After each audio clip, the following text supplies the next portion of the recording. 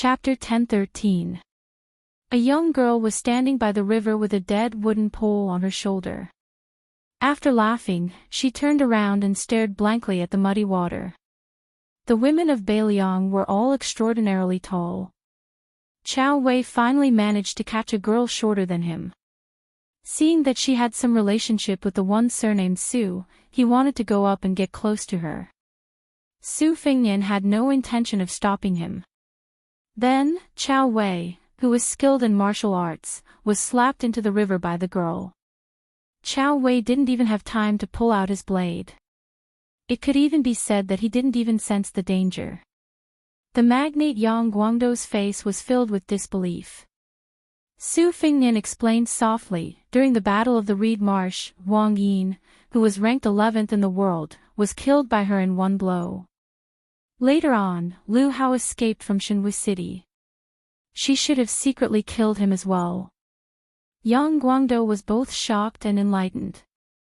Chow Wei, who cultivated in a variety of martial arts, was defeated by her. It was only natural. Su Fingnian walked to her side and asked, "Why have you come to Bailiang now? If I remember correctly, it's not yet the time I promised to meet Huang Sanjia." The young girl was silent. Su Fingnian also didn't know how to chat. He smiled and said, "Then why don't you come with me? But right now, there aren't any experts in Bailiang worth killing. If that wasn't the case, I wouldn't have asked. In the end, you'll be suspected of borrowing someone else's knife to kill someone. I just happened to want to walk around Bailiang. Before I met you, I had already been strolling around Lingzhou for a month. In these 2 years, I've really been thinking about your spiced beef." The young girl, who didn't know whether to call him Jia Jia or Jia Jia Jia, chuckled. Su Fingnian looked at the dried sunflower pole and then looked at her complexion. He reached out and held the young girl's arm to check the flow of qi. He said softly, "Whether it was by chance or Huang Sanjia's divine plan, I have to tell you a piece of good news. Back then, you bore the calamity of old Zhao's luck for me. I already have a 60% chance of solving it for you. Of course, I have to admit that it's also greatly beneficial to me. Right now, other than slowly cultivating Han Xingxuan's remaining red threads, I also have dozens of purple thunders in my body that Master Lu Hao has carefully cultivated for half of his life. In addition, I also have a bun that I earned from Beimang's Grand Preceptor Yuan Qingshan. I'm still a step away from the combination of Confucianism and Taoism. If I also have the purple gold luck of Mount Longhu left behind by Zhao Xuanzu and use it for my own use, then I'll be considered complete. Next, it'll depend on fate to see if I can absorb the essence of Buddhism. When the time comes for the combination of the 3 sects, as long as it forms a small kiliacosm, it'll be justifiable if I don't become an earth immortal. I might even be able to compete with the great demon Gao Shulu who was in the divine immortal realm 400 years ago, or Wang Xianji of the martial emperor city who proved his Tao through strength. However, to reach this step, I don't know how long it'll take. Anyway, I won't hide anything from you. If you don't say anything, I'll take it as you agree." Yang Guangdou was a little surprised. The king of Bailiang really didn't treat this assassin girl as an outsider. This was the first time he had heard of these secrets. If it was spread out, it would definitely cause a huge uproar in Jianghu. The 3 great demons of spring and autumn, Su Shao the butcher had died of old age, and Han Diaoxi the cat man had suddenly died in the imperial palace. 2 out of the 3 had already passed away. Huang Longshi was rarely seen. He was most likely hiding behind the scenes and stirring up trouble. Could it be that the young king beside him wanted to become the king of Bailiang who held power in his hands, and also wanted to become the great demon who could single-handedly silence the entire Jianghu after Han Diaoxi? In the past, Bailiang relied on its cavalry and falcons to deter the Jianghu people from causing trouble. It seems that in the future, the new King Liang alone would be able to make the Jianghu people around Bailiang bow their heads and listen to him. The girl retracted her arm and pointed at her stomach. Su Fingnian smiled and said softly, "Okay, I'm hungry too. Let's go to the city to find some spiced beef. If it's not delicious, we won't pay." Chow Wei, who was dripping wet, jumped ashore from the river and angrily said, "Didn't we say that we wouldn't stay in Fat Longevity City? I want to go to Huangnam County where brothels are as numerous as the hairs on an ox." Surnamed Su, if you dare to forget your friends when you see a girl, believe it or not, I'll chop you to death. Su Fingnian raised his leg and pretended to kick Shorty Chow into the river again. Chow Wei, who was very good at finding a way out for himself, cursed and ran to the carriage. The carriage was not big, and it was filled with geographical maps. With the addition of a little girl, it was even more cramped. Fortunately, Chow Wei was very tactful. He sat beside Su Yanbing and was busy twisting his sleeves to squeeze water. Along the way, Su Fingnian and Yang Guangdou had been deducing the direction of the war in the carriage. Liangzhou and Gusai Prefecture were facing each other on the western front, and Gourd Mouth outside Tuma Pass in Yuzhou was also considered one. After getting out of the carriage, Su Fingnian walked and stopped in Lingzhou for the past month. Not all the high-ranking officials and dignitaries would be invited. According to Su Beiji's 19 levels of classification of officials, Su Fingnian had meticulously written an official evaluation of Beiliang that was still considered rough for the time being. It only focused on merit and did not pay attention to learning, reputation, and family background.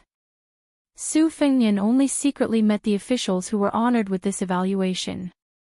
On this trip, he met 7 or 8 people, and half of them were hopeful and half were disappointed.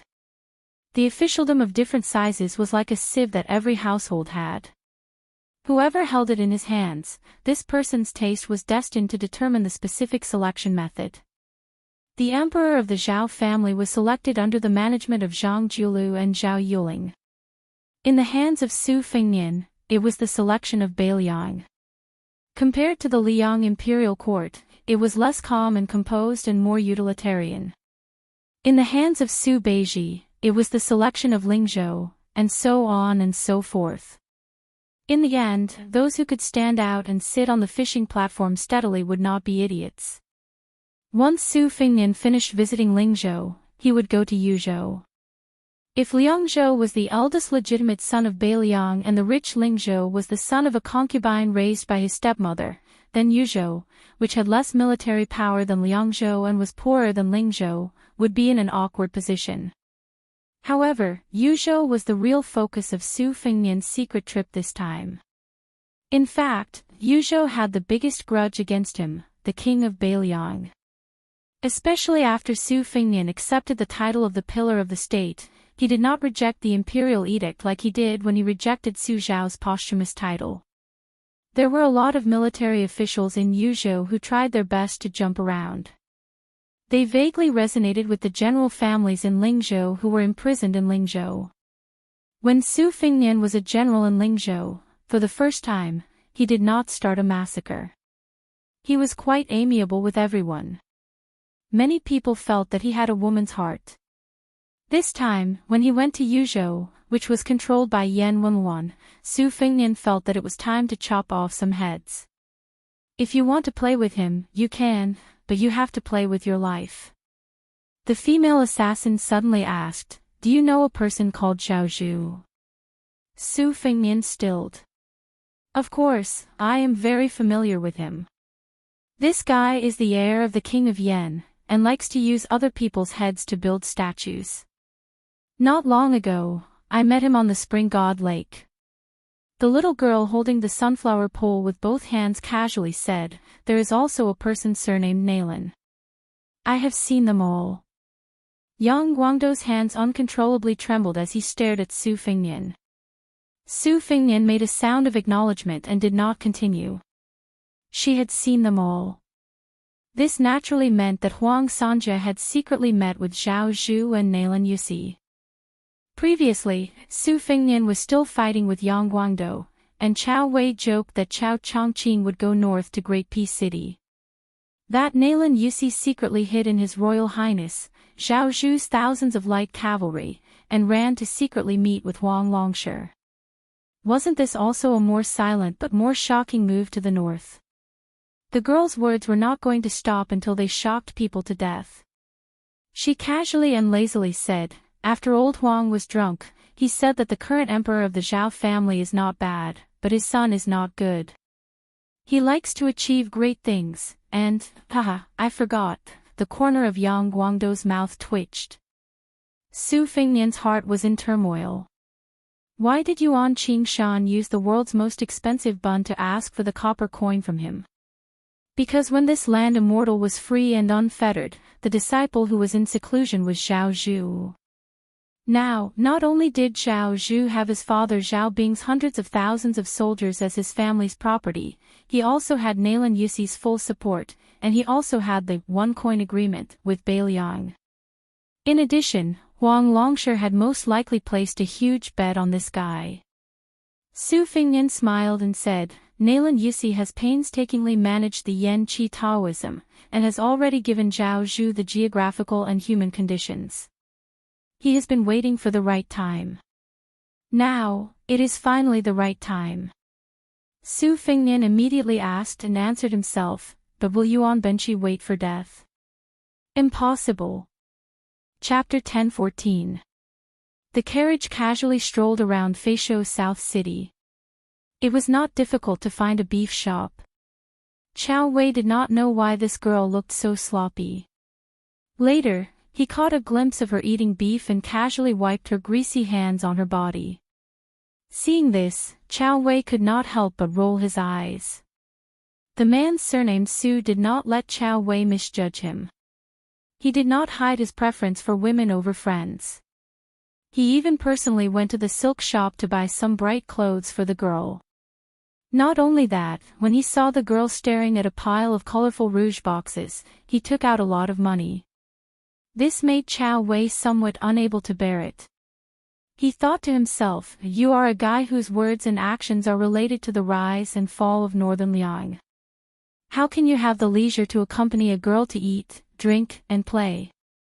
The horse carriage exited the city through the north gate of Feishou without stopping and rushed to the next resting place, Huangnan County. They arrived at the location of the Northern Liang granary in the dusk. The newly appointed county governor Cai Junqian had just moved into the mansion that Song Yan used to live in. Suddenly, he moved from a place of refugees to the flourishing Huangnan County city. Su Fengnian reckoned that this guy had yet to fully recover from his shock. Once he heard that the king of Northern Liang had graced him with his presence, there was a gust of wind under his feet and he looked as if he could not wait to use both his hands and legs. Naturally, Su Fengnian did not have to wait outside the door. Not long after he entered the mansion, he saw Cai Junqian and Yu Ruru running over together. Cai Junqian's swordsmanship was average, but at least he had some foundation in martial arts. It was a pity that the former queen of Qingsang City was out of breath when she stopped running, her cheeks flushed red. Su Fengnian waved his hand to dismiss her and Cai Junqian from the ceremony of kowtowing. They walked into the depths of the mansion together. He glanced at the brand-new fourth-rank civil official patch on Cai Junqian's body and joked, "County Governor Cai, I heard from the people in the city that you, Lord Cai, would not take off your official robe even when you sleep." Cai Junqian bowed and said with a bright smile, "I'm not trying to flatter your highness. It's indeed more comfortable. Wearing that thing in Qingsang City is just to satisfy my craving. I'm just afraid that I won't know where my head is the next day and I won't be able to sleep well." Now it's very different. The official Yonk official Mensi, this lowly servant's ancestors have gone back for more than 10 or 20 generations. There were some who were officials, but they were only the size of sesame seeds. This lowly servant can be considered to have brought honor to my ancestors. When this lowly servant returns to Huangnan County, this lowly servant will be thinking of revising the genealogy. When the time comes, this lowly servant would be so bold as to earnestly request Prince to not be stingy with his brush and ink and help this lowly servant write some desktop essays. Su Fengnian nodded and said, "This is a small matter. As long as you can control the 4 Huang families in Huangnam County and don't make Huangnam County a mess, I'll definitely help with the genealogy. As for the title of Queen I'll also bestow upon you." Hearing the mischievous title of Queen, Ruru, who was already the wife of the county chief, smiled sweetly. Perhaps it was because the environment could really nurture a person. Her fox charm and charm were still there. The word fox had to be changed to the word bright. She felt like she was in a windowless house. After opening the windows, she naturally felt more spacious. Kai Junchen, who had been twirling the official patch with 2 fingers, was overjoyed when he heard this. He rubbed his hands vigorously. Then he heard the king of Bailiang, who had come to deliver the good news, say, "I'll be a good person to the end. I don't mind telling you something. Not to mention the scholars becoming officials, the scholars forming associations, and the establishment of academies, Huangnam County is one of the best places in feng shui. When the time comes, keep an eye on it. I'll give you full authority to do whatever you want. Remember, don't let a happy occasion turn into a disaster. The antiques, calligraphy, and paintings that you stole from Qingsang City to Huangnam County, there are a total of 46 pieces. I'll pretend that I didn't see a single one of them. You can take advantage of the situation and use them as a favor to the scholars. In the future, when they become officials, no matter which province they settle down in, you can try to win them over. Today's small matter of 1 tael of silver will cost 1 tael of gold by then." Kai Junchen stammered and didn't dare to speak. However, Ruru didn't show her usual timidity. She smiled and said, "Rest assured, Your Highness. I've made a rough calculation. If these items were sold cheaply, they would be worth 200,000 taels of silver. The county chief's office wouldn't lose a single copper coin. They would definitely spend all of it on managing the people of Huangnam County. It's a pity that my husband is unfamiliar with this place and can't sell them at a fair price. Otherwise." Su Fingnian pointed at Kai Junchen and smiled as he lectured, "Lord Kai, Queen Yu knows how to conduct herself much better than you. It's a waste of talent to only let her be in charge of internal affairs. I'll nag one more time.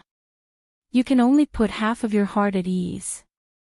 I'll inform the heads of the Wang family of water classics, Wang Shihua, and the Wang family of Su of Gojoseon, Wang Zhenlu. They're both elegant and famous scholars. With them making a good start, there's no need to worry about not being able to sell them at a high price. The other half of your heart is still in suspense. Even with me pulling strings, it's normal for Huang Nancy and the Wang family to look down on you. It would be strange if they looked up to you. The human relationships that you learned in Qingsang City won't work here. Lord Kai, you have to be aware that you've learned it all over again. Lastly, don't think that I'm here to force you to sell everything you have to make a loss. In the business of making money, the advantage is that the trickle is long. As long as you can secure the position of Huangnam County's county chief, 200,000 taels of silver. Huangnam County's county magistrate might not even look up to a county chief. In fact, I'm well aware that you, Kai Junchen, want to give the assets that you've worked so hard to move from Qingsang City to the administrator. As for how much to give, you can decide for yourselves. Don't worry about anything. The Li family and I aren't as bad as the outside world thinks. If you give Li Gongda money, he'll dare to accept it, but he won't dare to accept it and not do anything. With the help of this old Huang Nan, you'll be able to do things much more easily in Huangnam County." Surprisingly, Kai Junchen didn't have the face to express his gratitude. He just grunted heavily. Su Fingnian didn't stay long in the mansion. He left after eating. Kai Junchen walked him to the door and watched the young king of Bailiang board the carriage. Looking at the direction the horse was heading, it should be going to Wang Shihua's mansion. Zhou Junchen didn't directly enter the mansion. Instead, he sat down on the steps at the door. Ruru was a little surprised. After sitting down, she tugged at her skirt and asked in a low voice, "What's wrong?" "It's not like you. Kai Junchin rubbed his cheeks and sighed. He said softly, husband has spent his life in the land of refugees. After becoming the emperor, he wore the dragon robe. Actually, I'm just a layman in the real world of officialdom. But even if I haven't eaten dog meat, I've seen dog paddle. At the very least, I've heard dog bark, right? Tell me, where do you think an official should be? Aren't the people below trying their best to figure out the intentions of their superiors? Are they afraid that they'll go to the wrong temple and worship the wrong bodhisattva? Husband, you're the county chief of Lingzhou. It's the king of Baliang's turn to teach me how to be an official. He's even paving the way for me. How much ability do I, Shou Junchin, have to run the country and help the world? I, Shou Junchin, don't believe it. I understand the king of Baliang's thoughts. For example, he used me, an outsider, to clean up Huangnam County. However, it's not difficult for someone else to sit in the chair that you're sitting on right now. No matter how lacking Baliang is, it won't be so shabby. The king of Baliang didn't force us to sell everything for him. He's clearly forcing me, Shou Junchin, to be willing to die for Baliang. Yururu smiled, husband, you're not willing. Kai Junchin slowly stood up and said calmly, I've lived for half my life, and this is the first time I'm standing upright. It's not like I'm really asking you to die on the battlefield. What's there to be unwilling about? Chapter 10:15. Yururu arched her eyebrows and asked charmingly, if that person takes a fancy to a withered woman like me, will you send me back this time? Kai Junchin looked straight at her, his eyes firm. He said in a low voice, in the past, it was to survive. If there is still such a day in Baliang, I will not send you back even if you beat me to death. As a person, you can't always go back. Yururu smiled and wrinkled her nose playfully. She did not look like a mature woman, but more like an innocent girl. She said angrily, you know he won't, so you purposely said nice things for me to hear, right? Kai Junchin reached out and lifted a lock of her hair. His eyes were red as he said, wife, I'm sorry for all these years. Yururu suddenly turned around and walked up the steps. Her hands were clasped behind her back, her steps light and agile. In the carriage, Chao Wei was hiding in a corner furthest away from the young girl who was busy applying makeup. He sneered at Su Fengnian, oh, the one surnamed Su, I didn't see it before. You're really good at buying people's hearts. Su Fengnian squinted and said, you should have known when I bribed your martial brothers to beat you up, right? Chao Wei, whose scar had been exposed, held his knife in one hand. I really want to cut you. Su Fengnian added fuel to the fire. When we get to Longqing County, I'll have to give your knife away. Now hurry up and touch it a few more times. Chao Wei said angrily, don't even think about it. Su Fengnian smiled and said, if you don't give it to me, can't I snatch it? Chao Wei was about to speak when Su Fengnian reached out with 2 hands and bent his fingers. Out of the 10,000 elite cavalry, only 9,000 are left. Chao Wei was like a hungry tiger pouncing on a sheep. He shamelessly grabbed Su Fengnian's hand that only had 4 fingers left. He smiled mischievously and said, surname Su, Su Fengnian, Great Master Su, Ancestor Su. We gentlemen keep our promises. We can give you 20,000 for 10,000, but we can't give you only 9,000. How can we be short in business? We pay attention to honesty. You and I are heroes, we cherish heroes, we must be heroic. Su Fengnian put on a fake smile and said, if you want me to take back those 1,000 riders, that's fine too. Go away, don't be an eyesore. Chao Wei laughed dryly, the carriage is only this big. Su Fengnian pointed at the curtain of the carriage. Chao Wei immediately rolled out of the carriage and lifted the curtain to poke his head out. Don't forget, it's 10,000, not 9,000. If you lose even one soldier or horse, I'll get mad at you. As a result, Shorty Chow forgot about the existence of the bad-tempered killer girl and was sent flying by a bronze mirror that appeared out of nowhere. Chow Wei didn't even dare to fart. He sat beside coachman Su Yanbing and grimaced.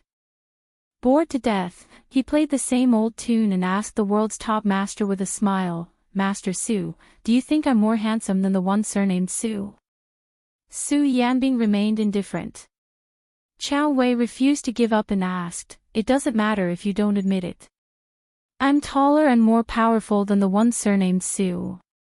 You should at least nod your head, right?" Su Yanbing still turned a deaf ear. Chow Wei crawled to Su Yanbing's side and put his arm around his shoulder impolitely. He said seriously, "I know you're a powerful master, otherwise you wouldn't have been able to chase Hong Jingyan and Zhong Liang all the way to the border of Gusai Prefecture. But I'm not bad either. I don't get along with the one surnamed Su, but I regret not having met you earlier. I have something to tell you first." Su Yanbing laughed in a low voice. "Are you trying to say that I, Chow Wei, am uneducated and inexperienced? Don't cheat me of my money. If you cheat me of my money, I'll have a good temper and won't beat you. I'm handsome, tall, and powerful. Don't lie to me. If you dare to lie to me, I'll definitely beat you to death." Chow Wei exclaimed, "Did the one surnamed Su tell you all this?" Motherf asterisk Kerr, this bastard must have said a lot of things to ruin my reputation. Master Su, don't believe that guy. The one surnamed Su doesn't have any other skills, but he's good at cheating men and women. I'm not convinced. He's absolutely a master." Su Yanbing, a cold-hearted person, didn't know whether to laugh or cry. But he didn't let Chow Wei move his paw away. He said flatly, "The king of Bailiang didn't say much. He just asked me to go to the western regions with you." Chow Wei bit his lips and remained silent. In the carriage, Su Fengnian was talking to Yang Guangdou about the fish dragon gang that had risen in Lingzhou. This gang was now very rich and had snowballed from a third-rate force in Lingzhou to one of the top gangs. As for how the fish dragon gang made money, outsiders only knew that they were in the business of selling beasts at the border. Su Fengnian told the old man that the fish dragon gang would be involved in horse smuggling with several big horse gangs. Naturally, they wouldn't be selling mature horses that were equivalent to war horses, but wild horses captured from the grassland. No matter if they were young or strong, the fish dragon gang would buy them at a high price. At the moment, many horse gangs at the border had launched a horse trafficking business. However, they didn't directly contact the fish dragon gang, but sold to horse gangs who had ties with the fish dragon gang. Naturally, the price was greatly reduced. Hearing this, the old man said with a smile, "Is it useless to use such a stupid method to increase the number of mature horses in Bailiang?" Su Fengnian shook his head and said with a smile, "Geographically, the gains and losses of Bailiang and Beimang should be counted as double. These ownerless wild horses are more or less the same. If the number is doubled, it can't be underestimated. Besides, Su Xiao told me a long time ago that running a household is nothing more than 3 years for the new and 3 years for the old, and 3 years for mending. Mending is the most important thing to test the skills of the head of the household. Now, Bailiang needs me to take care of a lot of things. I only have one goal. As long as I can turn money into the fighting power of Bailiang, I will do it even if it's just a copper coin. As long as it doesn't affect the important business, I will do it." Yang Guangdou sighed and said, "It's Bailiang's fortune that your highness has this kind of heart." Su Fengnian suddenly saw that the chuckling girl had put on some makeup and put 2 hairpins on her head. After putting down the bronze mirror, she sat upright and still and gave him a smile that she probably thought was a woman's flirtatious. Yang Guangdou was shocked. He swallowed and couldn't bear to look at that face. He quickly turned his head and picked up a book. The old man thought that it was really difficult for this little girl. This must be more difficult than assassinating a celestial phenomenon master. Su Fengnian's willpower had been honed by the girl who put half a caddy of rouge on her face. He still had a smile on his face. He bent down and forced the girl's purposefully raised orchid fingers back. Then, he used his fingers to gently scrape off some of the overly thick rouge. Chao Wei lifted the curtain at this time and saw the charming face that was always stiff. Chao Wei was scared out of his wits. He made a gesture of poking his eyes and whispered, "Damn it, each one is more ruthless than the other." Su Fengnian asked softly, "Where's the big cat that likes to eat bamboo?" The girl lowered her eyes and said, "It's dead." Su Fengnian helped her fix the 2 hairpins that were originally crooked. He rubbed her head and said, "Then I'll ask someone to find you another one from the Western Shu bamboo forest." The girl who once pierced Wang Mingyan's chest with a hand knife and kicked Lu Haosher's head with her feet for fun, sniffled and shook her head. The old man tactfully left the carriage and sat beside Su Yanbing with Chao Wei. Shorty Chao gloated and said, "Uncle Yang, you were also driven out." Ha ha ha. He laughed 3 times. This time, Chao Wei learned his lesson and jumped out of the carriage. As expected, a slender arm directly penetrated the wall of the carriage. If Chao Wei didn't escape, his heart would be cut. Chapter 10:16. Su Fengnian entered the Wang family's mansion in the middle of the night. It was an eye-opener for him. The Prince of Water Jing of the 4 major counties of Huangnan was overshadowed by Prince Longyi. However, the mansion's scholarly atmosphere was strong but not greasy. The carved railings and painted rafters were very exquisite. Even the servant girls in the mansion seemed to have a more scholarly air than other manners. They were delicate and pretty, and their light makeup was pleasant. Wang Shihua opened the Yi gate and personally led the way. This family head was not only the lifelong enemy of the administrator, but also a close friend of the left chancellor of the Imperial College, Yao Baifeng. Su Fengnian had always had a good impression of him. This was due to the Wudang sect leader, Wang Zhongluo, who had once given Wang Shihua a fortune-telling prophecy. His evaluation of Wang Shihua was extremely high. Now, Wang Gongzhao's adopted son, Jiao Wui, had entered the Lingzhou general's mansion and entered the ranks of the 14 military officers with real power. This had greatly boosted the reputation of the Wang family, who was both civil and military. If it weren't for Li Gongda's outstanding son on the battlefield at the border, the Wang family might really have been overtaken by Longyi's Wang family. Wang Shihua had 4 wives and concubines, but his children were clearly too feminine.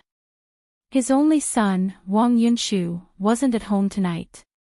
He wasn't indulging in drunken stupor like he used to, but he was formally enlisting in the army. After spring this year, his good brother was almost nowhere to be found among his friends in Huangnam County. Because they didn't discuss any important military matters, the host and guest got along harmoniously. Although Wang Yunshu, the bootlicker, wasn't present, Wang Shihua's daughter had taken a quick look around. As for who was the one who got a feast for the eyes, it was hard to say. In any case, Chao Wei sat boldly beside Su Fengnian. He straightened his back and held the hilt of his saber. He wished he could use his eyes to slice off a few pieces of flesh from those young women. Unfortunately, none of these good-looking women took him seriously. Their misty eyes were all fixed on the young king of Beiliang. Presumably, Wang Yunshu and his son were chatting at home and had talked a lot about Su Fengnian, the newly appointed pillar of the state. This made Chao Wei so angry that smoke was coming out of his 7 orifices. He deliberately coughed a few times, but he didn't attract much attention. In addition, Su Fengnian didn't formally introduce him. Chao Wei finally broke the pot and smashed it. As long as Su Fengnian opened his mouth, Chao Wei would either snort coldly or make a funny face. Finally, Chao Wei's youngest daughter was amused. Hiding behind her 2 older sisters, she laughed and held her stomach. Chao Wei, who was half dead, immediately regained his energy. It was like he had taken a jar of aphrodisiac that was sold at a low price at a roadside stall. Wang Shihua was very experienced. In fact, he didn't need Su Fengnian to introduce him to know that this unimpressive short man with a saber was not simple. Otherwise, who would dare to openly sit on the same level as the king of Beiliang and even dare to undermine him? In the vast Beiliang, the provincial governor Su Beiji could be considered one, and the crossbowman Li Hanlin could only be considered half of one. However, their Wang family was one of the top scholarly families in Beiliang. Everyone in the house had high aspirations. Moreover, Wang Shihua, who was praised by Yao Baifeng as one of the top 3 scholars of the Book of Changes, was not so low as to use his own daughter to climb up the social ladder. Of course, within the social ladder, Su Fengnian was an exception. Wang Shihua respected this young ruler of Beiliang from the bottom of his heart. If a daughter was chosen, it wouldn't be like sending charcoal in a snowy weather for the Wang family, but it would definitely be a good thing. As for the short man with the saber, if a daughter was chosen, Wang Shihua would be happy to see it happen. Since Su Fengnian was a little tipsy, he was in high spirits. Wang Shihua didn't dare to get carried away and only asked his innocent daughter to serve him tea and wine. Su Fengnian mentioned to Wang Gongchao that Kai Junshin had some antique calligraphy and paintings in his possession and wanted to sell them in the near future. Wang Shihua understood what he meant and nodded lightly. He even laughed and said that there were quite a few priceless calligraphy and paintings in his residence, and that Su Fengnian had stamped the word forgery on them at the most eye-catching places.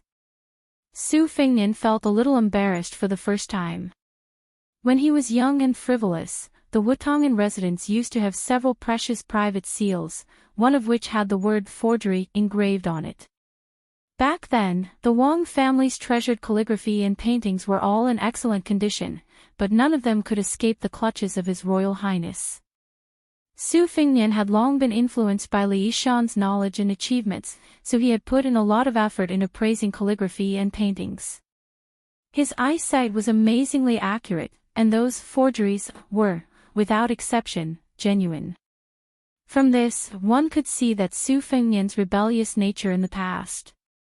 However, due to a freak combination of factors, no matter how much the scholars of the Central Plains hated Beiliang, as long as there was a calligraphy or painting with the word forgery in their residence, it was a wonderful thing that could guarantee a stable harvest and at the same time show off to others.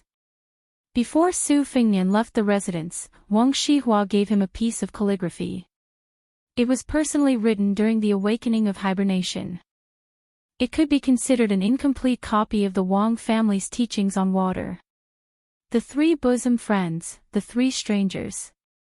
Those who are better than themselves, those who are more interesting can be bosom friends. Those who have different aspirations, those who are emotionless, those who bear grudges but forget kindness, are either enemies or strangers. This was slightly different from the complete Wang family's teachings. For example, there was a lack of outspoken people among bosom friends, and a lack of virtuous people among strangers. This was probably the original insight that Wang Shihua had gained after devoting himself to studying for many years. In particular, Wang Shihua had previously chatted about the 3 stubborn diseases of the past dynasties, the separation of the feudal towns, the threat of eunuchs, and the encampment of cliques. Su Fengnian used to have a lot of prejudice against scholars, but after several trips, his prejudice had gradually improved. Tonight, he had an open conversation with Wang Shihua, which allowed Su Fengnian to reflect on himself a little. After leaving the residence, Chao Wei saw the young female killer strolling around the carriage in boredom. She did not follow them into the residence earlier, but now she was walking around with that funny dry pole. Chao Wei was now really afraid of this extremely eccentric girl. In Yang Guangdou's words, this was called, "Evil people will be dealt with by evil people." Sitting in the carriage, Su Fengnian asked, Wang Shihua just mentioned that in Beiliang, it is better to make mistakes than to make achievements.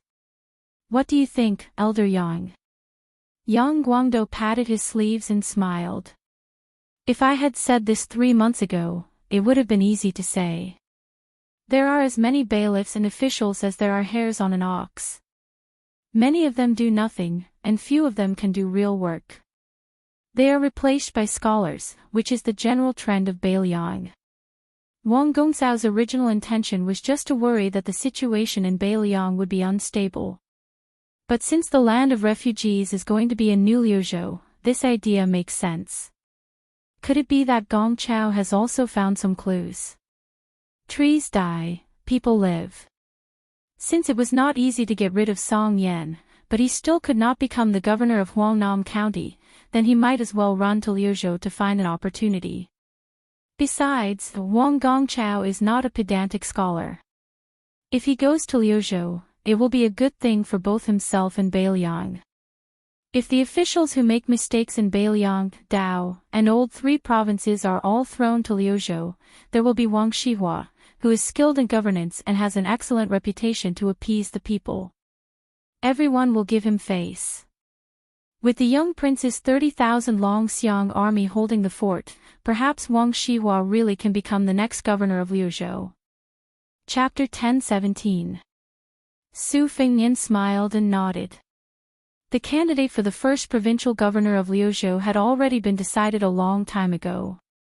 The distant horizon was right in front of his eyes, and it was Yang Guangdou, who had returned from the mountains. Su Fengnian had originally favored Qin Shiliang, but this poor scholar who seemed to only want to hide behind layers of curtains had stubbornly refused. Su Fengnian could not force an ox to drink water. However, to be honest, Qin Shiliang was still suspected of having high standards but low ability. If it was not for the fact that the Great War with Liang Mang was imminent, there would be no harm in letting him stew Liuzhou slowly. However, since the border would be filled with smoke in 1 or 2 years, Su Fengnian really did not dare to completely entrust Liuzhou to Qin Shiliang. Yang Guangdou, who was in the carriage, was not only proficient in changing situations, but also experienced in dealing with people. When the time came, Su Fengnian would give him a camouflage of Su Zhao's posthumous edict. The old man's age and experience would be clearly displayed on the table. He would be far more convincing than the hairless Qin Shiliang. Haste makes waste. The more Su Fengnian valued Qin Shiliang, the more he was afraid of spoiling things with excessive enthusiasm. This young scholar was not only a talent that he had personally abducted from Gangnam-do to Beiliang, but he was also the backbone of the second generation of Beiliang strategists, whom his master, Li Shan, thought highly of. The little girl sat in the corner of the carriage and amused herself. Sometimes she would squeeze out a charming smile with her fingertips pressed against her face, and sometimes she would put her hand over her heart and frown slightly. Sometimes she would sit upright with her sleeves tucked in like a well-bred young lady. No matter how thick-skinned Chao Wei was, he was no match for this destructive power that was no less than that of an immortal on earth. He silently left the warm carriage and sat beside Su Yanbing, sighing and complaining that he should not have left this place. If he had known earlier, he would have stayed at the back of Mount Qingliang. That way, he could have avoided a few blows. Su Fengnian looked at the Hehe girl imitating the various postures of the women on the streets and did not comment. His gaze was warm. Even the old man Yang Guangdou could not fathom the interaction between this man and woman. Whether it was His Royal Highness in the past or the King of Beiliang now, no matter what the rumors outside of Mount Qingliang were, Yang Guangdou knew that as long as someone did not enter his eyes, he was actually very cold and heartless. However, he seemed to dote on the little girl in front of him. After Yang Guangdou met the young female killer, especially after he understood her relationship with Su Fengnian, he repeatedly hinted to Su Fengnian to get more secrets from her. This was because even if she casually said a few words or a name, it could affect the future of Beiliang. But Yang Guangdou could not do anything about it. Now, Su Fengnian had a deep and accumulated power. It was inherited from the general and the princess, and also from Li Shan's painstaking cultivation, as well as the accumulation of many travels and dangerous killings. Yang Guangdou constantly warned himself not to treat Su Fengnian as the willful and reckless youth of the past. The matter of Zhong Hongwu was clear evidence. The mess that the old King Liang was unwilling to clean up, the new King Liang did not have any scruples about cleaning up. Even the general was not willing to fall out with the Zhao family in Liang. In the hands of the new King Liang, he had already created a vague impression that Beiliang could be independent and become self-dominating. This was probably the reason why the court was hesitant and finally relaxed a little on the grain. The new King Liang and the new Beiliang had already begun to make the court understand one thing: I will take on the burden that Su Xiao gave to me, Su Fengnian. Beiliang is also willing to guard the door for the court. This is the bottom line. If you continue to nausea and test us again, you must first consider the price you will have to pay. Beiliang deployed troops on the Eastern Front and refused to withdraw the imperial edict. The court seemed to fly into a rage out of humiliation and immediately returned the favor. But at the same time, they had no choice but to give him the title of Pillar of State and open up the grain transport as compensation. During this period, if Su Fengnian was impulsive and refused the Pillar of State again, the court would probably rather rot in the granaries of Xiangfan than send a grain to Feishu City. They might even use thunderous means to block the courier routes into Liang from the neighboring provinces. These were all schemes that required both sides to carefully weigh the pros and cons. In the future, there would only be more such back and forth. The little girl suddenly said, "Over the years, old Huang has taken me to more than 100 places. He said that they were all farmland where he had planted crops. Some of them were abandoned, some of them were still lacking, and some of them did not have a good harvest. But in the end, there was still a harvest." Su Fengnian laughed and said, "My master and Chu Lushan both regard Huang Longsher as the greatest and most formidable spy in spring and autumn. Whoever can take over his entire spy system will have the upper hand. But we don't know how he manages it. How he chooses the rice seedlings, how he draws water for irrigation, how he pays attention to the growth, how he harvests the autumn rice. No one knows how Huang Longsher does it." The little girl said very seriously, "Freeloading, drinking, chatting, cursing, lying, and leaving. Changing to another place and doing it again." Yang Guangdou sighed and held his forehead. It was an extremely difficult matter. The biggest secret in spring and autumn was so carelessly brushed aside by the little girl's 12 words of mantra. The little girl tilted her head and asked, "You didn't ask me where those 100 places were, and who were those people?" Su Fengnian shook his head and laughed. "Beiliang can't even take care of itself. It doesn't have the energy nor the ability to fight for supremacy in the world." The little girl snorted. "Even if you ask me, I can't remember many." Yang Guangdou felt that it was really torturous to interact with these two. He somewhat understood Chao Wei's gloomy mood. Su Fengnian reached out with both hands and playfully stretched the little girl's slightly round face. The little girl was not angry and said indistinctly, "I don't understand what you're saying about Confucianism, Buddhism, and Taoism. But old Huang said that you have a medicinal primer on you." Su Fengnian thought and said, "I know. Huang Longsher should be talking about the bowl of blood that the dragon tree monk gave me to drink. But I couldn't feel it in these 2 years, so I didn't think much of it." The little girl tried to think and then said, 400 years ago, there was a Gao Shulu, the one you mentioned a while ago. I just remembered. Old Huang mentioned him. He said that this person was half dead and half alive. He was in a certain place in Great Peace City and was a life-saving talisman of the Zhao family. Originally, he was used to suppress Wang Xinji. Tiger Dragon Mountain seems to, I forgot about this matter." Su Fengnian took back his hand and then bent his finger to tap her forehead. "It's Dragon Tiger Mountain." The little girl made a sound of acknowledgement. Su Fengnian leaned shoulder to shoulder with her against the wall of the carriage and said softly, "Other people might not understand why Huang Longsher is overturning the rivers and seas, but I can understand a little. Cultivating one's body, managing one's family, governing the country, and ruling the world has always been the goal of the Confucian school. However, Huang Longsher is clearly a level higher because he doesn't have the emperor in his eyes. He is all alone in the world and doesn't need to cultivate his body and rule the family. He doesn't need to put the emperor in his eyes and doesn't need to help the emperor rule the world. That is why he is different from everyone else. He probably just wants a peaceful world that none of us can see or even think about. The little girl nodded and pointed at her knees. Yes, that's the general idea. Also, old Huang said that this thing is not for kneeling. Su Fingnian sank into deep thought and said to himself, this old farmer who overturned the entire spring and autumn fields. The little girl bent her knees and rested her chin on her knees. Old Huang said that he was also going to die. Chapter 10:18. Although a year's plan lies in spring, the spring of the first year of the auspicious talisman, once the Qingming festival passed, it was time to end it. After the Guangling Path's Westchu ancient capital was trampled by the Su family's armored cavalry, it had already changed its name from Divine Phoenix City to the humiliating Lost Tripod City. Deep in the mountains on the outskirts of the city, there was a brick temple. The temple's name originated from a famous Buddhist saying.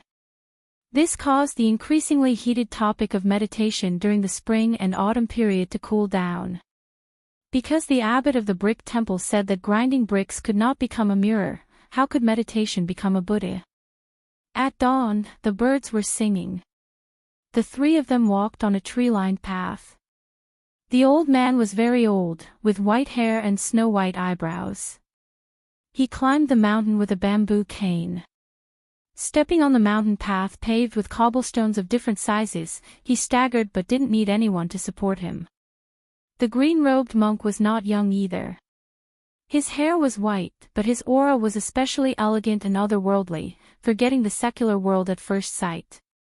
The woman was the youngest. Her appearance was stunning, not like a woman of the mortal world. Carrying a red sandalwood sword box, her steps were light. Probably because they were taking care of the old man, the three of them didn't speak when climbing the mountain. Entering the quiet ancient temple where there were no pilgrims, there was only the rustling of a young monk sweeping the floor with a broom. At the time of the Li dynasty's destruction of Buddhism, even the two Zen temples were sealed. Mabrick Temple, for the past 20 years, didn't have many pilgrims, so it escaped the disaster. There were still some monks left who continued to hide in the mountains to pray. Seeing the three pilgrims, the young monk hurriedly put the broom under his armpit and bowed with his palms together. Especially when he caught a glimpse of the woman from the corner of his eyes, his bald head drooped even more, afraid of breaking the precepts and losing the heart of Bodhi. After returning the greeting, the old man led the monk and the woman to the 500 Arhats hall. It wasn't the golden-robed Arhats commonly seen in imposing temples, but painted wooden sculptures. What was even rarer was the 500 Arhats, each one vivid and lifelike. Some were sitting upright, some were listening, some were clasping their palms, and some were even glaring, beating gongs and drums, scratching their ears and cheeks. The old man led the two of them to a venerable one. He held a mirror in his left hand, and his right hand tore open the skin of the old man's face, revealing a handsome young man's face. It was enough to stun the onlookers. The old man stood at the foot of the wooden arhat and said calmly, I heard that the Minister of Rites, Tsing Xiangqi, carried a large jar of wine into the temple alone on a snowy day in the first year of Yonghui. He died drunk here, and his last words were probably drunken words. This old subject knows that in the past, old Tsing did not touch a single drop of wine and always advised us to drink and make things worse. I remember one time when His Majesty drank too much and missed the morning court session.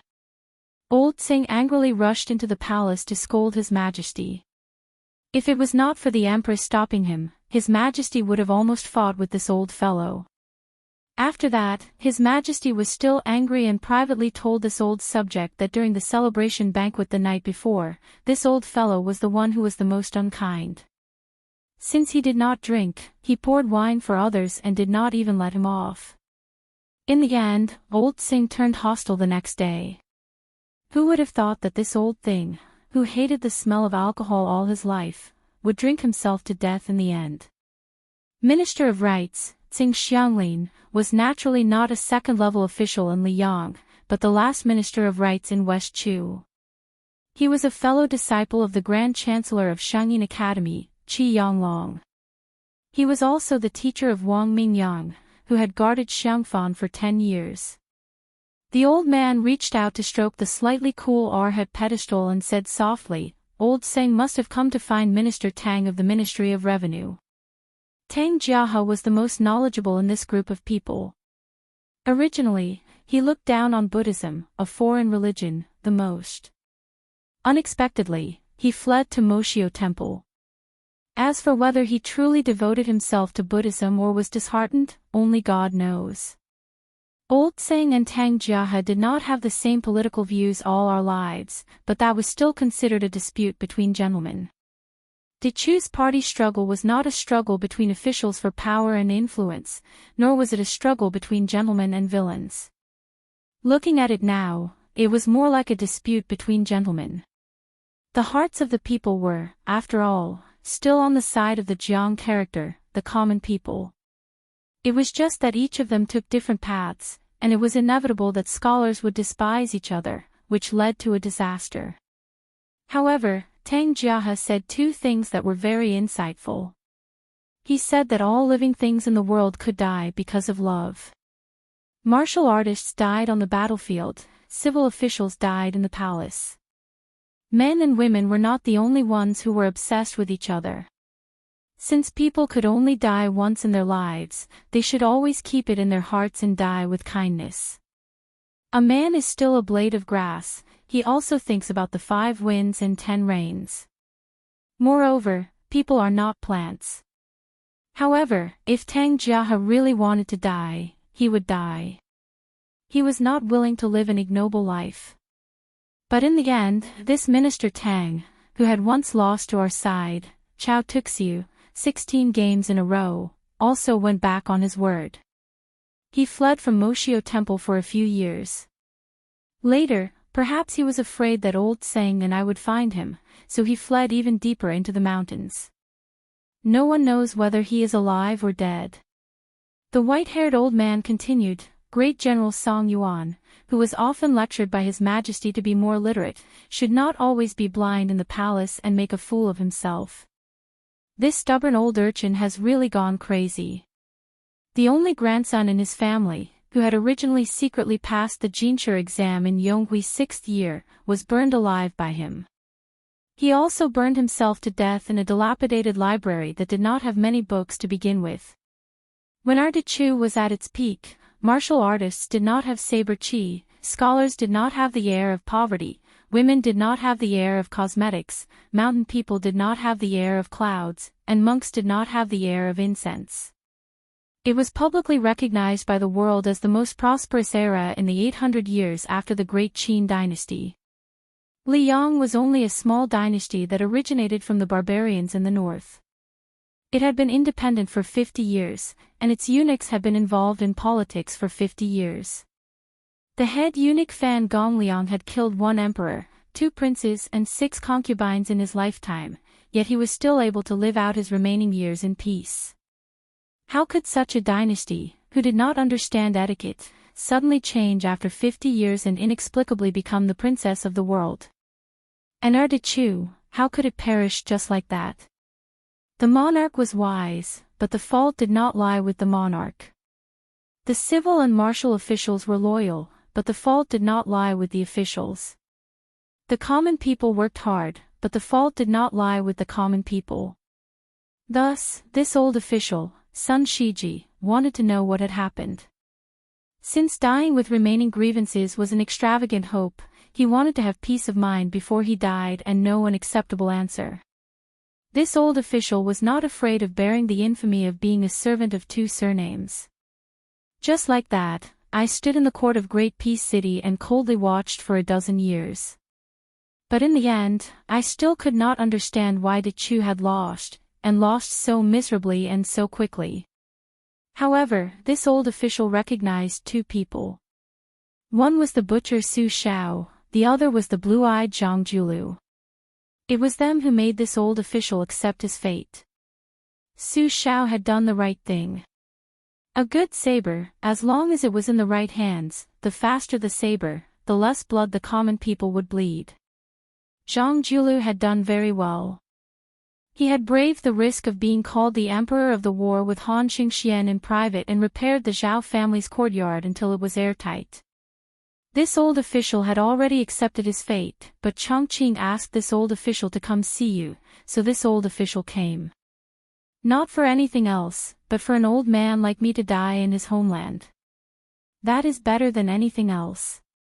The three people were West Chu's Grand Preceptor, Sun Shiji, Chao Chongqing, who had reached the Confucian sage realm at the ruins of Shileibi, and the fallen princess, Jiang Enai, whose original name was Jiang Si. Chapter 10:19. They drank a pot of tea at the Mabrick Temple. The Grand Preceptor was probably tired of walking and talking, so he stopped talking. Then the three went down the mountain and returned to the city. The old man was still the Guangling Taoist administrator in name, and his official residence was on the old site of the 6 departments' official residences outside the imperial city of Lost Tripod City. The Guangling Palace was not in the city, but in Guanyu City, which was in the southeast of the vassal king's territory. The people who should leave Lost Tripod City had left. Most of the people who left after the spring and autumn period ended were the survivors of other fallen countries. Those who should stay were all survivors of West Chu. With Lost Tripod City as the center, there were 6 towns and 18 cities around it. Especially Lost Tripod City, which used the administrator's mansion and Bailu Mountain as the framework to make a comeback, supporting a brand new and vigorous temple. If they won, it would be De Chu. If they lost, the West Chu in the history books of Liyang would probably be replaced by Ho Chu. When the three went down the mountain, there were more than 100 elite halberd soldiers escorting them back to the city. The Grand Preceptor took the two to a restaurant in the east of the city, saying that he wanted to invite Her Highness to taste the reeds. After sitting down on the second floor, the old man laughed softly and said, "Your Highness, this reeds is a delicacy in the world. This old official has to show off a few words of knowledge to enjoy it to the fullest. The reeds are called reeds because they are like migratory birds. Every spring, they come to the river outside the Spring Snow Building in Guanyu City and flow upstream along the Guangling River. It is reasonable to say that when they reach here, they should be plump and plump. If they are supplemented with the chicken head rice, which is a specialty of Copper Paper City, it will be the most delicious taste in the world. Later on, once the reeds reach Xiangfan City, they will not taste good. However, this old official thinks that it will be difficult to slack off to satisfy my cravings in the future." Jiang and I made a sound of agreement and did not say anything else.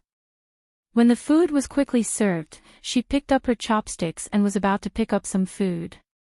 The old man saw her holding her chopsticks and joked, "Your Highness, we all believe that the higher and longer you hold your chopsticks, the further you will find a partner in the future. I remember when I was young, the older generation in my family always used this to tell us. They were afraid that the women in our family would marry too far away, and the men would marry unknown women when they grew up. At that time, we naturally followed the wishes of the elders and picked up the chopsticks. However, we didn't think that when we became elders, we would start nagging at our children. This is probably an inheritance. A family is like this, and so is a country." Jiang and I, who was holding the chopsticks high up in the air, took the opportunity to grab the chopsticks down, which amused the old man. He laughed and said, "Your Highness, don't take it seriously. This old official was just speaking casually. Actually, it's good for a woman to marry far away. At least she won't be subject to military orders when she's abroad." Jiang and I smiled gently and lowered her head to eat the fish. The fish bones were very soft and didn't sting. Even though she didn't eat fish in the past, she still ate a lot. Chao Chongqing asked for a pot of wine and slowly drank with the old man. He didn't urge him to drink and just drank by himself. After eating and drinking to their heart's content, they paid the bill and walked out of the century-old restaurant. On the streets that were no longer bustling with people, the old man suddenly stopped and said, "Wait a moment." Chao Chongqing sighed and didn't say anything. Not long after, an old man in ragged clothes walked out from an alley and knocked on the clock in broad daylight. He shouted crazily, "Everyone is dead, everyone is dead. Open your eyes and look, there is no one alive in Dechu." The old man walked on the street and knocked on the clock while shouting. However, the passers-by on the street were obviously used to it and didn't even bother to laugh at him. They all turned a blind eye. The disheveled night watchman walked in front of the three people. When he saw them, he was stunned for a moment. He pointed the night watchman at Sun Shiji and laughed hoarsely, "Dead man." He then pointed at Chao Changqing and chuckled, "Half-dead man, not far from death." When he saw Jiang and I with the sword box on his back, the old crazy man's eyes were blank and then he started to cry. "Alive? How is there a living person? Go, hurry up and leave." The night watchman saw that the woman was unmoved and paused. He turned and ran away, continuing to knock on the clock and shout. Sun Shiji looked at the night watchman's back and said calmly, "Jiang Shuilang, once in charge of the Chongwon courtyard in Dechu, in charge of the 100 scholars of the 3 courtyards and the 600 editors of the Pavilion of Secrets, he went crazy just like that. The Liang Imperial Court and Prince Guangling Zhao Yi purposely didn't kill this old crazy man because they wanted all the foreigners in this city to see a joke." Sun Shiji walked towards the carriage and bowed. "Your Highness, you can let Chongqing take you to see that home. I still have matters to attend to." Home. Jiang Xi's home was, of course, that Dechu imperial palace that was at the peak of perfection that Great Peace City had to imitate. Then was it really Jiang Ni's home? Jiang and I followed behind Chao Changqing and looked around blankly. When she left this place, she was still young and her memories were blurry. She had long forgotten what she was seeing. She vaguely knew why it was once hailed as the most glorious scene in the world. When the men and women in the palace saw them, they were filled with respect and hope. Chao Changqing walked all the way to a pavilion in the northeast corner of the old imperial palace. After he sat down, the white-haired Confucian scholar sat there without saying a word. Chao Changqing, born of the Dragon Carp County's Chao family, was fully deserving of the title of prodigy of that generation. His master was the imperial advisor Li Mi, whose wisdom reigned supreme in the world before Huang Sanjia. He studied chess for more than 10 years and eventually defeated Li Mi on the chessboard, becoming Dechu's chief chess player. He had once played chess with the emperor many times in this pavilion. This Chao Tuxiu had even made the most powerful officials in the palace take off their boots and pour wine for him. How could he not be the most proud genius of the Chao family and even Dechu? Chao Changqing's eyes were warm as he looked outside the pavilion. Further northeast of the pavilion, when he was still young, he once saw a woman who was humming a folk song. She had a lively temperament that did not match the palace. When she first entered the palace, she saw him and saw that he was like a wooden goose. She even made a face at him. After that, she became an imperial concubine and then the empress. Chao Changqing was still that outstanding chess player who was always subservient to the imperial advisor. In those days, when the emperor and his subjects were harmonious in chess games, the emperor, whose chess skills were far inferior to the Chao family's, would always frown and stare at the chessboard. She stared at the emperor, and the young chess player who was said by Li Mi to be in an invincible position because he had no desire to win or lose, would occasionally steal a few glances at her. When he lowered his head to play chess, he could always see her embroidered shoes that did not conform to the palace's etiquette. They were ordinary, but he could never forget them. He had forgotten them for so many years, why could he still not forget them? Jiang and I said softly, "Uncle chess player, I know Grand Preceptor's son's intention. He wants me to be a good princess, and I will do it." Chao Changqing came back to his senses. He laughed softly and said, "Your Highness the Princess, don't mind this old man's nagging. Fighting for the country is a man's business. A woman should just look at the country." Jiang and I smiled knowingly, but then she was deeply worried. The secret letter said that the ceremony directorate head eunuch Song Tonglu Shifu, an old Diao temple disciple, was escorting a coffin to the south. It was clearly the Gao Shulu mentioned by Huang Longshi, who was specially used to deal with you, uncle chess player. Under the celestial beings, all are ordinary people, not immortals. Under the way of heaven, all are small Daos, not big Daos. But this big devil head, after all, has the legendary realm that is one level higher than the immortals on earth. Chao Chongqing smiled and said, "It's all right. The courage of an ignorant man, this subject is not bad." Jiang and I wanted to say something but hesitated. Chao Chongqing said softly, "Princess, there is no harm in taking a look around. This subject will sit here for a while." Jiang and I nodded and left with the box on her back. Chao Chongqing sat alone in the pavilion and closed his eyes. A moment later, Chao Guanzi, who had a one-stone astrological phenomenon, seemed to have gone back in time. When he opened his eyes, he was no longer the martial art master who could pass through the Liang Imperial Palace like walking through the corridors. He was no longer the mad scholar who could display the ultimate bravery of a martial art master to the fullest. He had only become the young but high-spirited chess player. He had a smile on his face, his two fingers pressed together as if he was holding a chess piece. On the empty stone table, the chess pieces flew down like they were flying. West Chu had black clothes, unparalleled scholars. Chapter 1020. The chapter is nearly 7,000 words long. This is the only chapter I'm uploading today. The next chapter will be the last chapter of the third volume, Xinliang. The title of the fourth volume is still The Established, Together Vying for the Throne. There was no public declaration of war that stirred up the world, and no mobilization of troops by the monarch himself. The assistant minister of the Ministry of War, Lu Xingxiang's departure from the capital was strangely quiet. As he passed through the entire south of the capital, not a single local official saw Assistant Minister Lu's face. However, everyone was well aware that this did not mean that Lu Xingxiang's departure from the capital was a defeat in the court.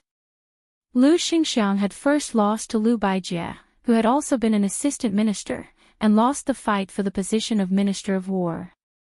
However, immediately after, he received an imperial edict to control the 3 provinces and 16 military towns south of the capital. Even Ngua's great general Yang Shenxing, a group of veteran generals with meritorious service, had to be controlled by him. Lu Xingxiang's cavalry was no more than 300 riders.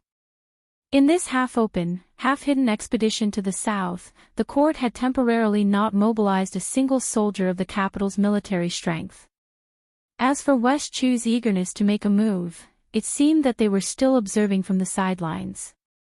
Lu Xingxiang, dressed in civilian clothes, led his personal guards to rest at Yulu Pass, but did not enter the city. Instead, he temporarily set up a large military camp outside the pass. When the captains of Yulu Pass heard the news and hurried over, if nothing unexpected happened, the assistant minister, who was about to temporarily receive the rank of great general according to Liang's laws, received them in the rough and crude camp. There was no fine wine or fine food, no singing or dancing. Minister Lu used simple tea and plain food to send them off. However, this gave the captains a reassurance. Who didn't know that Lu Xingxiang, who came from the Guangling Spring Snow Building, was a smiling tiger? When he didn't smile, he was fine, but when he did, he would eat people. Yulu Pass was located at the intersection of Pingfan, Guangling and Huainan roads in Jingji. Although the captains of Yulu Pass had a higher rank and salary than ordinary Liang military officials, they used to be directly under the jurisdiction of Gu Lu of the Ministry of War. However, now that Gu Lu was in a precarious situation and only existed in name, Yulu Pass was like a guy who had lost his mother's milk. On the other hand, Lu Xingxiang had Guangling roads, his maternal family, to rely on. Secondly, he was a popular nobleman in the imperial court who no one dared to touch. Moreover, Lu Xingxiang did not rely on his family's meritorious service to enter the central government of the empire. More than that, he relied on his own outstanding military achievements during the spring and autumn period. Therefore, no matter how much courage Lu Pass had, they would not dare to put on airs in front of Assistant Minister Lu. Lu Xingxiang personally saw the captains out of the military camp. Together with a young military general, whom he regarded as his trusted aide, he stood in the empty space outside the camp. Together, they watched the dust stirred up by the horses' hooves being blown away by the wind. Lu Xingxiang crouched down and grabbed a handful of soil, which had the smell of soil mixed with the smell of spring grass. He sniffed it and looked toward the south, not making a sound. Many people did not know that the dignified assistant minister of the Ministry of War was once a lousy scout. One time, he was convicted of making a mistake in reporting military intelligence and was almost beheaded by his superiors. Lu Xingxiang pinched the dirt in his palm and said softly, "Being a scout is like learning how to swim. Once you learn how to swim, no matter how long you stay in the water, it will be very difficult for you to drown again. Guodonghan, you should be very clear about the strength of the Guangling Dao." All day long, they claim that they want to compete with the Northern Liang and Yan imperial paths for the title of number one in the world. In reality, other than the tens of thousands of soldiers under the Prince of Guangling, the rest are all useless. You can't blame the prince for embroidering a flowery pillow. It's just that the young ones haven't fought in 20 years. The old ones have retired from the army to enjoy life, while the young ones have squeezed into the army to enjoy life. How can they compete with the Northern Liang cavalry and Yan imperial infantry who are on standby every day?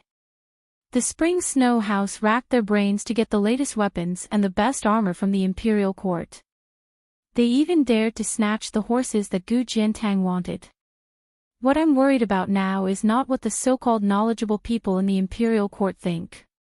They all think that the biggest hidden danger is that the old generals like Yang Shenxing and Yan Zhenchuan are not willing to listen to orders and fight on their own.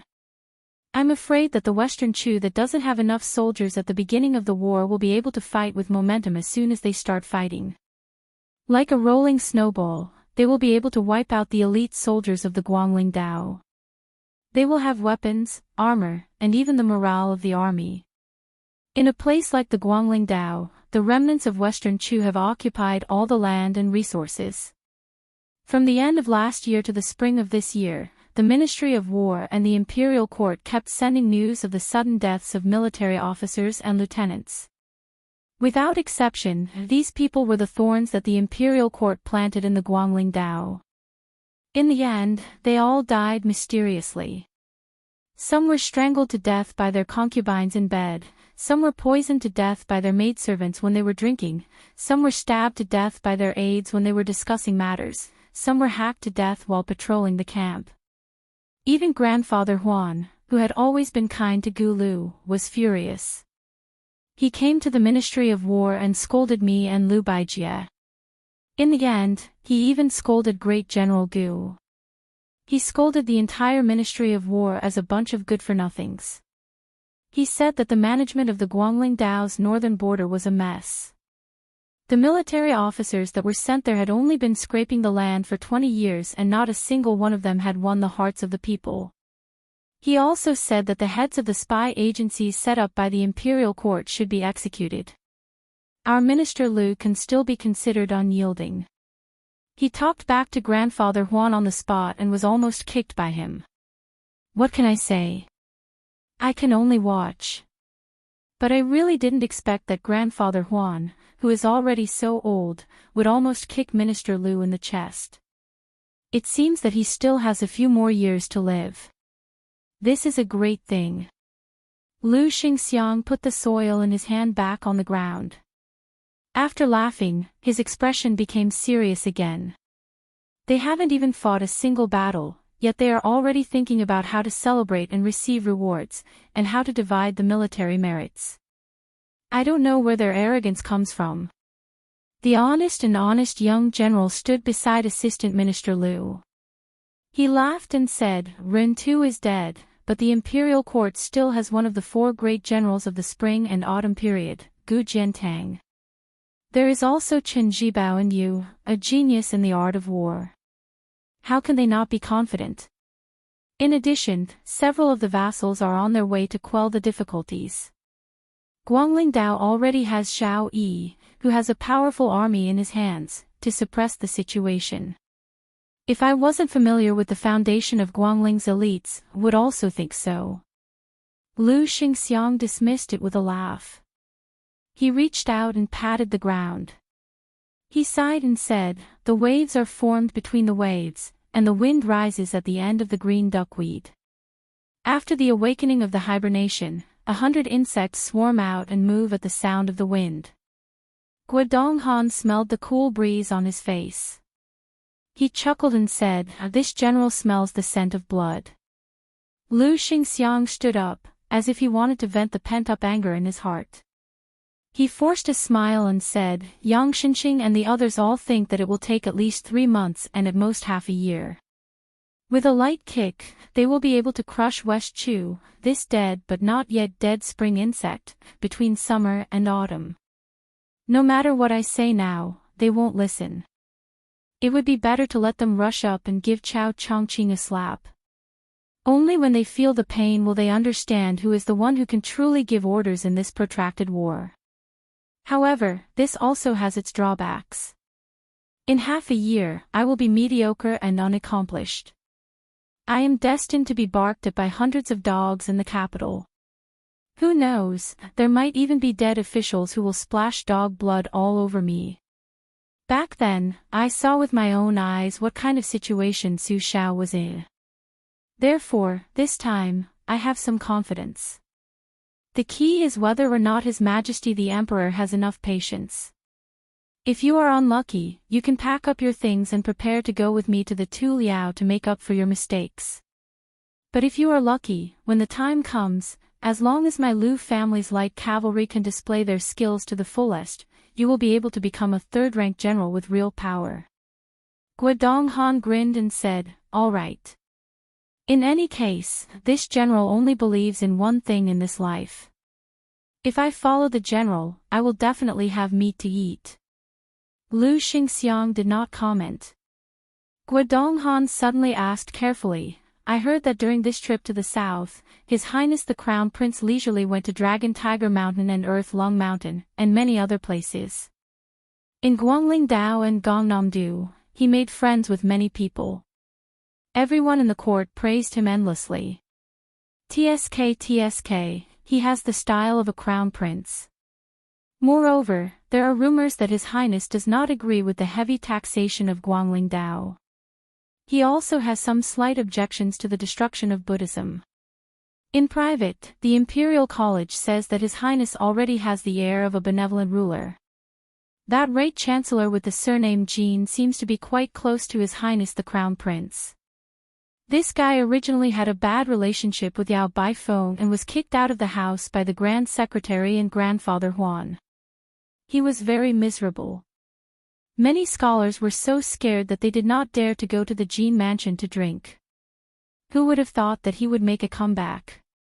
Lu Xingxiang frowned and said, "You are a martial artist who has not yet achieved success. Don't talk about interfering in the court, you can't even interrupt.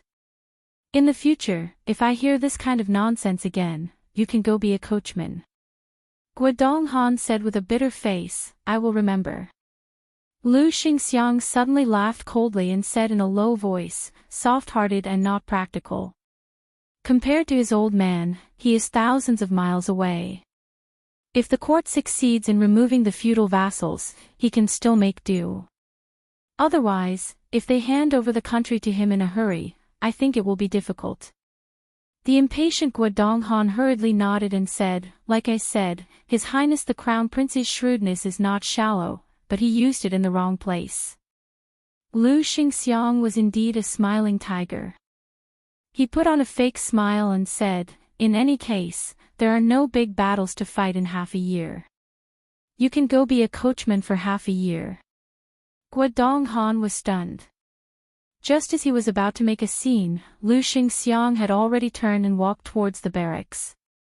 Chapter 1021. His Highness the Crown Prince had snuck out of the capital to travel in the south. Zhao Ji, the most powerful and dignified mother-in-law in the world, had made a few trips to the Eastern Palace. She didn't talk about anything important, just chatting with the most respected daughter-in-law in the world, Yan Dongwu. Zhao Ji presided over the imperial harem, and the concubines vying for her favor left one by one. No matter how young, beautiful, or talented they were, no matter how illustrious their family backgrounds were, they couldn't beat this woman who didn't have outstanding looks. Moreover, the Empress, Zhao Ji, seemed to have received a great reputation in the eyes and mouths of all the officials. There were very few voices of dissent. Today, in the Eastern Palace, other than the Empress, even the Zhao family's son took time out of his busy schedule to come to Yan Dongwu with Zhao Ji. He even had Song Tonglu, the head of the ceremony directorate, bring a few jugs of very authentic Bailiang green and wine. The family of three didn't have too many formalities. They just boiled the wine and tasted it to warm their hearts. The place to drink was under a finely carved mahogany birdcage. Inside was a clumsy parrot that mimicked the crown princess's words. For some reason, it had caught the eye of the crown princess and had always been favored. Women were not allowed to interfere in politics. This was an iron law passed down from the ancestors of Li Yang. Therefore, before Li Yang unified the spring and autumn period, no matter how the eunuchs in the border towns tried to harm the Zhao family, since the emperor couldn't have pillow talk, there was no fertile ground for the relatives to interfere in politics. In history, there were relatives of the Zhao court who held power, but it was much better than the previous courts with various surnames outside of Li Yang. However, the Zhao family's son clearly had a whole new level of respect for Yan Dongwu, this daughter-in-law who had entered the rankings as a female scholar. He made an exception and talked about some military and state matters. Even Zhao Ji couldn't hide her surprise. This shock spread until the couple left the Eastern Palace. The emperor wasn't in a hurry to go back and deal with the memorials that had piled up over the years. He walked side by side with the empress under a vermilion, high wallpaper. With his hands behind his back, he kept looking silently at the blue sky. Song Tonglu of Great Martin Temple, who had inherited the power of Cat Han Xingxian, followed from a distance with his back bent. The world's leading eunuch, who didn't look like a eunuch, had a faint shadow between his brows. The Zhao clan's son suddenly stopped and said, "Establishing myself at 30 and establishing a family and career, I have accomplished both. Marrying you and ruling the world, I have no regrets in this life. And Gu, and Zhang, and the Emperor Gu and have the. As a result, I offer sacrifices to my ancestors every year. My conscience is clear. From beginning to end. The Zhao family's son. Chapter 1022. The emperor of the Zhao family reached out and brushed his palm across the cold wall. He suddenly smiled and said, "That year, under Yuan Benqi's persuasion, I led troops into the palace without permission. I walked this path. At the time, I was very afraid. I only had one thought. If I succeeded, I would be the first to tell you the good news. If I failed, you would be the one to mourn for me. At the time, I was just an imperial son. The reason I wanted to be emperor was to defeat Su Shao so you would not have to envy that female sword immortal surnamed Wu. Men, who doesn't want face? As for Su Shao, I do not deny that personal grudges came first and national grudges came later. When this human butcher was young, he could sit with the previous emperor in the Hall of Martial Heroes to drink and chat until dawn. As his son, I could only watch from afar and envy. How could I not want to go to the frontiers and attack Beimang? But in this matter, I did not do well. Without the great wars that Bailiang had participated in, the national treasury was depleted, and the people were angry. If Yuan Benqi had not scolded me awake, not to mention Zhuan becoming the crown prince, I might not even have been emperor. Speaking of this, I know that female surnamed Wu is the same as you. In reality, you do not like her because you both have great ambitions. Zhuan is too smart. He knows everything, but he does not say anything. Smart people like to go down a dead end. I was fine because I had Yuan Benshi, this clumsy strategist who seemed to be possessed by a god. It was like he had opened the heavenly eye and helped me keep an eye on Great Peace City and the entire world. But you know better than anyone how my body is. If I leave, and Yuan Benshi also leaves, who will suppress Zhang and Gu? This time, the white-robed monk that I admired very much entered the capital. He said that his new calendar could guarantee that the Zhao family would have 80 more years, but the world would have 80 more years of peace. The Zhao family would have to pay a great price. I refused without hesitation. At the time, I did not even dare to look into Yuan Benshi's eyes. Because of this, I was not at ease with the two factions of officials led by Zhang and Gu, because behind them were people like Zhao Yuling and Yin Maochen. Most of them were poor scholars. Their gazes would involuntarily be placed outside the imperial court. Someone had to nip this in the bud. In the past, many of the famous officials who did not hesitate to fight to the death with the emperor were just using their deaths to show their sincerity. They wanted to step on the emperor's shoulders and leave their names in history. These scholars had been narrow-minded for thousands of years. I could tolerate them, and even indulge their impudence. But Yin Maochen and the other officials were not the same. Probably because they had Zhang Julu as an example, they immediately became smarter and more tactful. They knew how to achieve their ambitions. Their methods were skillful, and they did not neglect their reputation and scholarly achievements. They did not want to be the emperor's performers, nor did they want to be foolishly loyal officials who would carry a coffin and bang their heads against it at every turn. In the imperial court of Liang, one or two of these pillars would not be a problem, but they were all like this. Each of them was old and cunning. How would Zhuan deal with them in the future? Zhuan was not like me, who had usurped the throne while covered in blood. Although the traces of the blood had long been washed away by the rain and snow in the imperial palace, Zhang Julu and the others still remembered it. However, when Zhuan was sensible, he already knew that he would wear the imperial robe and sit on the imperial throne. It's true that he can endure, but to be an emperor, he still needs courage. Zhuan has now gone astray, thinking that if he were to go against me, he would welcome the famous monks in Gangnam-do when I destroy Buddhism. If I wanted to destroy West Chu with an iron fist, he would plead for the people of the world. He thinks that this is his courage as the crown prince. If my Zhao family did not have internal and external troubles, without Bei Mang, Bei Liang, and Zhang Julu, it would be fine. It's not bad for him to have such thoughts, but now is not the time. Zhao Zi's face was pale. The emperor of the Zhao family clenched his fist and gently slammed it against the wall. Zhuan can't see that the imperial court in the future will not be a struggle between factions, but a more complicated situation. It will be a struggle between the sons of the rich and poor, and will no longer revolve around the imperial throne. Yuan Benshi said that this is the trend of the times. I didn't believe it in the past, but now that I've seen it with my own eyes, I have no choice but to believe it. Yuan Benshi also said that the dragon climbing technique of the past was already at its peak in officialdom, but it was no longer useful. He was waiting for someone who knew how to use the dragon slaying technique to keep the emperor in check to surface. Once this person appeared, it would be more terrifying than the previous separatist regime in Liang. Zhao Zi, do you think I can only wait? Is this what it means to know destiny?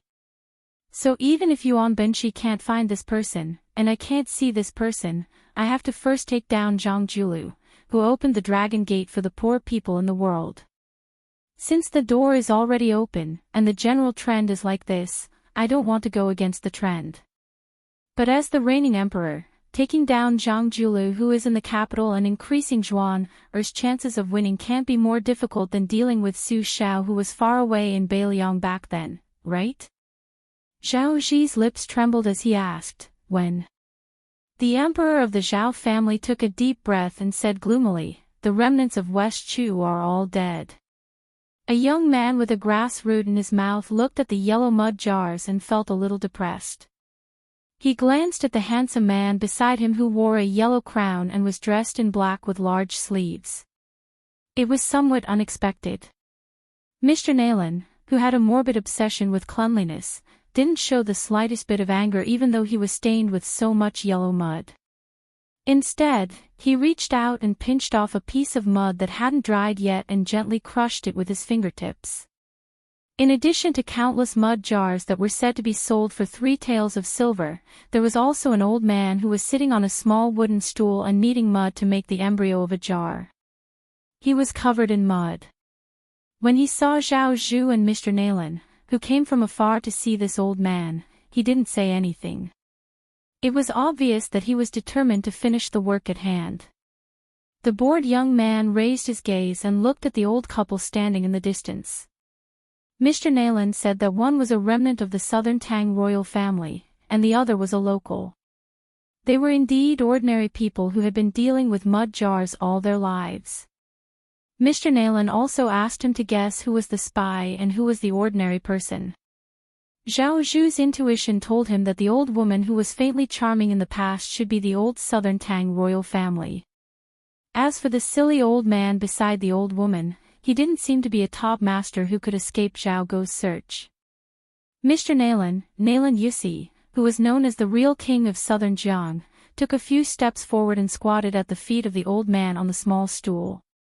He smiled and looked up at the only remaining spring and autumn demon in the world. He said with a smile, "Oh, Huang Lao Nong, your complexion is ridiculously good. Is this the final radiance of the setting sun?"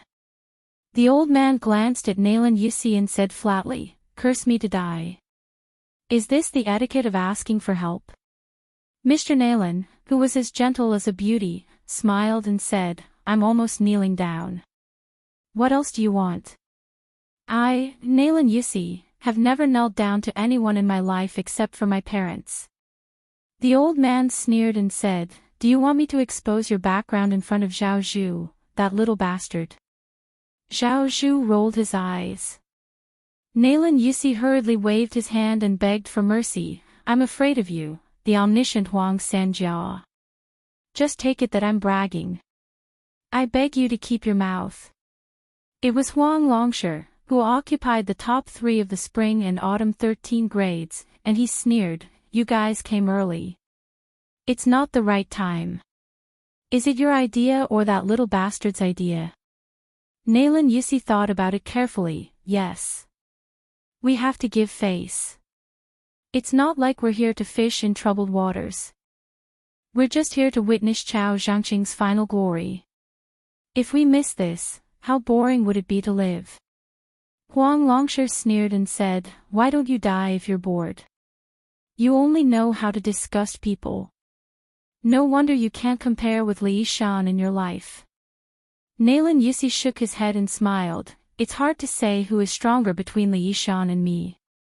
You don't have the final say."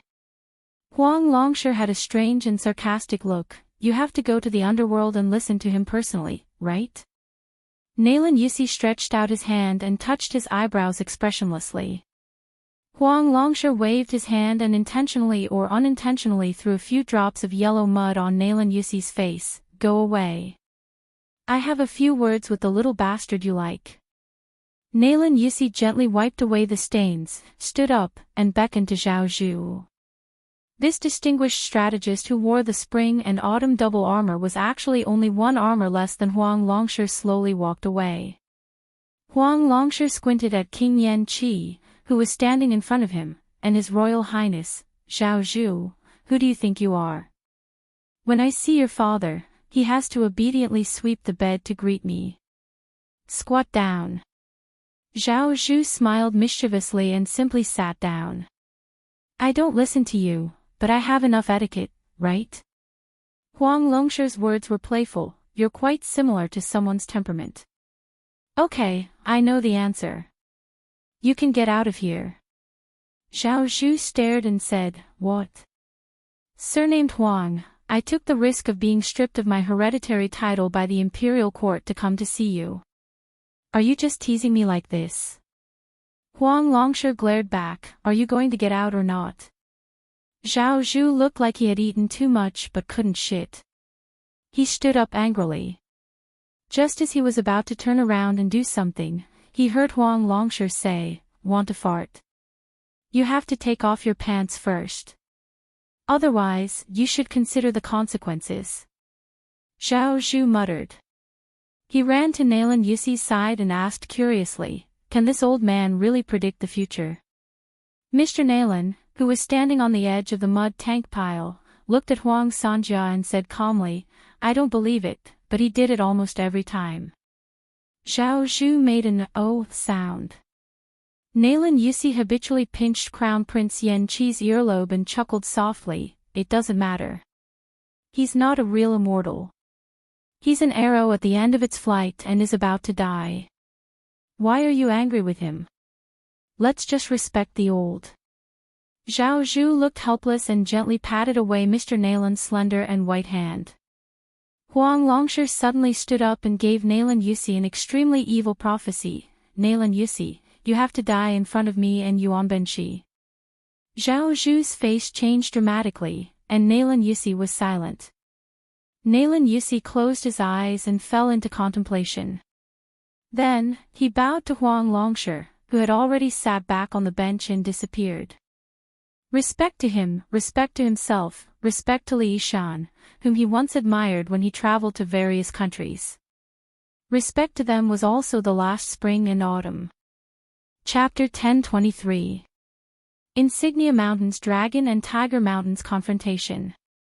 If it wasn't for Martial Emperor City's slow-moving sword that took away a portion of the loot, these two mountains would have attracted the attention of the entire pugilistic world for the past half a year. First, Insignia Mountain's purple dress slaughtered everyone on the Spring God Lake, becoming the only female pugilistic World Alliance master in the past few hundred years. However, after that, Insignia Mountain's Black Bull Descend Snow Plateau was demolished and rebuilt. Looking at the mountain peak from afar, one could see the magnificent skeleton of that building. Then, the father and son of Mount Longhu ascended together, shocking the world. Then, it was said that Zhang Yida, the 82nd generation grandson of the Saint of Zhang, the current generation Duke Yenqing, personally inscribed the plaque of Mount Hui. Some said that it was the imperial court that allowed the Duke Yenqing to come. Unfortunately, Mount Hui was closed for half a year, so outsiders couldn't see the majestic scene of the tall building. After the Qingming festival, Mount Hui was no longer closed. People of Jianghu who had fame and reputation flocked into the mountain to see the face of the world's tallest building. Mount Hui was unprecedentedly grand. Heroes gathered to build momentum for the young woman.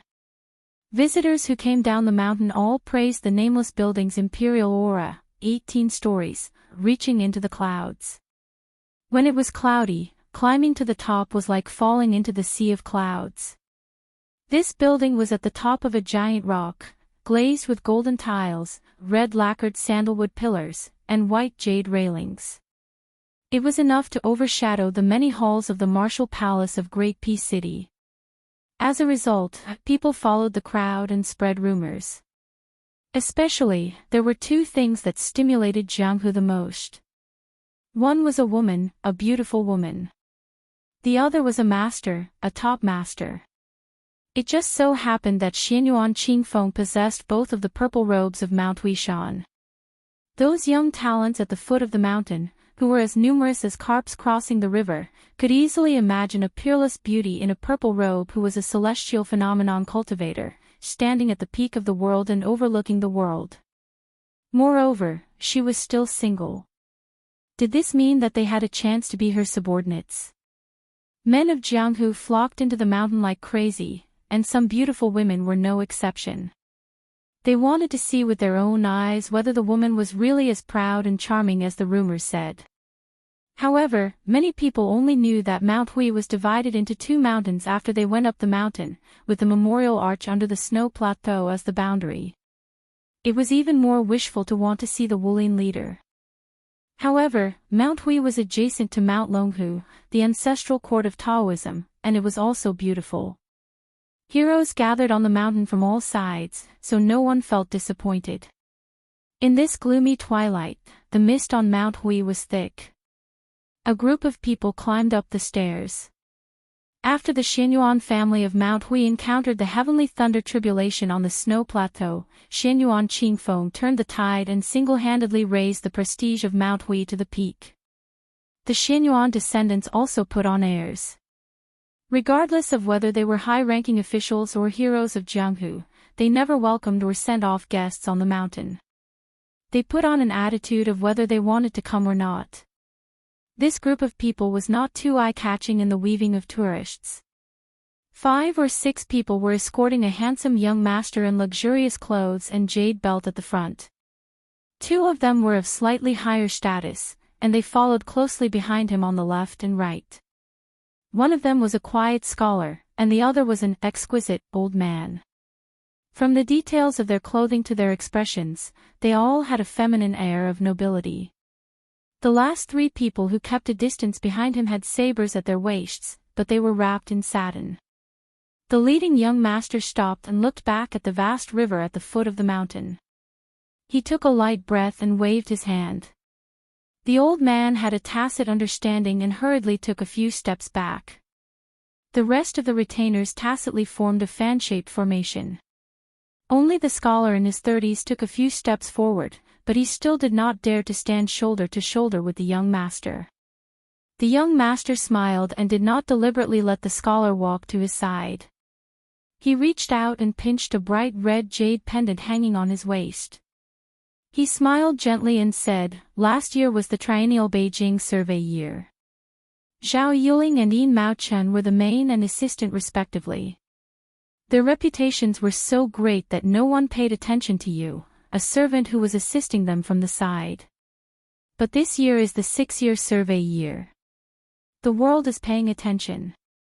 Zhao Yuling ran to preside over the imperial examination because he was the main official of the Ministry of Personnel. When he left this year, he made room for you. As the newly appointed physician of the Meritorious Service Department, you will most likely be pushed out by our Crown Prince Yin to be the villain.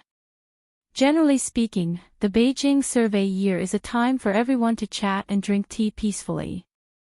It is rare for a high official to fall from his horse.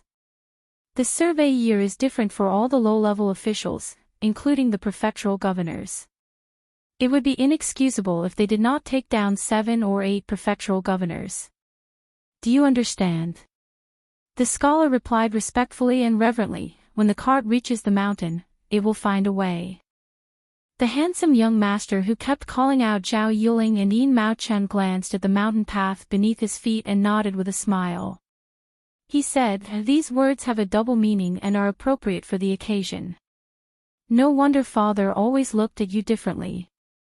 Around 30 years old, other than those young and successful crafting geniuses, most scholars, even if they had profound knowledge, were still hoping to successfully pass the metropolitan examination and obtain the right to enter the court examination. This scholar, who had the title of physician of the Meritorious Service Department, did not make a sound. The common people all knew that the prefectural governor was a high official, and the provincial governor was a high official of the border. As for the second-rank minister of the 6 ministries, how high of an official would that be? But what were the physician of the Meritorious Service Department and the daily manager? He had never heard of them. The young master who was casually chatting with this person naturally knew. He rubbed his hands together and sighed. He looked at the river that flowed year after year and sighed. He said, "Those who should know that you came from a poor family in Beiliang. Back then, in order to enter the capital for the imperial examination, you had to sell poetry and literature to Beiliang to earn 300 taels of silver from His Royal Highness. Your results in the court examination were mediocre, and for some reason, you were stuffed into the Eastern Palace to lecture. Then, for some reason, you became the daily manager of the emperor's personal attendants. It's a pity that my intelligent wife has always disliked you. She even told me that I'm playing with fire by getting close to you. Actually, you and I both know that you are not a spy that Bailiang deliberately placed in the court. But I am very curious, and have always wanted to ask you, what do you think of the young man who has been usurped as the king of Bailiang? The scholars from Bailiang, no matter old or young, all curse the Su Fingnian to death, as if they have an irreconcilable enmity. I am tired of listening to them. You are different. All these years, you have been very tight-lipped and have not said anything. Why don't you tell me some of your true thoughts today? The scholar smiled calmly and said, His Royal Highness used to be. In fact, I did not dislike him. At that time, this official was only a poor scholar and was embarrassed. 67 poems with a total of 1,226 words. I braced myself and offered him 60 taels of silver. When he heard this, he became angry and said that I was scolding him. He roughly looked over the pile of wasted poems and stretched out his hand to this official and said that it was worth the price. He then threw 500 taels of silver to this official, not 300 taels as the crown prince said. However, the silver was indeed 300 taels of silver. There were also 4 banknotes. This official has always kept them in a book. These years, whenever I feel tired from studying, I will flip through that book. If you want me to put in a good word for His Highness the Crown Prince, I won't go so far as to say that this lowly official was willing to do so. At that time, we were both willing parties, so we didn't owe each other anything. In fact, if Su Fingnian was just a local official, I wouldn't mind helping him out in this evaluation. I would even give him an A-grade evaluation. But since he is a vassal of Northern Liang and a pillar of the imperial court, it is not this lowly official's turn to curry favor. However, if you want this official to go against my conscience and make a fuss with someone, this official will be too difficult for this official. It is not easy to be an official. Although it is relatively easy to be a person, one cannot be too careless. The scholar referred to the young man as the crown prince. In Liang, other than Zhao Zhuan, there was no one else. There were many vassal kings and His Royal Highness, but there was only one crown prince. However, for some reason, Zhao Zhuan had returned from Gangnam-do after appreciating the Jinren's Ascension Assembly at Mount Longhu, which was close at hand. Crown Prince Zhao Zhuan pointed at this scholar who was unwilling to be careless and laughed heartily. You are making oblique accusations. You are scolding both Jin Sanlang and me. However, honesty is more important than anything else. You were the only one who raised many objections when Zhao Sun wrote to the imperial court. At that time, the entire capital was full of praise for Zhao Sun, who was still His Royal Highness. You were the only one who said what was right. You were the only one who pointed out what was wrong and filled in what was wrong. You were the only one who wantonly attacked what was wrong and did what was wrong. Later, the 2 masters of the Song family passed away one after another. When it was time to confer posthumous titles, you jumped out and caused bad luck. You angered Father Emperor in private, so he threw you to Zhao Yuling and Yin Mao Chen, those 2 old foxes, to suppress. Otherwise, you would have long been in charge of half of the Hanlin Academy. The scholar said bitterly, How could I not know Your Highness' intentions? However, I have the intention of being a lonely official. After this trip to the south, I can forget about it. Zhao Zhuan smiled slyly. He pulled off the priceless jade pendant from his waist and stuffed it into the scholar's hand. I just praised you for being honest, and you already revealed your foxtail, didn't you? Zhao Zhuan slightly restrained his smile and said in a low voice, I know what you really want. You want to lead troops on the battlefield, and scholars to be conferred the title of Marquis. As long as you are willing to wait with me, I, Zhao Zhuan, will definitely not disappoint you. The scholar froze on the spot, not knowing what to do. Zhao Zhuan acted as if nothing had happened. He turned around and continued to climb the mountain. He smiled and said to himself, last time, I didn't see the woman in purple with the surname Xianyuan. I was really worried. This time, I shamelessly helped her get a plaque with the inscription of Yenqing Duke. I also helped her block the crazy impeachment of the Jianzhou imperial censor. You should give me some face, right? Chapter 1024. Outside the archway, Zhao Zhu and his entourage from the old Martin temple were stopped without any suspense. Pretending to be a relative of the governor of Jianzhou was completely useless. The great eunuch, who was well versed in martial arts, was furious and was about to kill him. Zhao Zhuan stopped him with a smile and said that he was the favorite student of Yan Jieshi, the grand secretary of the palace hall. He was still rolled his eyes, but Zhao Zhuan was still not angry. He shamelessly said that he was a descendant of the Zhao family in the capital and that he was good friends with the son of the northern Yue minister, the prince of Qingqing, and Jean Lanting. There were 4 Zhao families in the capital. The Zhao family of the emperor was naturally the first in the world. Next was the family of the minister of personnel, Zhao Yuling, and the great general, Zhao Qing, who had the same qualifications as Yang Shenxing. The last Zhao family was relatively shabby. They only had an assistant minister of the capital and a provincial governor of the border. But in the local area, they were still a first-class family with great power. However, the steward guarding the archway scowled coldly and told Zhao Zhuan to scram, saying that Mount Hui had a grudge against Zhao Zhuan. He then pointed his nose to the sky and pointed at the neighboring Mount Longhu, asking if Zhao Zhuan understood. The old eunuch, who could make Jianzhou tremble with a sneeze, was completely expressionless. The crown prince, on the other hand, was as good-tempered as ever. He was amused and laughed uncontrollably, repeatedly saying that he understood. The steward with little authority at the archway was so rude and unreasonable. Fortunately, a guest from Mount Hui who happened to pass by knew the severity of the situation. He hurriedly apologized and quickly went to the tall building to pass on the message. Not long after, he returned to the archway with a stiff face. He wanted to say something but stopped. Zhao Zhuan asked considerately, "So it was your mountain lord who told me to scram down the mountain?" The guest smiled awkwardly and did not deny it. Zhao Zhuan smiled politely and said, it's fine. I'll have to trouble you to go to the archway again and inform the mountain lord that Zhao Zhuan from the capital has come to visit. Please ask her to give you some food." The official, who was not familiar with the politics of Liang, did not think too much about it and ran back to report.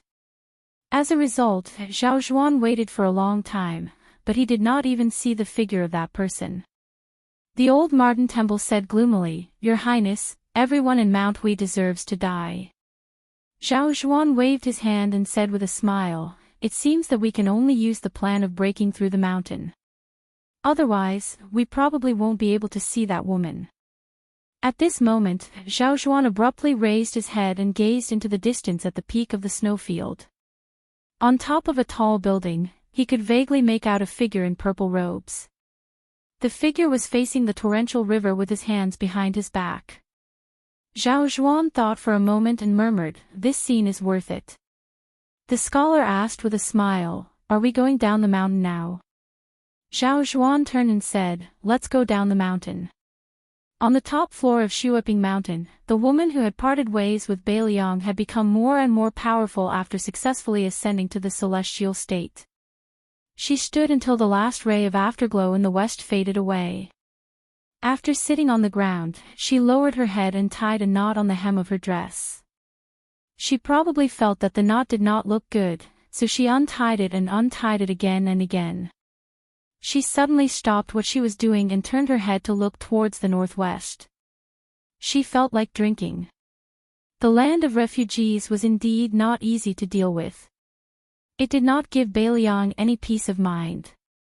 The large group of horse gang who had declared themselves king outside the 3 cities simply tore off the cloth of shame and rose up in revolt. Even though they knew that the 30,000 Long Xiang army had formed an encirclement, they did not hesitate to fight like trapped beasts. They bypassed Linyao ancient military town and directly charged towards Qingcang. However, the dragon elephant cavalry had pulled the battle line too far apart. These 20,000 horse gang could not be considered to be throwing eggs at a rock in a short period of time. In fact, in terms of military strength, Qingcang, which had just been included in Beiliang's territory, had less than 8,000 people. Perhaps the only advantage they had was that city. Chen Shiliang stubbornly held on to his opinion and took command of Qingcang. The desperate actions of the horse gang were within Wutongan's calculations. However, Chen Shiliang had given Su Fengnian a big problem. Originally, Qingcang was dispensable. Su Fengnian wanted the horse gang to break into the open from the dark. So what if he gave them a broken city that had nothing to do with being invulnerable? Moreover, Beiliang's soldiers were all experts in cavalry and infantry. Chen Shiliang's reckless actions did not follow common sense. Su Fengnian was annoyed and could only let Yang Guangdou and Chao Wei, who were supposed to finish in Yuzhou, rush to Beiliang's fourth prefecture, Liuzhou. In addition, Su Zhao's adopted son, Qi Danghua, who took charge of the 6,000 iron floating II cavalry. He was called the Protector Provincial Governor Yang Guangdou. Naturally, he went on a killing spree. Since they were determined to fight, they would not be polite to the refugees. Moreover, if the horse gang dared to rebel, there would definitely be Beimang's southern dynasty to take care of them. Perhaps a big battle was still to come. The 20,000 horse gang was most likely just an appetizer. Su Fengnian was also worried that the southern dynasty would suddenly have a real power general who wanted to go to the refugees' land. If he really made a hole in Beimang's front line in Liuzhou and created a perfect passage and supply line to the south, the wavering Linyao and Fengxiang might fall to the southern dynasty's side. In this way, the War of Liangmang would be forced to ignite in advance. Beiliang's territory was not too vast in the east and west, so it was not suitable for a battlefield to appear in each of the three prefectures. Su Fengnian was not afraid of Beimang's iron hooves coming south, but he did not want to hear the sounds of barbarians who liked to shout when charging so early. After Yang and Chao left, Su Fengnian was left with the coachman Su Yanbing. They had already entered the hinterland of Yuzhou. Su Fengnian bent down and walked out of the carriage to take a breath. Sitting beside Su Yanbing, he said self-mockingly, "It seems that the old men of the southern dynasty who want to return to their hometown to worship their ancestors can no longer sit still. They are probably stimulated by the West Chu's revival. While they still have strength, they want to cooperate with the West Chu. Now I am worried that Qingcang City will not be peaceful. The horse gang is nothing to be afraid of. What I am afraid of is that once Qingcang City is lost, the refugees will have a taste of the benefits and take advantage of the situation to rise up in rebellion. My trip to Qingcang and my efforts to send Buddha to the west will all be in vain." This one-track-minded Chen Shiliang, if the next time I see him, it will still be his corpse. Even if he is lucky enough not to die, I will beat him half to death. Su Yanbing said calmly, with the 800 Phoenix Battalion as the backbone of the city defense, Qingcang City should be able to resist for a while. However, there will not be many who will survive. Now we have to see if there is a master from Beimang hiding among the horse gang. Su Fengnian's face was gloomy. He leaned against the wall of the carriage and said calmly, "Now I will still feel sorry for the losses of the Phoenix Battalion. When the battle really starts in the future, I will probably not even feel sorry for them. In the end, I will be completely numb. The number of people who died will only be a general number reported by the military intelligence." Su Yanbing said calmly, "Isn't it all like this in war? The old soldiers who followed the general to Beiliang have all seen the people around them die one by one. Don't feel sorry for them. I have raised them for 20 years. To put it bluntly, they are like dogs. When it is time to bite, they have to bite with all their strength." Su Fengnian shook his head and said, "After all, they are not dogs." Chapter 1025. Su Yanbing laughed and said, "Since you're a human, then there's a saying that you should die because you deserve to die, and you should die a worthy death. Right now, the Su family only has you two brothers. Two men, one of you has already personally entered the battlefield, and the other one didn't hide. What else do you want? Don't tell me you want the second Junju to also go to the battlefield and fight. There's no reason for that. Whoever dares to talk to me about this kind of reasoning, Su Yanbing, don't care who they are, I'll talk to them about my, Su Yanbing's, reasoning. My reasoning is that I'll use an iron spear, and you can use whatever you want. It's fine even if you bring out a large formation like a catapult." Su Yanbing, this old-fashioned man, said something very funny, but Su Fengnian, who was already in dire straits, couldn't bring himself to laugh. Once there was an unforeseen event in the land of refugees, Belyang's plans would be completely disrupted. Although it seemed like he still had the initiative in his hands, his intuition told him that a certain fat man with a big appetite in Beimang would very likely interfere. The key point was that this kick didn't need to be too forceful, because even Belyang would feel very uncomfortable.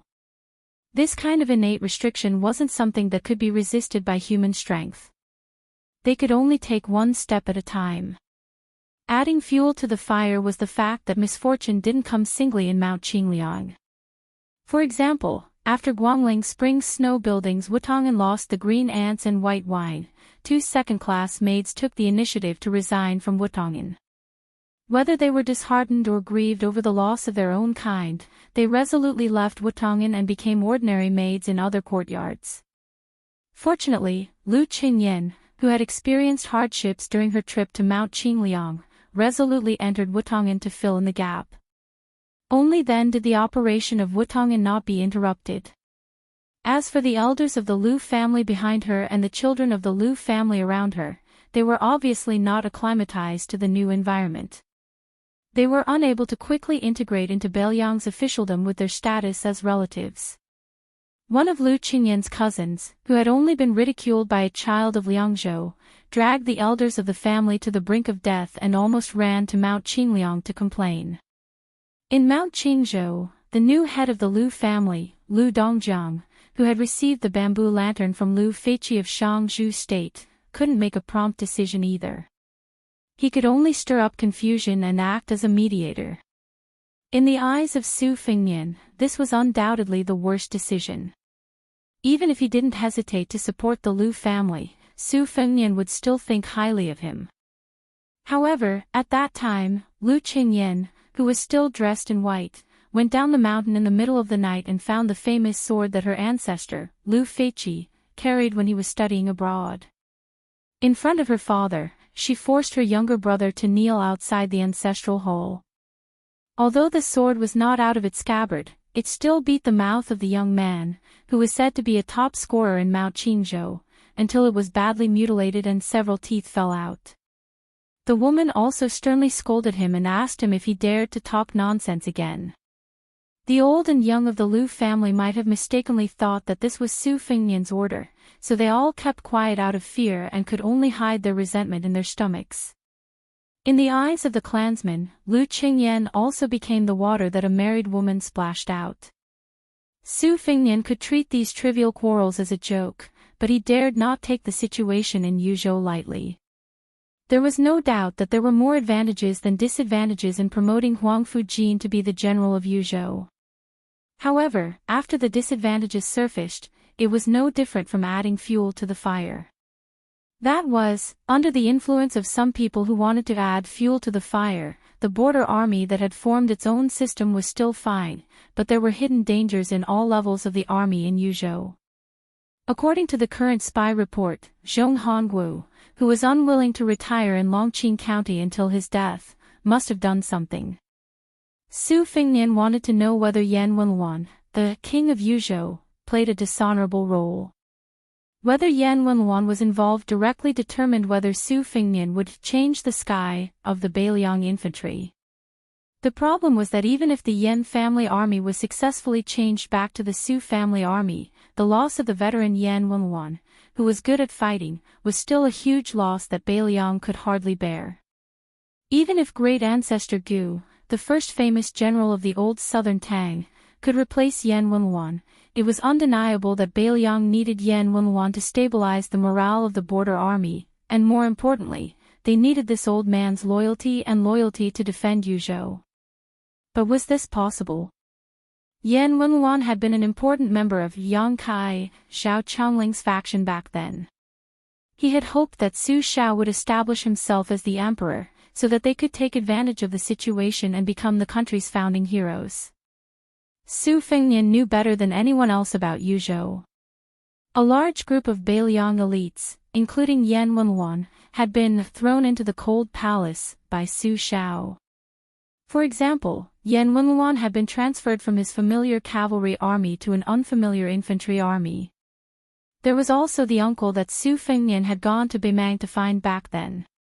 That turmoil was a watershed.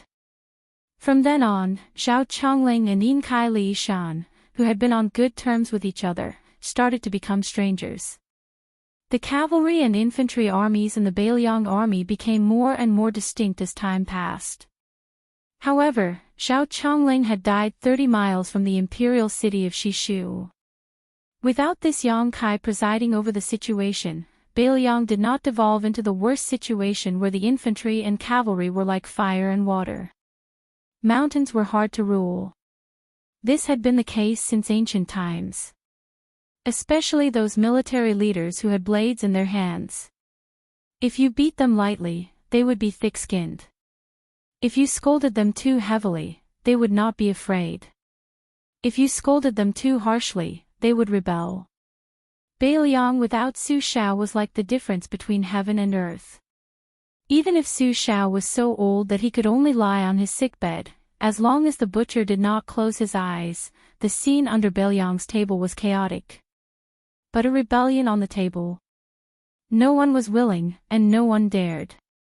If killing a few people could solve the problem, how easy would that be? Su Fengnian leaned against the wall of the carriage. He closed his eyes and gritted his teeth. The energies in his body roiled like a pot of boiling water with firewood added to the bottom of the pot. They splashed out of the pot. The curtain of the carriage was torn apart by the seemingly material strands of vital energy, and it was extremely tattered. The horse that was pulling the carriage was bleeding profusely, and it neighed restlessly without end. Su Yanbing simply stopped the carriage. After a full hour, the purple and yellow radiance on Su Fengnian's face slowly faded. His body was drenched in sweat, and his expression was dejected. He smiled bitterly and asked, "Uncle Su, how many times has it been?" Su Yanbing calmly said, "The 6th time. The time it takes to return to consciousness is getting longer and longer. There are still 3 times left, and it will only be more dangerous. I may not be able to endure it." Originally, the hidden problems brought about by this false realm could be ignored. Even if I entered the Xian Finger realm, it wouldn't matter. But after I received Master Lu Hao's purple thunder and Yuan Qingshan's steamed buns, it became a great blessing and a curse. Su Fengnian smiled. "I hope I could drag it out until the 9th return to consciousness. At that time, the last pouch that Qin Shiliang accidentally found in the pavilion will have meaning." Su Yanbing nodded and sighed. This may be the last time Li Shan and Zhao Chongling will work together to set up a trap. Su Fengnian exhaled a mouthful of turbid air with difficulty. His qigong deviation was probably unprecedented. It originated from 3 consecutive false realms. Twice, with the help of the nascent soul, he successively entered the mysterious finger celestial phenomenon. After that, he fought with Wang Xianji, and the free and unfettered wandering of heaven and earth happened. Only then did he realize that he had once stepped into the threshold of the astral projection of the land immortal. The pond created by the Great Yellow Court would boil every once in a while. In Su Fengnian's own words, it was soul returning. What he needed to do was to return to consciousness and settle the many strands of energy. Since the Great Yellow Court had 9 tall buildings, Su Fengnian guessed that there would be soul returning and consciousness returning 9 times. Only then would his merit be complete.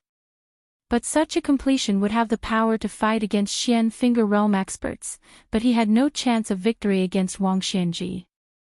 Su Fengnian's eyes were fixed on only Wang Xianji in the Jianghu. Otherwise, there was no meaning. Zhao Chongling had once had a pawn in the imperial palace. When Su Fengnian had abandoned his blade at a young age, Li Yishan had taken over Zhao Chongling's broken pawn and continued to set up. There was only one target. The carefree person who had killed all the top experts in the world 400 years ago. Gao Shulu. Chapter 1026. In the Liang imperial court full of virtuous people, a huge uproar was raised. It came so quickly and violently that all of the palace grand secretaries and the 6 ministries' assistant ministers were stupefied. Even though the current dynasty's grand secretary Zhang Julu had already made his decision, he still insisted on transferring Gu Jiantang, who was in charge of the military and political affairs of the northern region. He wanted to move this empire's sharpest famous blade to West Chu's neck and cut the Gordian knot with a swift knife, and not the previously agreed upon northern pass. If it was only this, no one in the imperial court would dare to raise their voice to question it. These past few years, although Zhang Julu had slackened her control over the 5 ministries outside of the Ministry of War, she had always firmly grasped the channels of remonstrance and opinion in her hands. Therefore, even without the Grand Secretary personally making a move, these imperial censors who followed Zhang Julu's lead would be able to bite anyone to death. Fortunately, Grand Secretary Zhang Julu had never deliberately targeted anyone, but as long as Zhang Julu held this chess piece, even if he never made a move, no one in the imperial court would dare to act unbridled and unbridled. Unfortunately, at the end of the spring of the first year of Xiangfu, even though the channels of remonstrance were in Zhang Julu's hands, even though he had been unmatched in the imperial court for more than 10 years, the Grand Secretary finally welcomed his first defeat. There was no other reason, because this time, his opponent was Tantanon, as well as the ministers behind Old Master Huan. There was the head of the 6 ministries' Ministry of Personnel's chief official Zhao Yuling, the publicly recognized Prime Minister Yin Mao Chen, and even the newly appointed Minister of Rights Yuan Guo. There was also the great General Zhao Kuang, who had yet to receive the order to attack West Chu, a large group of senior military officers led by great General Zhao Kuang, as well as the imperial family's collateral relatives who had been suppressed by the green-eyed girl for more than 10 years. What was strange was that these people indeed didn't have any prior agreement. After Huan Wen clearly pointed the spearhead at the Grand Secretary, they sent out memorials one after another, all of them believing that the Northern Gu, Southern Use strategy was too rash, that a dying West Chu was far from enough to be mentioned on equal terms with Beimang's millions of soldiers. That day's court assembly, the undercurrents surged violently. Other than the Minister of Revenue Wang Xiongui, who stood by his teacher's side without any suspense, almost everyone else chose to remain timid and silent, not daring to get involved in this most treacherous battle between immortals since the first year of Eternal Hui. The reason it was almost everyone was because other than Wang Xiongui, there was also Jean Lanting, who had recently been flushed with success, who unexpectedly followed Wang Xiongui and spoke out on Grand Secretary Zhang's behalf. Those who were observant all saw that after the court assembly was withdrawn, Tantanon's gaze didn't stray, directly brushing past the Grand Secretary.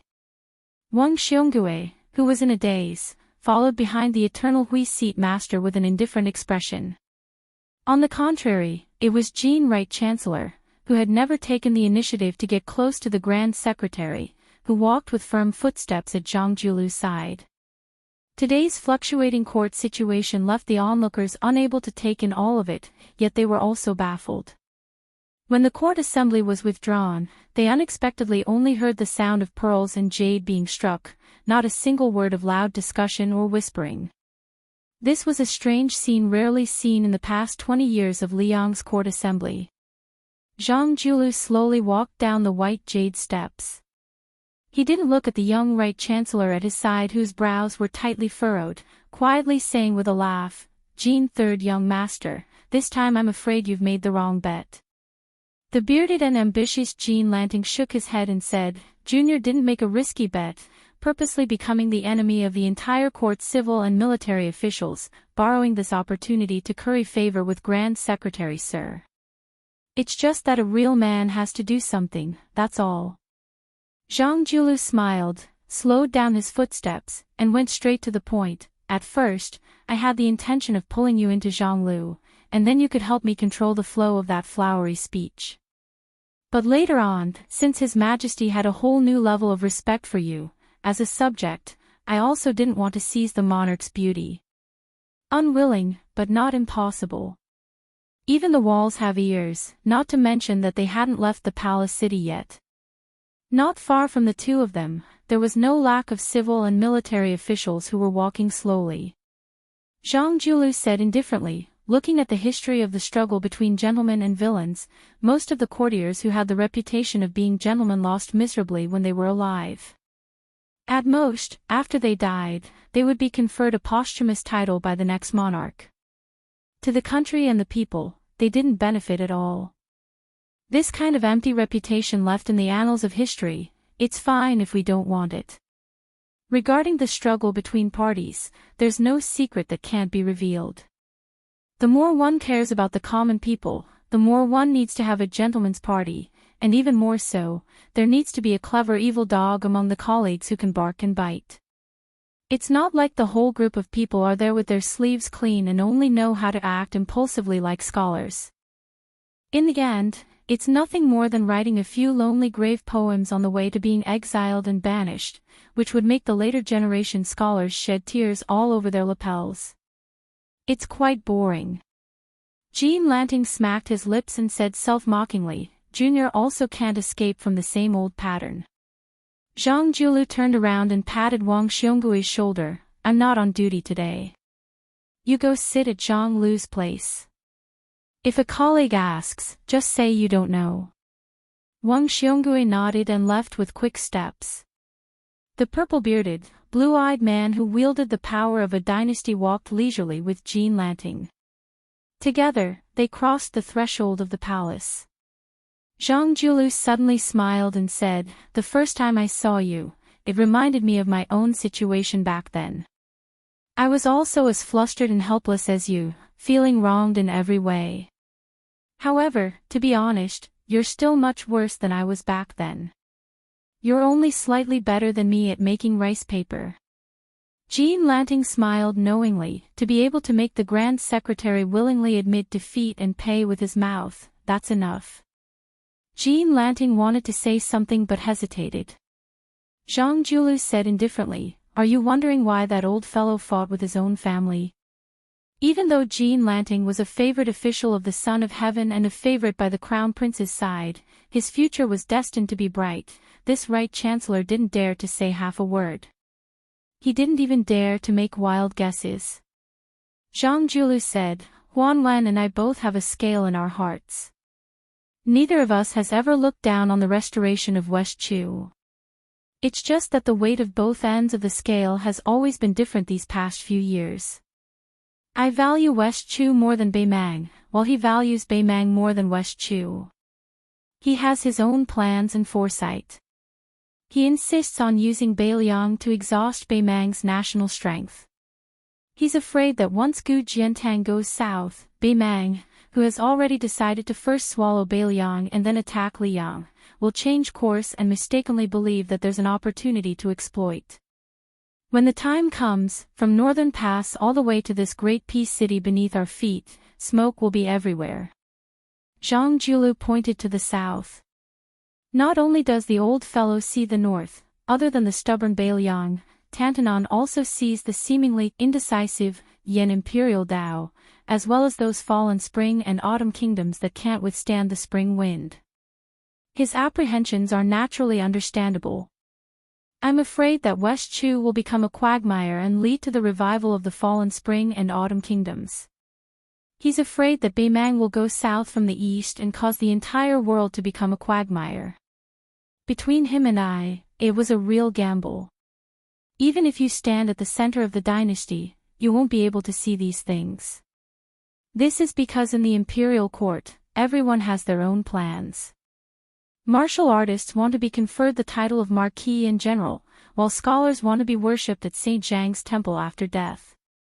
The reason I'm telling you these complaints is because you, Jean Lanting, are rarely muddle-headed and interesting.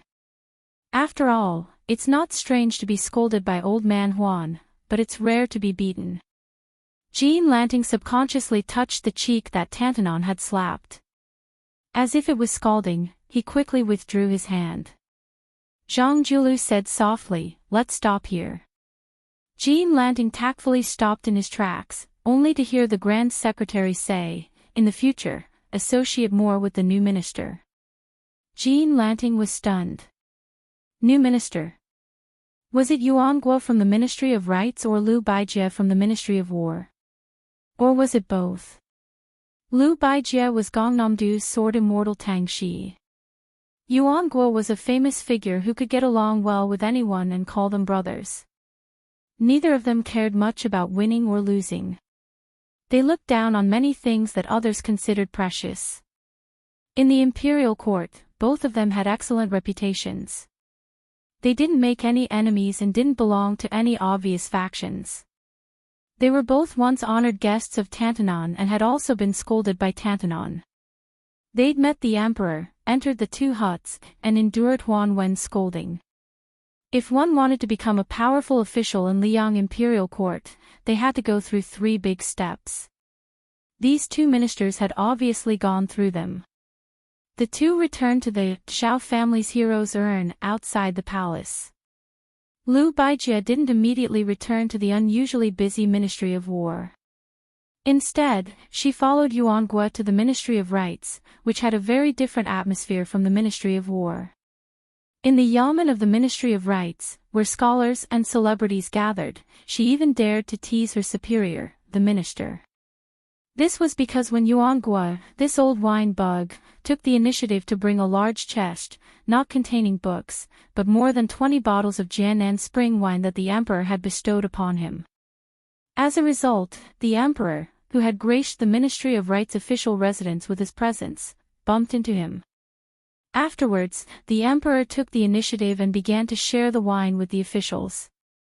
The emperor and the officials sat casually, slightly drunk and enjoying themselves. They didn't forget to rub salt into the wounds of the grief-stricken minister Yuan. The emperor laughed and said, "I took the initiative to help you build a relationship with the officials, so don't thank me. Remember to go back and get your salary, buy a few bottles of good wine and send it to the palace." Now, everyone in the Ministry of Rights began to count on their fingers when they would receive their salary. They even jokingly asked the minister if he needed them to help gather some money. Today, when they saw the Minister of War, if it was General Gu Jiantang, they would naturally feel their scalps go numb. If it was Chen Jibao, they would retreat. However, since it was the elegant Tang Shi sword immortal, they all smiled and invited Minister Yuan to sit for a while. In any case, as long as the Ministry of Rights didn't have important festivals or ceremonies, it was the yamen that passed the most leisurely and carefree of the 6 ministries. Besides, to have a minister like Yuan Guo, who treated himself and others with generosity, it was truly everyone's blessing. It was precisely because Yuan Guo had entered the Ministry of Rights that in the past, many officials of the 5 ministries who looked askance at the Ministry of Rights, whether they came to visit or went to the Ministry of Rights to ask for help, were more polite to the other party. In any case, for the famous people of the Ministry of Rights, this small amount of face was enough. Chapter 1027. The Ministry of Rights yamen that cared so much about face took up a lot of space, so Yuan Guo naturally had his own private room. When he got close to the door, Minister Yuan chuckled and rushed into the room. He bent down to pick up a book, and only then did he clear a path. He placed it on a chair that was already on the verge of falling over. It swayed but didn't fall over. It was clear that practice made perfect. The study in Yuan Guo's mansion was probably as messy as this. Yuan Guo moved the books on the chair with great difficulty. Liu Baijie waved his hand and smiled. "I'm not sitting. There's only one chair." If I sit here, wouldn't it be like a dove taking over a magpie's nest? Minister Yuan, you're not afraid of being laughed at, but I'm afraid people will say that the Ministry of War is suppressing the Ministry of Rights. Yuan Guo laughed. It's not like the Ministry of War has been suppressing the Ministry of Rights for just a day or two. Sir Liu, don't take advantage of it. Liu Baijie said straightforwardly, don't give me that. In the past, the Ministry of War treated the other 5 ministries equally and bullied them all. In any case, they didn't worry about scarcity but about inequality. So we still don't know who's the one taking advantage. Yuan Guo touched his slightly red nose.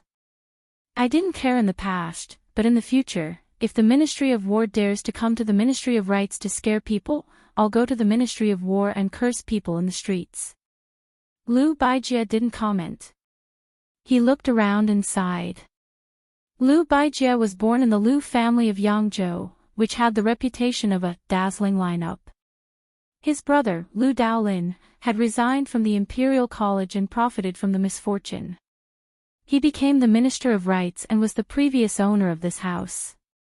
Liu Baijie had just entered the capital and had been here once. Today was his second time. Liu Baijie had a very good relationship with his brother. It could even be said that the reason why Liu Daolin, who was like a father, left the court and retired to the mountains, was mostly to make room for his younger brother. Otherwise, the 2 brothers would have 2 ministers. Not only would the aristocratic families in Yangzhou be anxious, but there would also be criticism in the capital. When Liu Baijie was still in the wilderness, he lived in the Garden of Retreat for a long time. Liu Daolin had retreated twice in succession, so he had a lot of feelings for his younger brother that could only be understood, but could not be described in words. This was the knowledge that the sages rarely imparted. Yuan Guo slapped his head and pretended to be angry. Well done, Sword Immortal Tangxi. So the reason why you took over my place was because you were scolding me for stealing Mr. Liu's house. Liu Baijie didn't refute. She smiled and asked, where did you hide the wine? Yuan Guo glared at him. It's long gone. Liu Baijie said with a playful smile, do you think my reputation as Sword Immortal Tangxi is just a bluff? Even if I don't practice the sword anymore, how can I not smell the aroma of this wine? Yuan Guo spread his hands. There's really nothing left. Liu Baijie walked to the corner of the room, opened a pile of books, picked up a pot of wine, and shook it. Yuan Guo let out a dry laugh and hurriedly took out 2 wine cups hidden under the desk. He wiped them with his sleeve and gave each of them a cup, afraid that Sword Immortal Tangxi would steal the wine. I'm not worried that the wine will cause trouble, he muttered. If Lord Liu's important military affairs are delayed, I won't be able to bear the consequences. However, I had a flash of inspiration just now. Lord Liu's swordsmanship is outstanding, so presumably your alcohol tolerance isn't bad either. Drinking a cup or 2 shouldn't be a problem. Come, let's drink a little, just drink a little. Liu Baijie straightforwardly sat down on the floor. Yuan Guo placed a stack of books under his butt. The former drained the wine in her cup in one gulp, while the latter narrowed his eyes and drank slowly. Liu Baijie smiled and said, let's have a little drunken chat. Yuan Guo glanced at the door. Perhaps he remembered that Minister Liu was an outstanding martial arts expert, so he withdrew his gaze and nodded. What's going on? On my way here, I understood some things, but there are still some things I don't understand. You and I got up and forgot, and didn't spread drunken chatter. Drunken chatter. The Ministry of War grasps many secrets that the 5 divisions don't know. Liu Baijie, it's not difficult for you to understand the differences between the Grand Secretary and Old Master Huan. What you don't understand is why Old Master Huan didn't discuss things properly in the study of either side's mansion. Why did he openly confront each other in the court, right? The reason why you don't understand is because you also know that many people mistakenly believe that today's court assembly seems to have revealed a sign. In the past Yonghui year, for more than 20 years, apart from His Majesty, the Grand Secretary considered no one beneath him. Finally, in the first year of Xiangfu year, he quickly went downhill. It was time for him to gradually lower his head to the west. However, this is an extremely preposterous illusion. You and I are both well aware of this. Zhang Lu, after all these years, destroyed his own courtyard walls, abandoning Zhao Yiling, who was the most knowledgeable in Yonghui, abandoning the experienced and prudent Han Lin. Of course, Yuan Gua, who didn't think to advance, didn't accomplish anything, so I was naturally abandoned early on. In the end, he only supported a Wang Xiongui who didn't seem to have the qualifications to be a prime minister, to the extent where even Hanlin Academy was swept out of the door, given to Yin Mao Chen. Why? What was the Grand Secretary thinking? It was extremely simple. In Liang Imperial Court, Grand Secretary Zhang never felt that there was anyone who was his political enemy. As long as he stood in the court, there was a saying that went, "When spring comes, if I don't open my mouth first, which bug dares to make a sound?" In the past 20 years, there has only been one person who could make a sound. In the future, if this person dies first, and then Grand Secretary Zhang dies later, then there won't be a single person left. I understand. The room entered a state of silence. Yuan Gua's eyes were hazy with tears. He directly picked up the wine pot and poured a mouthful of wine, asking, "Do you truly understand?" Yuan Gua answered his own question. "You don't understand." Lu Baijie released a sigh. Without saying anything, she got up and left, helping close the door. Sitting alone in the room, Yuan Gua cried and laughed. The Minister of Justice, who didn't drink much, actually seemed to have forgotten himself after getting drunk. "What you don't understand is that Yuan Gua's benevolent teacher, our Grand Secretary, once West Chu's war is defeated, the Grand Secretary whose vision is like a torch will win face, but completely lose the court. Even His Majesty the Emperor, who is known for his magnanimity, will no longer tolerate him. That is why in today's court assembly, he is seeking a path of retreat for old Master Huan, forcing himself onto the path of death." Yuan Guo fell backwards. The Minister of Rights, who cherished wine like his own life, threw away the wine pot, sobbing uncontrollably. "Us scholars don't fear death, but benevolent teacher, why do you have to die in such a miserable manner?" Today, Zhang Julu purposely let himself have nothing to do, also not thinking about things. Only then did he have the chance to go to an old and established restaurant that he had been interested in for a long time, drink a small half-pot of aged wine. However, it didn't seem as delicious as Huan Wen and the others said it was. Because he didn't take off his court uniform, the Grand Secretary's honorable self's visit made the restaurant's people feel both honored and fearful. Looking at the Grand Secretary from the distance, as long as this elder's chopsticks moved a bit slower, they all felt like they were about to be dragged out and beheaded. It really was because the Grand Secretary had never made an appearance in public in the capital. He wasn't like the other important ministers and leaders of the 6 ministries, each of them having their own temperament and hobbies, all of them having quiet places they often visited. However, Grand Secretary Zhang was different, forever only appearing in 2 places, the Minister Manor and the Imperial Palace. That was why this news spread with astonishing speed. However, there wasn't a single busybody who dared come over to join in on the fun. This was perhaps where Zhang Julu was truly terrifying. The number 1 young master in the capital, Wang Xionggui's youngest son Wang Yuanran, who claimed to be a man who openly challenged Beiliang and His Royal Highness, had the fortune of following his father to Zhang Manor to pay a New Year's visit once in his youth. However, he was indifferently glanced at by the Grand Secretary, and from then on, he never went to Zhang Manor even if he was beaten to death. Great generals Xiao Jiao and Yang Shenxing, who established themselves in the spring and autumn period, their descendants could be considered Liang's most elite military descendants, yet they still hadn't seen this head of hundreds of officials in 20 to 30 years. It wasn't like a mouse seeing a cat, but rather a mouse seeing a tiger, giving others the feeling that they would lose a piece of flesh if they saw him once. Even the first Prince Xiao Wu, who had the most hope in the past, after provoking the Grand Secretary's precious daughter, he similarly couldn't bear the consequences. Zhang Julu didn't even need to say a single word. Even a pure prince was like this, let alone the imperial relatives who were estranged from the current emperor's bloodline, those pitiful people who were originally suppressed to death by Zhang Julu when he first came to power, who had always felt indignant, but didn't dare speak up. This old man who was very easily and indeed gradually aging, but who always made others forget his age, wasn't greedy for money, wasn't fond of beauties, didn't like delicacies, didn't like clear conversations, didn't worship Buddhism, didn't pass down poems. Everyone with intentions was waiting for him to make a mistake, yet he didn't. Just like that, day after day, year after year, he went back and forth between the mansion and the imperial palace. It was dull and tedious, but also impeccable. For an entire 20 years, there was no one who could be called below one person and above 10,000 people. Zhang Julu raised his head and put down his chopsticks. He saw a familiar clear and beautiful face. She sat across from him at the table, propping up her cheeks.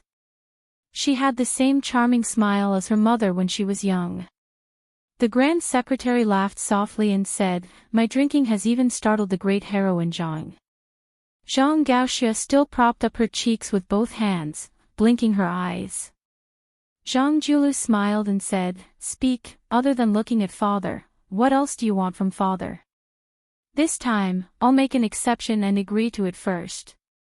Zhang Gaoxia giggled and said, "Little sister-in-law just complained to me. She said that this spring, second brother ran out every 2 to 3 days to borrow money to drink with prostitutes, and also had thoughts of taking in a concubine.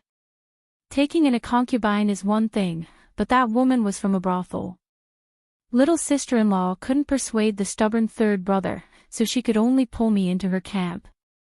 I secretly went to see that woman. It didn't matter if she was from a brothel or not, but she was really fickle. Father, aren't you afraid of bringing shame to the family?" Zhang Julu frowned. Zhang Gaoxia raised her voice and said, "Father, you promised your daughter." Zhang Julu's brows relaxed and he nodded. Zhang Gaoxia, who originally didn't have any expectations, widened her eyes. However, something even more inconceivable was yet to come. Outside, it was the Grand Secretary, and at home, it was the Grand Secretary's father. He actually said, "Go take a look at your third brother's mansion." Chapter 1028. Zhang Gaoxia was overjoyed. It had to be known that the father of the 4 siblings was not like a father at all. Other than her, the daughter, the other 3 brothers had all established their own families. When they married and had children, Zhang Julu never showed up. No matter if the 3 sons of the Grand Secretary were successful or causing trouble, he never paid any attention to them. The entire capital laughed at the 3 sons of noble families who were clearly of great birth but had no one to rely on. They were most likely children picked up from the streets. Zhang Gaoxia's third brother was Grand Secretary Zhang's least successful son. He was idle and no one was willing to take this coward out to play. He often carried a pigeon whistle with him and wandered around Graydon City. The eldest brother had entered an official career. Although his climb was slow, he could still be considered to have succeeded his father. The second brother was a true bookworm and could still make do. The third brother, Zhang Bianguan, could be said to be in a difficult situation. He was the worst. It was certain that he was not liked by the Grand Secretary father at home. Moreover, the bigger wastrels in the capital all disdained to be his drinking buddies. Zhang Gaoxia knew better than anyone that the 3 brothers, in their hearts, hoped that this taciturn father would look at them in the eye. They did not expect any praise, but even a scolding would be good. Zhang Julu walked out of the restaurant. Suddenly, he went back on his word and said, "I'm not going." Zhang Gaoxia's face was bitter and pitiful.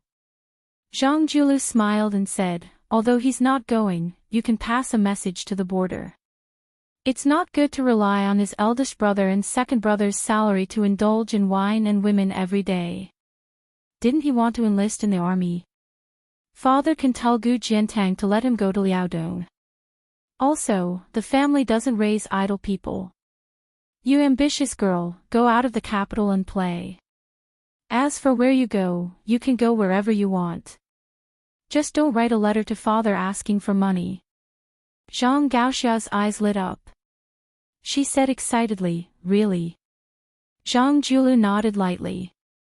Zhang Gaoxia suddenly said, ruining the mood, Father, you're not sick, are you? Did Uncle Huan make you so angry today? Daughter will help you get back at him. See if I don't eat and drink until the Huan manor is poorer. The Grand Secretary laughed softly and said, promising. Then he added, let me say this first. You can go anywhere in Liang, but you can't go to Beiliang Circuit, you can't go to Yanqi Circuit, and you can't go to Guangling Circuit. Zhang Gaoxia replied with an "oh," then counted with his fingers and said, Gangnam-do is the 4th, and the Liao is the 5th. She finished listing all the Taoists in Liang in one breath and said with a smile, then I'd better stay at home and not get married for the rest of my life. I can't go anywhere anyway. Zhang Julu angrily took the reins from the restaurant's manager, who was treading on thin ice, and handed it to his daughter. He smiled and said, don't be so glib with your father. Quickly go and tell your sister-in-law the good news. Zhang Gaoxia made a face and mounted his horse, galloping away in a cloud of dust. Zhang Julu stood in the same place. How could the manager dare to argue with the Grand Secretary for forgetting to pay the bill? Besides, when the Grand Secretary was here, no one dared to court death. However, the manager dared to guarantee that there wouldn't even be a place to stand in the restaurant tomorrow, let alone a place to sit. The manager had already quietly turned around but was stopped by the Grand Secretary. The manager's face stiffened as he turned around, not knowing what to do. Zhang Julu smiled and said, Manager, I ate and drank your wine for free. Please don't mind. The manager shook his head vigorously and refused to say a word even if he was beaten to death. Zhang Julu walked towards the heavily guarded carriage and muttered to himself in a voice that only he could hear, eating from the monarch and being loyal to the monarch, we don't owe each other anything. In the end, I, Zhang Julu, only asked for a jug of wine to drink from the common people. It's not too much, right? From top to bottom, all levels of society stared hard at the vassal king Jing Nan. Who was the first to send out troops, who sent out the most troops, who had the strongest troops, who had the weakest troops, and who had the weakest troops? These were all enthusiastically discussed in the marketplace. Among the vassal kings, the king of Jiaodong, Zhao Sui, was ordered by the imperial court to hold back his troops and obediently stare at the border. This was nothing worth the common people to chew on.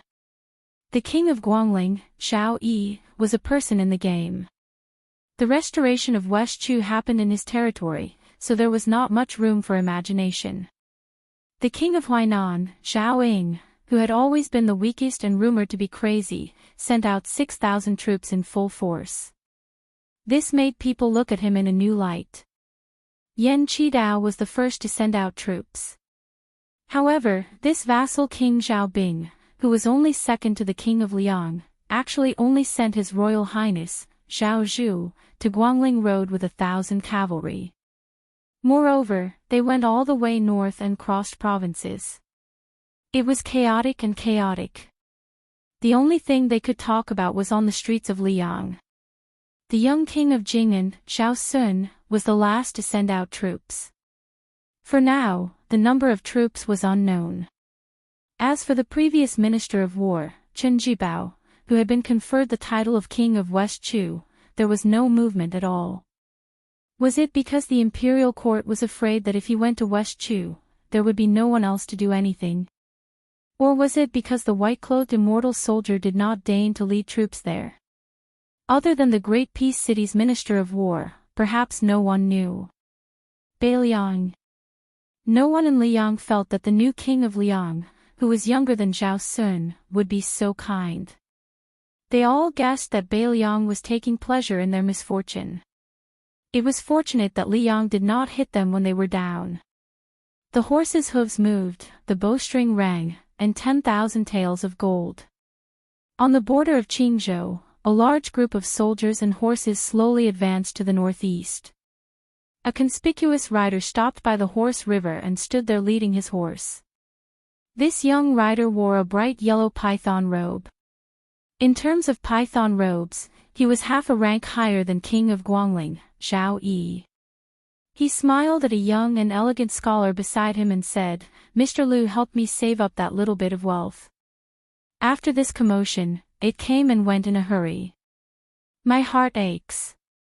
The scholar with his eyes closed smiled and said, "As a guest with weak power, when visiting, you have to be polite and eat well. If you eat well, you can eat more. Otherwise, the powerful host will not even let you eat at the table next time." It was this generation's king of Jing'an, Zhao Sun. He nodded and said, "It's a very simple principle. But even if I understand, I can't help but feel depressed." Blind Lu Su smiled and did not speak. Zhao Sun acted shamelessly and said, "The commotion in the capital is so big. Little Lu, you have to think carefully before you can understand. If it's good news, quickly tell me.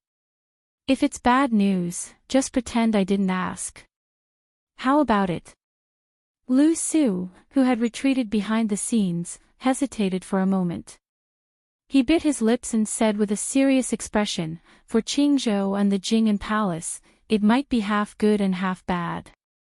Zhao Sun asked curiously, "What do you mean?" Lu Su said softly, "The Grand Secretary purposely revealed a flaw in order to fish in the palace. If there are no accidents, he will gradually use the trump cards he has accumulated over the years to use the Imperial Censor's brush to kill people. Coincidentally, Yin Mao Chen will be the one presiding over the review. Many people will definitely die. The Green Party's Lu Feiqi died and the party collapsed. By tucking its tail between its legs, it could luckily escape this storm. After the storm, there will still be people to do it. The Green Party will have a chance to make a comeback.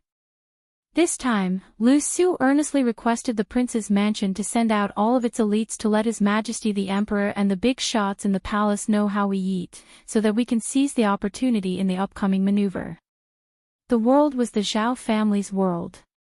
As the head of the family, he had many children and grandchildren. Naturally, he would choose those who did things reliably and did not compete.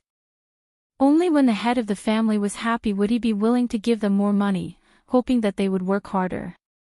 If he felt that they were useless, the head of the family would have to hold on tight to his money pouch and family heirlooms. Only, Lu Su really could not imagine what kind of scene the palace would be without Grand Secretary Zhang. With him and Tantanon here, they could see the situation in Qingzhou clearly. They would definitely not make things too difficult for the Jing'an Palace. If a family changed the head steward in charge of money, or even if they changed the head of the family, if no one in the Green Party could step forward and speak up for them at the crucial moment, it would always be a hidden danger. Therefore, the good was in front of them, while the bad was in the distance.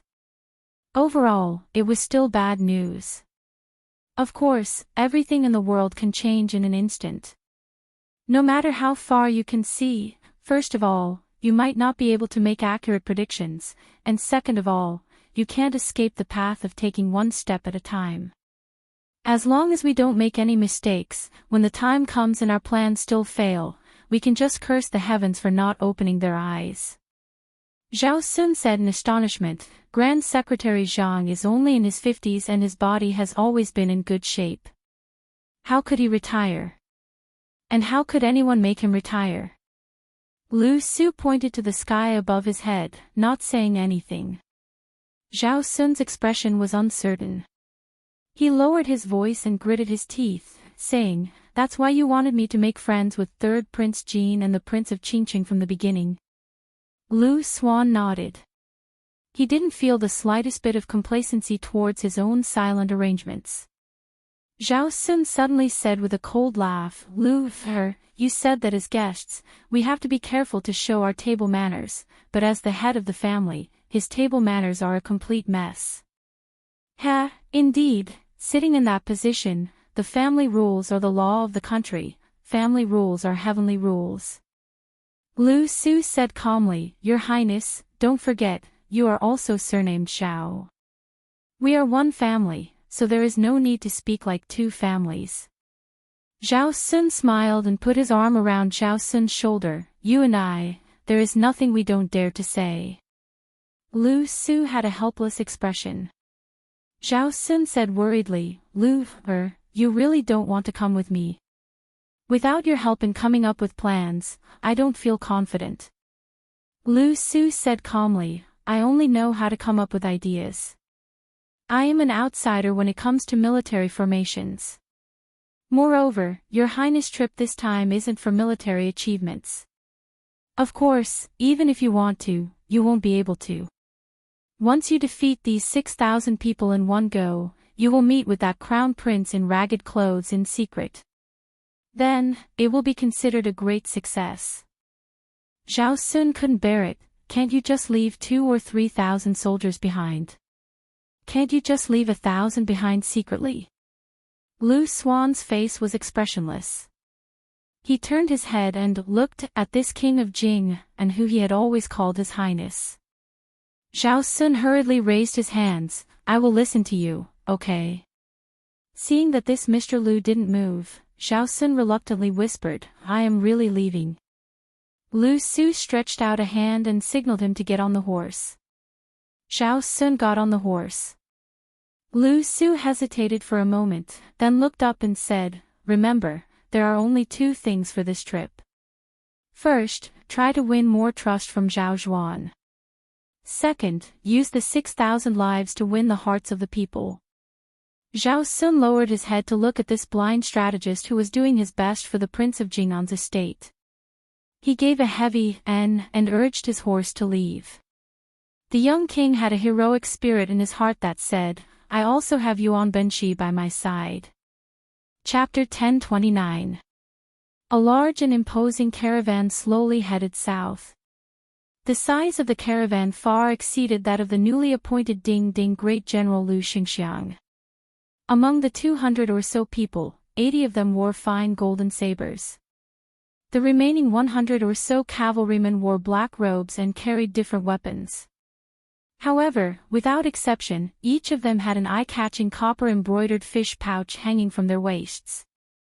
The number of carp tails embroidered on the copper pouch also varied. Some had 7 tails, while some had 4 or 5 tails. This meant that they were Jianghu warriors who had performed meritorious deeds for the imperial court of Liang. They were no longer considered to be in the wilderness, but had the official status of an official. With this bag, they could enter the passes and cities without the need for an identity card.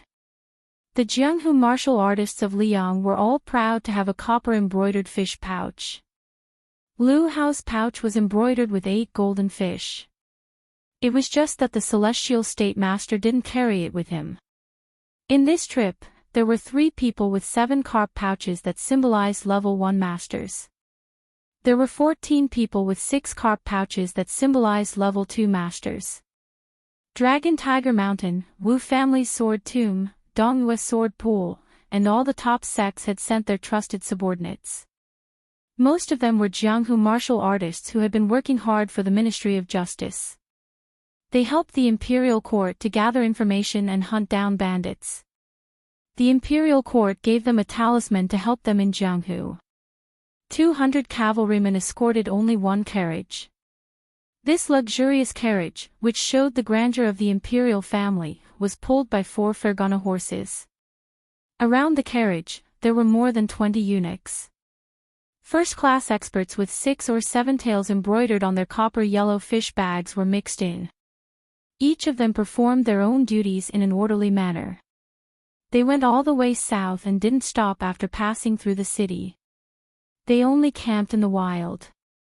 Along the way, they had to send 1,000 to 3,000 light cavalry to escort them for hundreds of miles. The distance between them was always 1 mile. During this period, there were some soldiers who broke the rules and came closer half a mile. They probably wanted to curry favor, but they made a fool of themselves and the commanding officer was stripped of his armor on the same day. For more than half a year, even the Jinwu elite cavalry and those copper and yellow fish bag experts had not seen the curtain of the carriage completely pulled up even once. There was a special eunuch in charge of the delivery of food and drink. Every time, he would kneel in front of the curtain and speak in a low voice. Afterwards, a hand would lift up a corner of the curtain and take the food box. Next time, the new box would be replaced with the old box, and so on. At first, some people guessed that the person sitting inside was Lu Hao, who was said to be separated from the immortals on Earth. But later, they found out that there were eunuchs who needed to clean the toilet. Most of them were told that they had to go to the capital at the last minute. They didn't know what to do, and after meeting with Zhao's spy, they had to leave immediately. They didn't even have time to inform their elders, parents, their families, and their children. And so they took of it. Of course, of the crown of the imperial court. Of Wang. Otherwise, what kind of person or object in the world would be worth the trouble of these top-class masters who were equal to half of the forces in Jianghu? The reality of the carriage was unexpected. There were only two people. An old eunuch leaned against the wall of the carriage and dozed off. His bright red robe showed that his identity was not ordinary. His real name had long been lost in the passage of time. He was a remnant of Dongyue. When he entered the Dongyue palace, he was like most eunuchs.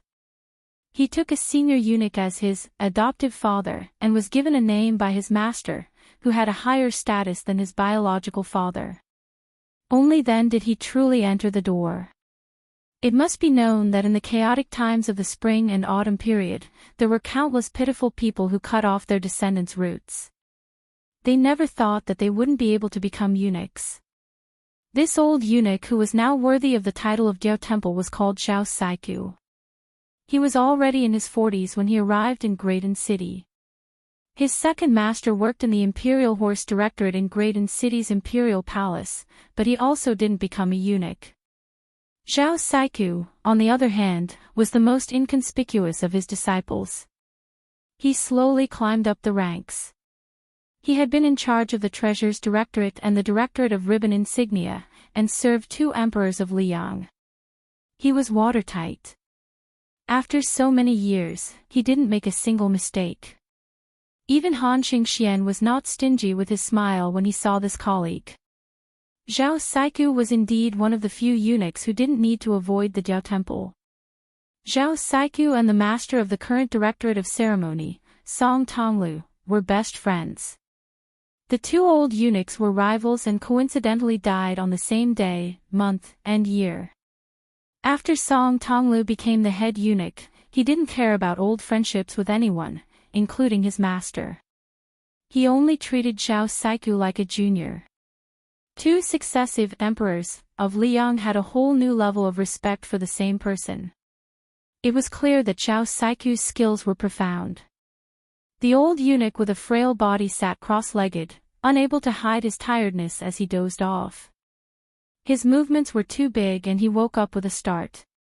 His face was drowsy, as if he had dreamed of something. The old man sighed softly. Liang had taken over the spring and autumn period, the territory, the gold and silver, the armory, and even the concubines. These things were either reasonable or flawed, but they were not criticized by others. However, there was one action that the late emperor of Liang had taken that was criticized both internally and externally. He had taken in almost all of the eunuchs from the 8 fallen countries of the spring and autumn period. This had led to the imperial palace of Great and to become overcrowded and bloated. There were no less than 12 supervisors, 4 departments, and 8 bureaus, and 24 yamens. At the time, both the military and civil officials of Liang didn't quite understand this. The new dynasty was about to take advantage of the situation to fight a decisive battle with the Beimang barbarians. How could they care about these eunuchs who only knew how to gossip? However, the late emperor of Liang turned a deaf ear to this. The old grand secretary, who was Zhang Julu's master, sent a series of memorials, but all of them disappeared without a trace. As the war gradually came to a halt, the eunuchs knew their place and were surprisingly loyal to their new masters. In the past 20 years, they had been cautious and conscientious. They had only heard of the old eunuchs dying of old age in the imperial palace. They had never heard of anyone causing trouble in the imperial palace. Although the human cat Han Qingxuan's contributions were inseparable, it was clear that these eunuchs were grateful for the late emperor's mercy. They didn't have to be homeless after the fall of their country. Other people who had lost their country could still rely on their skills to survive, but it was easier said than done for them. Chapter 1030. The old Martin Temple glanced at the corner of the carriage from the corner of his eyes and lowered his eyelids. He was used to it.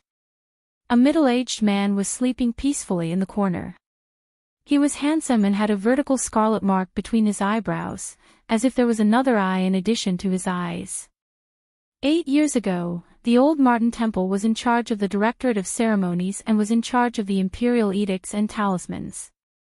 In just 2 years, he was transferred to the Directorate of Treasures. After the sudden death of man and cat, the old eunuch who was ready to enjoy his old age was not promoted to the Directorate of Ceremonies, nor was he free. Instead, he was led by 2 chi cultivators who were independent of the Imperial College to see an object. Zhao Siku went from incredulous to calm and finally to numb. In less than half a year, no matter how rare an object was, it could not withstand staring at it from day to night. From that day onwards, Zhao Siku came in contact with secrets that ordinary people would not know in a few lifetimes. For example, hundreds and thousands of chi cultivators from the supporting dragon sect were distributed to various places to collect heavenly thunder in the blessed cave to create an unprecedented thunder pool. Also, the Taoist masters of the Dragon Mountain would come to Great Peace City to inscribe a talisman for an object when they thought that they had achieved great success. This talisman usually took several months or even half a year, exhausting their spirit. So far, since the founding of Liyang, there had been a total of 11 generations of Taoist masters who had drawn talismans and made talismans just to suppress the person in the carriage. The one who forgot worries was the only person who walked the Jianghu in the true sense of a celestial being. The so-called first-class 4 realms in the contemporary Jianghu were born from the martial arts experience of this person 400 years ago. It was also this person who put the Vajra realm into the category of masters and intentionally or unintentionally put foreign Buddhism, which was originally suppressed by Confucianism, on the table. However, during the catastrophe 400 years ago, Gao Shulu traveled all over the Yangtze River in 10 years and killed people whenever he felt like it, causing a reign of terror in the Jianghu. No one dared to call themselves a master. There were 2 sword immortals who died in Gao Shulu's hands. The Taoist sects in the world gathered 81 Taoist masters and formed a demon suppression formation together, but they were all killed by Gao Shulu on the peak of the Earth-Long Mountain. He left behind a sentence, "I am an immortal in the human world, why should I suppress demons?" In the end, Gao Shulu met an unknown young Taoist on a narrow path. That battle was so powerful that no one else could match it. Until now, there were still people who believed that only Qi Xuanzhen of the demon-slaying platform or Hong Shixiang of Wudong could match Wang Xianji in battle. Zhao Siku of the old Martin Temple was facing such a person who should not be said to be a living or dead person. At that moment, Gao Shulu did not drink, eat, breathe, or inhale. Like a hibernating worm that had hibernated for 400 years, his body did not shrink at all and was still as smooth as jade. Before this, there were still 18 talismans that were set up by the previous famous Taoist masters. Among them, the first 9 were from the original Taoist ancestral court, Wudong Mountain. The first one was called the Mountain Opening Talisman by the Taoist masters of the later generations. It was the work of the unknown young Taoist who put Gao Shulu into a deep sleep. Just one talisman was enough to support more than 10 famous Taoist mountains and Qi cultivator sects in the future. Zhao Siku tugged at the expensive thick furry marten hat. The old man was not a master and had never practiced martial arts. Even if there were 10,000 Zhao Siku, he would not be a match for Han Xingxian. He was old, so he could not stand the cold spring. Zhao Siku also thought about why Zhao Shi was willing to let him be the person in charge. Was it because he did not know martial arts? Was it because he had been walking on thin ice for 20 years and did not overstep the rules? Or was it because Han Xingxian had some last words for the emperor before he left the palace? The corners of Zhao Siku's mouth twitched. He looked at the celestial who looked like a clay bodhisattva. He wanted to speak but stopped. After so many years of caution, the old man finally stopped talking to himself. Zhao Siku, Siku. The old Martin Temple snickered. What was he most afraid of all these years? He was most afraid of talking in his sleep. What was so difficult about talking to people and ghosts? The difficult part was speaking the truth. Zhao Siku had thought that he would die of old age in this life and close his eyes with a belly full of secrets. He had not expected that in the end, the Bailiang that the young master was loyal to would silently send him a message. It was a message from an inconspicuous palace maid. Zhao Siku did not doubt it. The message was divided into two parts. The first part was what the young master had said before he left. Only Zhao Chongling knew and Zhao Siku knew. The second part was probably the young talent Zhao Chongling had entrusted to the Yin talent Li Shan and the like. Zhao Siku sank into deep thought. He came from the Green Pavilion Zhao clan. That had once been one of the 10 great clans of the spring and autumn period. But he did not know why Zhao Chongling, as the eldest grandson of the first wife, did not inherit the family business and instead joined the Su family.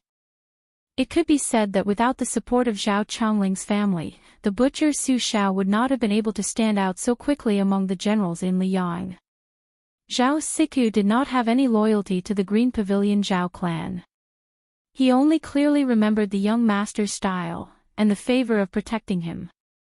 What Zhao Siku could do was to give Bailiang the detailed route to the south and the details of their military preparations.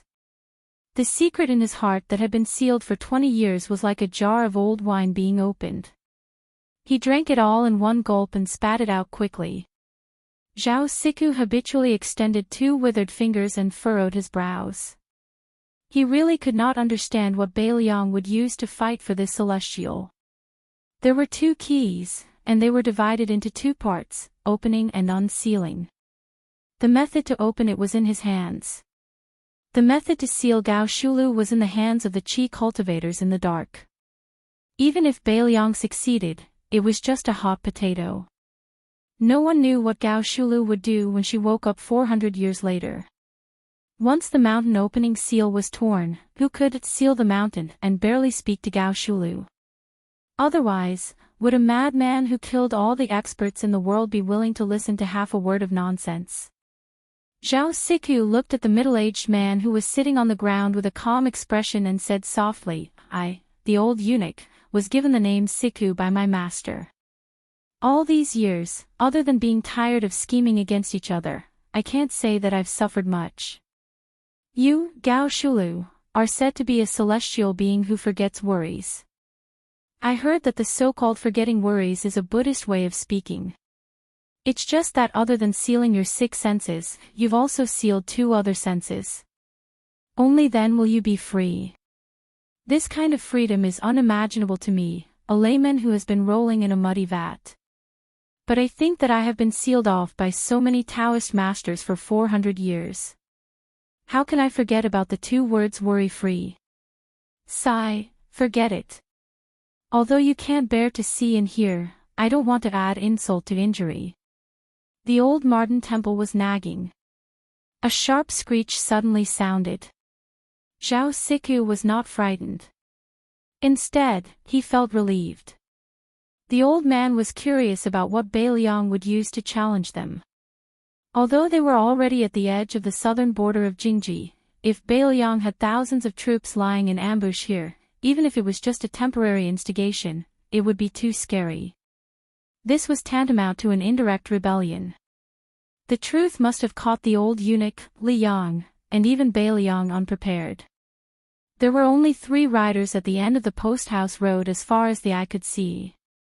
The rider on the left was a skinny young man with the rough outline of a Baemang man.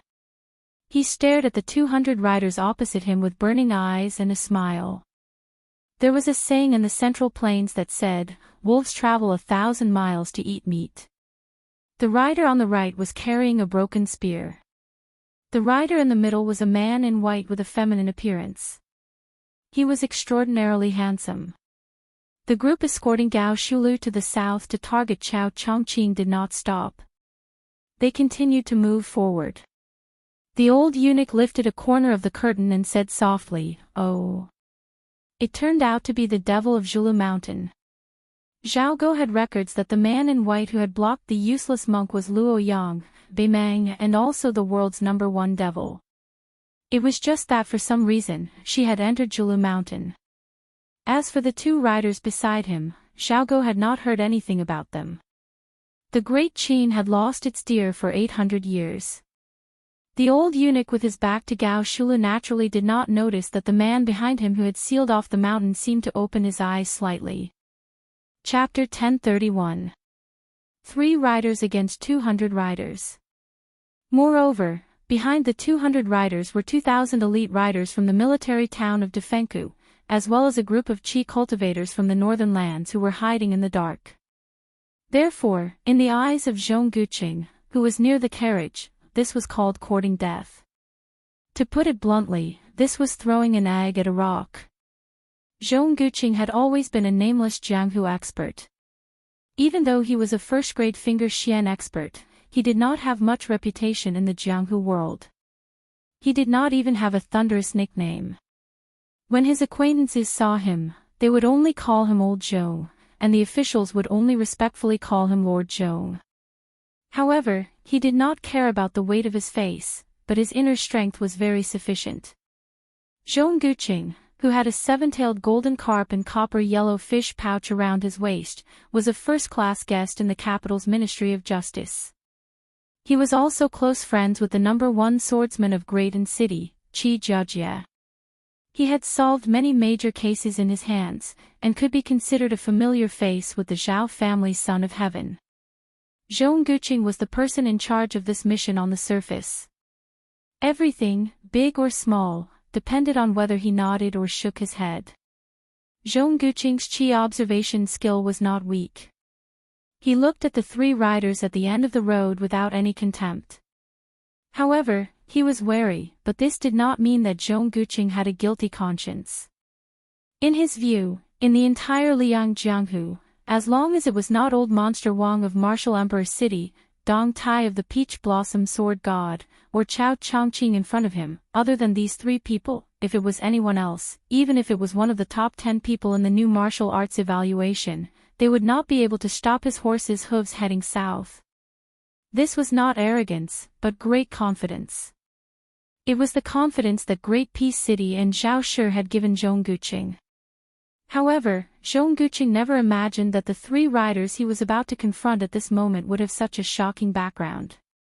Because these 3 people were indeed not any of the Liang masters in the top 10 of the Wushu evaluation, not old monster Wang who was in charge of the East Sea, not Dong Tai who was searching for immortals, not Chao Chongqing who was busy reviving West Chu, not General Gu Jiantang who was the #1 saber user in the world, and definitely not the dead cat Han Diaoxi. But last year, 3 Baemang guests came to Mount Zhulu, which was close to Shangyin Academy. Coincidentally, 2 of them were in the top 10 of the Wushu evaluation, White Dress Luo Yang and Broken Spear Dang Mao. If Zhong Guqing had known of this terrifying truth earlier, he probably would not have been so condescending. In the Great Battle of Jianghu, when had he ever heard of any of the 10 men of the world joining hands with another to kill the enemy? But today he just happened to run into it. Looking at the 200 riders charging straight at him, the short Yilu Dongchuang, who was both a member of the royal family of Baemang and a rising military official, widened his eyes. His face was a little dull and melancholic. He slowly turned his head to the woman in white who was walking slowly by his side and asked, "What's going on? These people don't take the 3 of us seriously at all." Could it be that Mount Julu is not famous and popular in Liyang? Luo Yang, you tricked me. What did you tell me at that time? You said that the devil cult on Mount Julu was the target of public criticism, and that as long as I went up the mountain, there would be endless masters to kill. But in the end, there wasn't even a fart. That's fine. After all, Mount Julu is not easy to find, but why is it still so useless in Jianghu? You can't scare people. Luo Yang, you're not being honest. After this killing trip, I won't accompany you to play in Liyang anymore. Isn't there a war in Gusai State and Longyao State? I have to go to the South Court to earn military merits. Otherwise, that fatty dong will definitely leave me far behind. Luo Yang ignored the short man who was grumbling like a woman. She said calmly, Deng Mao, I'll leave the 2,000 riders at the back to you to delay. How much you kill depends on your mood. As for the qi cultivators in the hiding place, Yelu Dongchuang, you kill them. You don't have to deal with those on the road. Deng Mao nodded and had no objection.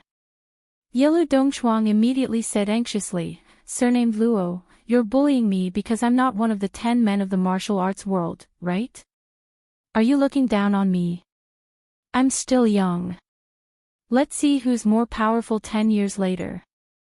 Luo Yang turned her head calmly and looked at this proud son of heaven from the grassland of Beimang. Yelu Dongchuang shrank his neck and immediately shut his mouth. Back then, on the grassland, he was ordered by the Empress to lead the troops to intercept and kill the white-robed devil.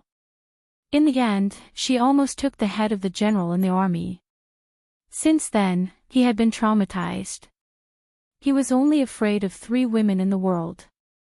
The Empress whom he could privately address as Aunt, that damned fat chick Murong Longshui who liked to bully him since young, and Luo Yang who had never smiled at him.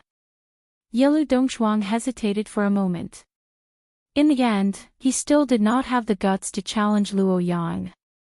He obediently turned his horse around and dashed out of the road to find trouble with those sneaky qi cultivators. Deng Mao glanced at the carriage and asked softly, both you and I have sensed the strange phenomenon just now. Is it really all right? The corners of Luo Yang's mouth curled up, and he said something that Deng Mao could not understand. It's fine. The worst outcome is nothing more than an old friend meeting. Besides, this person might not really get involved. I guess if Wang Xianji doesn't come, even I may not be able to make him come back to his senses. Deng Mao had always been a man who did not like to get to the bottom of things. Seeing that she did not care, he could not be bothered to worry unnecessarily. Moreover, Deng Mao did not treat the white-robed devil who ranked higher than him in the martial arts assessment as a woman. A devil who could kill Beimang twice and a woman who was almost on par with the top 3 in the martial arts assessment. Which man had the right to love and dote on her condescendingly? Deng Mao took another look at the carriage and then went out of the road without hesitation to intercept the 2,000 cavalrymen and not let them create trouble. Luo Yang waited for the 2 of them to leave. She had some unknown regrets in her heart. If she was at the peak of martial arts, so what if Gao Shulu was in the carriage with her? At that time, she had returned the cultivation that she had painstakingly accumulated for 800 years to that person. Although he had returned it to her after the battle with Wang Xianji, in the process, he had lost 20% of his cultivation. At this time, not to mention Wang Xianji and Tuoba Bodhisattva, who originally had a gap between them, she was afraid that even Dong Tai, who had turned his cultivation into cultivation, might not have much chance of winning. Luo Yang was somewhat self-deprecating. After all, she was still a woman. In the world 800 years later, even if a woman could become an emperor, the pugilistic world still did not allow a woman to be the most powerful person in the world. 800 years ago and 800 years later, it was still the same in the pugilistic world. Chapter 1032. When Zhong Guqing saw the 2 riders leave the post house, he did not lower his guard. Instead, for the first time, he felt suffocated as if he was facing a great enemy. The 200 riders moved forward steadily. The distance between the 2 sides was less than 100 paces. Even the master with the worst eyesight, who had 3 or 4 copper-yellow fish pouches, recognized that the White Rider was actually a woman with a feminine silhouette but a vigorous heroic spirit. Wasn't there only the purple dress of Mount Huishan in the limelight in Liangjianghu? Who was this divine being? The 6 riders at the front rode fast, ready to take the first prize for the imperial court. Among the 6 riders, there was a famous swordsman, a machete man, and a renowned boxing master. The 6 riders were outstanding. At the same time, they covered each other and cooperated skillfully. This was the realm that masters who had reached a certain level should have. The machete man was the first to attack. He used his family's unique skill, the knife-throwing technique, which could be considered an unpopular martial art evolved from the flying sword technique. The knife split the air and went straight for the white-clothed woman's head. Luo Yang did not look at the curved knife that spun into a circle and fell from the sky. With a glance, she took in all the 6 or 7 gold carp pouches, including Zhong Guqing. 1 person and 1 horse continued to move forward slowly. She only stretched out a finger and gently tapped 6 times in the air. The leading 6 riders, including the lackey of the imperial court who thought that his knife-throwing technique had reached a higher level, continued to charge forward. However, their heads seemed to be blocked by a wall. Not only did their heads stop abruptly, their bodies also swayed back and then fell heavily on the post house, dying on the spot. Finally, the belated throwing knife came. Luo Yang, who had 6 fingers on her left, put 2 of her fingers together and lightly brushed the blade of the knife. The throwing knife spun in front of her, and with a speed that was countless times faster than its original speed, it was so fast that it seemed like the knife had directly disappeared in front of everyone's eyes. Then, several Jinwu guards were dismembered on the backs of their horses. Only then did everyone realize that this was not some fancy method that was all bark and no bite, but a real bloody killing move. Not only that, the 6 ownerless warhorses continued to charge forward in a daze.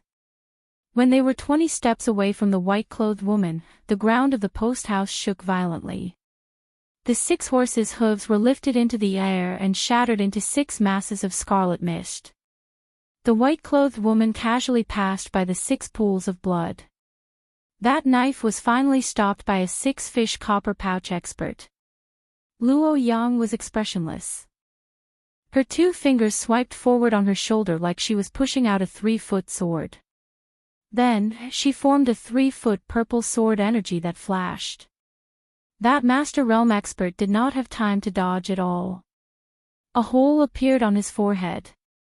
When he fell off the horse, he died with his eyes wide open. Luo Yang suddenly stopped her horse. She had a calm and arrogant attitude. This made Zhong Guqing, who was caught off guard, feel a chill down his spine. How could this extremely young woman be so arrogant and rude? She did not mind them making a countermeasure at all. Zhong Guqing didn't care about his face. He signaled the other 2 experts of the 7 carps with his eyes. There was no need for words to communicate, and they already had a plan. They could clearly see that this woman was at least a peak expert who had immersed herself in the finger-profound realm for many years. Zhong Guqing, who was originally in the finger-profound realm, even faintly sensed that this woman wanted him to experience what the finger-profound realm was. Even with Zhong Guqing's transcendent status, he did not have the ability to get in touch with the secrets of the divine martial city. Naturally, he did not know that in the destroyed city, there was a woman who allowed Song Nianqing, a Grand Master of the Sword who had 14 swords, to use all 14 of his new moves before she, kindly, taught the old Grand Master of the Donghua sword pool how to use the sword. However, even if Zhong Guqing knew this terrifying secret, he didn't have time to worry about it. The 200 riders burst out with a fighting strength that matched their strength. The 16 archers holding the golden guards began to draw their bows and shoot. Some concealed weapon experts didn't care about their hidden skills and taught them everything they had. Several chi-controlling experts didn't even care about exhausting their essence, chi, and spirit. They didn't care about the results and rode their weapons to attack the woman from a distance. This magnificent scene of a large group of experts attacking together was not common in Jianghu. In Shenhui City, she once placed her left hand horizontally with her palm facing up and her right hand slowly pressed down. She closed the heaven and earth to form a line of sword between heaven and earth, forcing Song Yanqing to use his last earth immortal sword before his death. Today, she was much more casual. She still held two fingers together and casually waved them left and right in front of her. As if the heaven and earth were at her disposal, she also waved them left and right. Those bows, arrows, and concealed weapons began to sway in the air and fell to the ground around her horse. Zhong Guqing's face was gloomy. I dare to stand shoulder to shoulder with heaven and earth in the heavenly image state. But so what? You're just one person on the post house road. The heaven and earth are vast, but they're not your lackeys. There's a limit to a person's strength. Even if the righteousness and sincerity of a person for a lifetime were declared to the heaven and earth in exchange for a moment of resonance with heaven and earth, how could one be so arrogant as to truly stand shoulder to shoulder with heaven and earth for a long time? Zhong Guqing raised his hand and waved it fiercely, indicating for the 200 riders to continue shooting with all their might to exhaust the woman's internal energy. Since she was willing to be a target, then let her show off. The old eunuch Zhao Siku lifted the curtain and rubbed his eyes. He did his best to see the fight on the post house road. This Jiao Temple was a martial arts layman, so he only thought it was interesting to watch. The old man with two secret talismans on his withered arms felt his heart tighten for no reason. He quickly turned his head and stared at the half-dead person. He didn't notice anything strange. Curling his lips, the old eunuch continued to stare at the post-house road. The woman seemed to be getting impatient and was ready to fight. Zhao Siku smiled bitterly. The more chaotic it was, the better. Only with chaos would the Bailiang have a chance. Otherwise, Zhao Siku didn't think the Bailiang would be able to snatch food from the tiger's mouth. At this moment, everyone was shocked. Everyone, including the fourth most powerful person in the world, Luo Yang, was no exception. With a faint smile, she squinted her eyes and looked at the carriage. More than 200 riders turned their heads and looked at the middle-aged man who was bending over to lift the curtain and stretch his body. From his body, glittering golden talismans slowly fell and disappeared. There were about 16 or 17 enchantments. The man looked at Luo Yang and said in a hoarse voice, "We meet again after 400 years." Luo Yang was a little dazed. That year, Gao Shulu fought to her heart's content with a young Taoist priest. Afterwards, Gao Shulu didn't hibernate in the mountains like the rumors said. Instead, the two of them had a conversation on the shore of the East Sea. She happened to be watching the sea, so the two of them didn't deliberately avoid her from listening. The young Taoist priest who had never used his sword and wandered the world made a bet with Gao Shulu. He bet that Gao Shulu wouldn't be able to solve that talisman. At that time, Gao Shulu was so conceited that her eyes were as high as the sky. In all things under the heavens, there was always something to subdue. Even if one thing seemed to be invincible, there would always be something that subdued it. Wherever poisonous snakes were rampant, there would always be herbs nearby for people to pick to cure their poison. This was the principle. If Wang Xianji was Li Chuangong's subdued person, then that young Taoist was Gao Shulu's subdued person. After the talisman, the Taoist priest came back to his senses. He smiled apologetically at Luo Yang and quickly disappeared between heaven and earth. It had only been 18 years since he came to this world. He had only seen her once and never met her again. Only Luo Yang knew that the Taoist priest wasn't the reincarnation of ancestor Lu, but that person. Gao Shulu sat cross-legged and looked up at the distant northwest. "If you don't come, I'll really start a massacre." Everyone felt like a spring breeze was blowing on their faces. A wavering purple and gold figure appeared in the blink of an eye. It was like the legendary immortal who had gone out of his body. Then the 200 riders were frightened and retreated one after another. That blurry figure and that face, if it wasn't Su Fengnian of Bailiang, who else could it be? This Su Fengnian pretended to lead the horse for the woman in white and looked at Gao Shulu with a smile. The 9th time I was in a trance. I was originally sitting on the top of Kunlun and watching the East Sea. Chapter 1033. Su Fengnian and Gao Shulu, one in a trance and the other back to reality, were talking about the heavenly secrets that no one knew except for Luo Yang. Zhong Guqing and the other masters were so helpless that they didn't have the courage to fight to the death. A woman in white was almost invincible, and now there was an out-of-body celestial being. Gao Shulu, who only had 2 talisman restrictions left on her body, looked around and took a deep breath. With an intoxicated expression, she said to Su Fengnian, whose figure was drifting, "You go back to Kunlun first, and then take a look at Donghai. Then I'll go to Bailiang." Su Fengnian smiled and nodded, but he did not immediately return from his mental journey of several thousand li. Instead, he turned the horse around for Woyang and slowly walked on the post-house road, gradually going further and further away, leaving Gao Shulu and a large group of copper and yellow fish bag experts behind. Su Fengnian said softly, "I know who you love, and I won't force you. If it were me and the woman I love lost her memory, she wouldn't be her anymore. Although I'm a little different, it's not that I've lost my memory, but that I've gained some. Probably in your eyes, I'm more Su Fengnian than that person. In the final analysis, you can only blame yourself for this muddled account that you've been calculating for 800 years.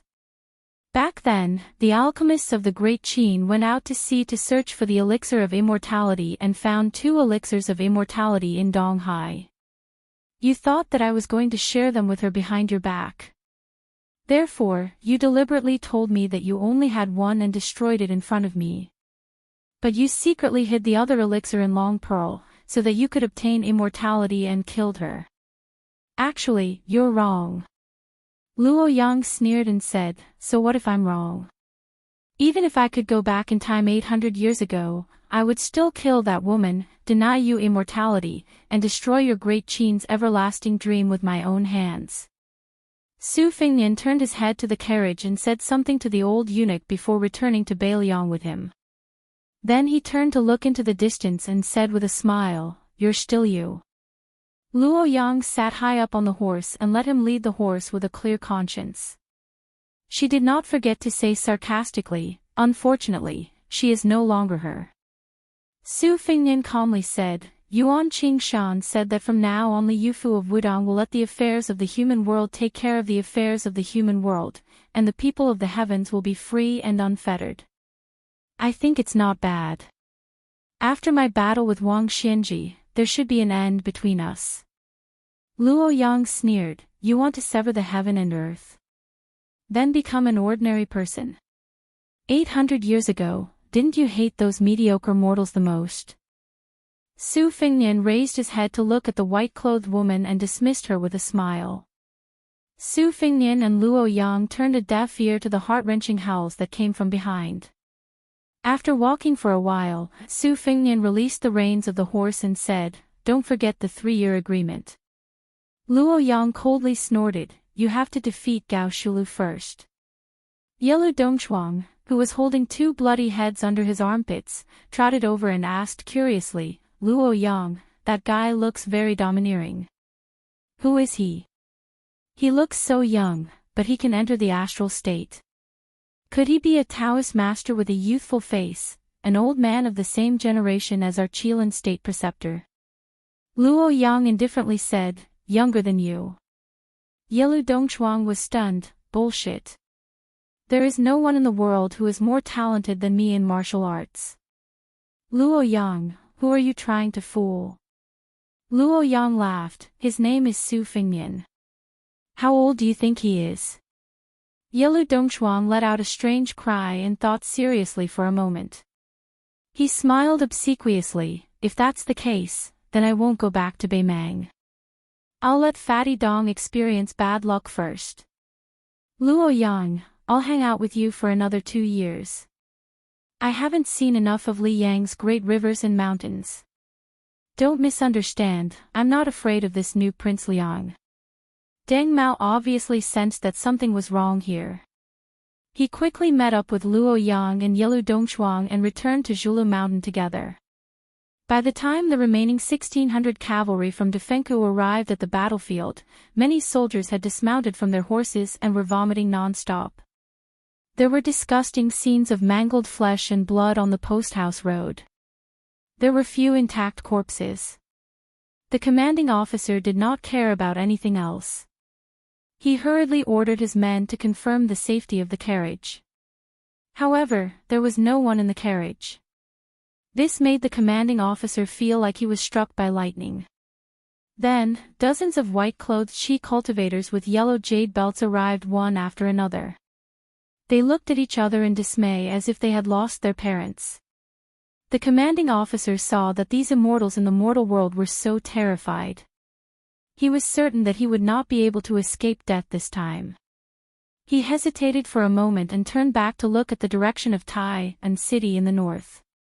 He then turned back to look at the Guangling Road where the old West Chu was located. His expression was uncertain. He ordered the elite cavalry under his command to return to Defenku. On the way back, he weighed the pros and cons with a few of his trusted men. He killed 2 senior commandants who were loyal to the Zhao family. The rest of the generals went to Defenku and left the military town with their families and some of their direct descendants.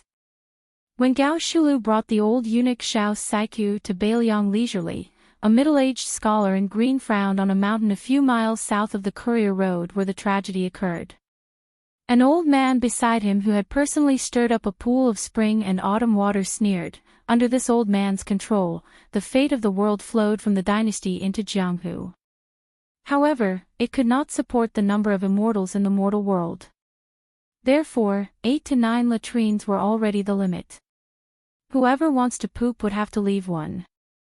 When Li Chungang left, it was because Dong Tai had ascended to the realm of Sword Immortal. When the Dragon Tree monk of the 2 Zen temples left, it was because Chen Zhibao took advantage of the loophole. Hong Shixiang was entrusted to the current chief of Wudong, Li Yufu. He would pass it on to that child in the future.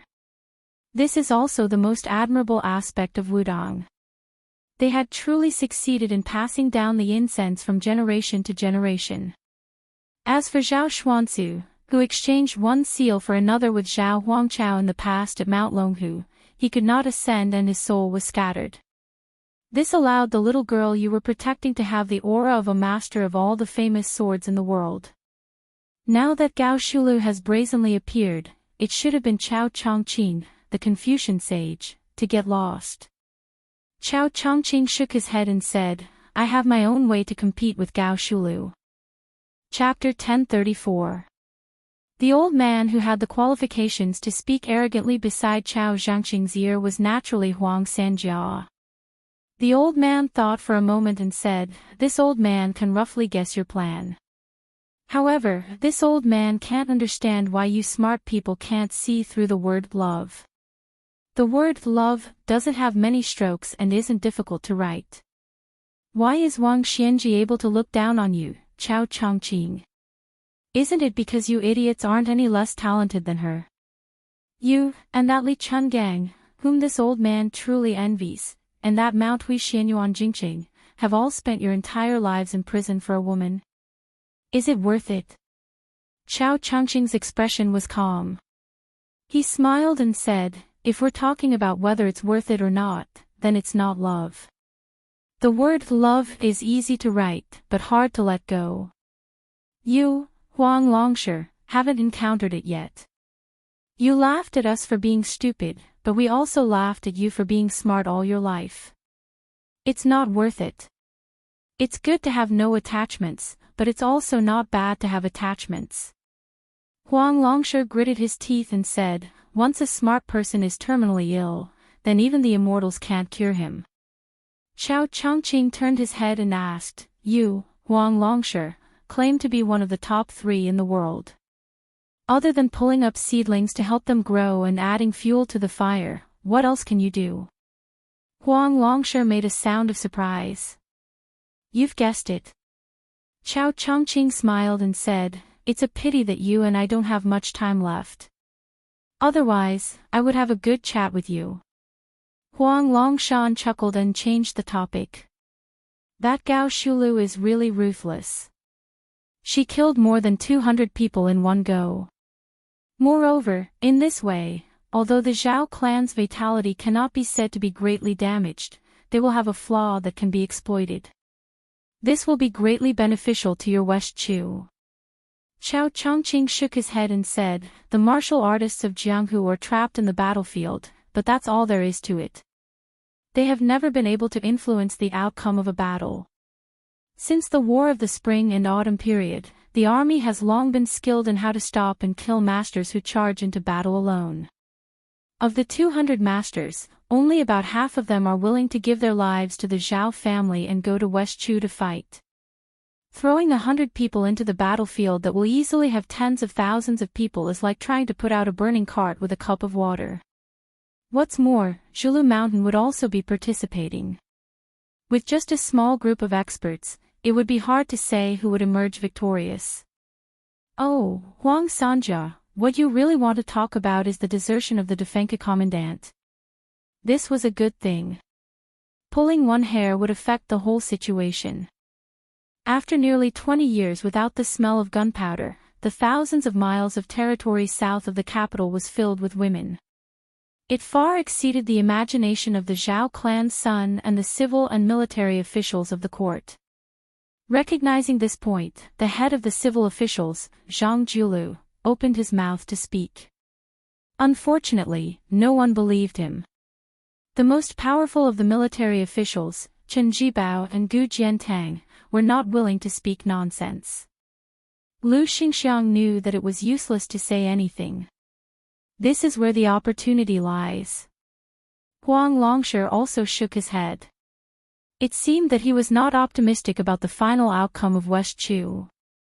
Chao Chongqing did not mind. He laughed softly and said, "You plan to hand over the country to the crown prince of Yanqi, Zhao Zhu. Then who will you hand over Jianghu to? Could it be that woman in purple, Xianyuan Qingfeng?" The old man neither admitted nor denied. He said softly, "You said that I, Huang Longshan, can only speed up the growth of the crops and that the harvest can only be the one that has been set. You are wrong." Chao Chongqing raised his head and looked at the figure hovering in the sea of clouds on his sword. Huang Longshan smiled and said, "There is thunder, there is rain, and there are going to be countless deaths." Chao Chongqing sighed, "It is impossible to exchange decades of chaos for centuries of peace." The old man put his hands together and exhaled a breath of mist. The ancients did not dare to take Mount Tai and surpass the North Sea. The future generations cannot do it. I will do it. Chao Chongqing was silent. After a long time, he said slowly, "Madman." Huang Longshan smiled freely. "I am very happy to meet you." Chao Dai, one of the top playboys in the world, suddenly asked. Chao Chongqing has always been very curious. "What is your idea of a world of peace?" The old man grunted and said vaguely, "In a world of peace and Tao, it is not a matter of the ruler and the people, but of the country and the people." The two seem to forget each other, but each has their own true temperament. Chao Chongqing closed his eyes and fell into deep thought. Huang Longshan smiled and said, "Don't think too much about it. Be careful not to fall into it and not be able to get out. At that time, even if you are the scholarly sage, Chao Qingyi, you will only be worrying about nothing. I have a stomach full of untimely and unworldly thoughts. It is enough for me to drink alone to relieve my boredom." Chao Chongqing opened his eyes and rubbed his white hair. He asked, "Can we really pass Gao Shulu and Wang Shenji?" Huang Longshan said calmly, "Actually, as long as we pass Gao Shulu, it is more or less the same. Because in the end, it is just a test. Wang Xianji is slightly better than Gao Shulu, but this is the difference in strength and not the difference in realms." Chao Chongqing said bitterly, "It is just a test, but it is no different from fighting with Wang Xianji in advance. Isn't it still a narrow escape? Huang Longsha rolled his eyes and said, that kid asked for it. What does it have to do with this old man? Chao Chongqing asked with a smile, you really didn't leave anything behind. The old man raised his head and said firmly, no. Chao Zhengqing's question was asked on behalf of someone, but Huang Sanjia's answer was clearly directed at the person in the sky. The young woman snorted coldly, broke through the clouds, and flew away on her sword. In a secluded mountain forest in Beiliang's Yuzhou, a thick aura like a giant python coiled around a carriage. Su Yanbing watched the python's aura gradually fade and felt relieved. Su Fengnian walked out of the carriage and said with a sigh, Gao Shulu will arrive in Beiliang very soon. The seventh time I was in a trance, I recognized the reason for the gathering and dispersing of the world's fate. The last time I was in a trance, I remembered the talisman drawing bed by the East Sea. This time I was in a trance in Kunlun because I was watching Dong Tai return from his visit to immortality. I was careless and bumped into Gao Shulu, so I had no choice but to show myself. Su Yanbing asked, do you need me to make a move? Su Fengnian shook his head and said, it's useless. I still have to settle this karma myself. For the first time, Su Yanbing showed a gloating smile and said, I have a suggestion. Since the female bodhisattva on Mount Lontua has tied her hair, why don't we untie it one by one? This method isn't smart, but it's still a method. Su Fengnian hurriedly said, don't. If Luo Yang knows about this, she'll come straight from Mount Julu to Beiliang to make trouble with me. That woman will really kill. A laugh. A sneer. It came from the mouths of the two women at the same time, obviously with a hint of disdain. There was no need to say much about the girl who had been wandering around in the distance while carrying a withered pole. As for the other one, she was a bodhisattva. Chapter 1035. Su Fengnian glanced helplessly at the spear master who had probably set a trap for him. When he came back to his senses, the qi in his body was at its most turbulent and dangerous stage, and his perception of his surroundings was not very sharp. As the best fighter in Beiliang, Su Yanbing could easily find out about the arrival of the bodhisattva from the western region. However, Su Fengnian could not. Even when he heard her sarcastic laughter, he did not feel embarrassed. He leaned against the wall of the carriage and did not deliberately stand up to greet her. Instead, he put his palms together and bowed to the six-jeweled master from Mount Lontua. Then, he waved at her, indicating for her to enter the carriage for a chat. Su Yanbing tactfully walked away. The girl squatted in the distance and drew sand on the ground with a sunflower. The bodhisattva did not enter the carriage. Instead, she stood beside the carriage and looked at Su Fengnian with a peaceful expression. Su Fengnian, on the other hand, was somewhat emotional. At the beginning of the year, when Xiang Fan was sitting steadily in the spring and autumn fishing platform, this woman led the ghosts out of the city and he almost mistook her for the white-clothed Guanyin. At that time, he was in awe of this woman who could make the old man in the sheepskin fur coat attack. Later on, the Prince Shao Kai went to the western regions with the silver vase. He and she were already enemies of opposing camps. After that, the situation took a turn for the worse and the two of them became a pair of adulterous lovers who flirted with each other. Beiliang secretly used his cavalry to help her get rid of dissidents and climb to the top of Mount Lontua. She, on the other hand, used esoteric monks to help Beiliang infiltrate the refugees' land. Su Fengnian looked at the bodhisattva with a head of black hair. However, the bodhisattva did not lack in celestial aura. Her hair was simply tied in a white hemp knot around her neck, making her look forgettable. At present, not only was Su Fengnian an ally of equal standing with her, he even had the capital to look down on her. Other than the fact that Mount Lontua was a head lower than Mount Qingliang, in terms of martial prowess alone, Su Fengnian was confident that he could pay an acceptable price and successfully kill her, even if she possessed 6 manifestations. Su Fengnian was calm and unperturbed. He smiled and asked, "Master, why did you come to Yuzhou in person?" This bodhisattva with 6 pearls, who was like the sun in the sky in the western region, seemed to have the ability to make people feel like bathing in the spring breeze and thus feel happy.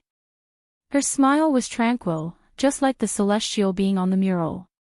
However, her tone was slightly alienated. She asked, "The Longxiang army was hastily expanded from 10,000 to 30,000.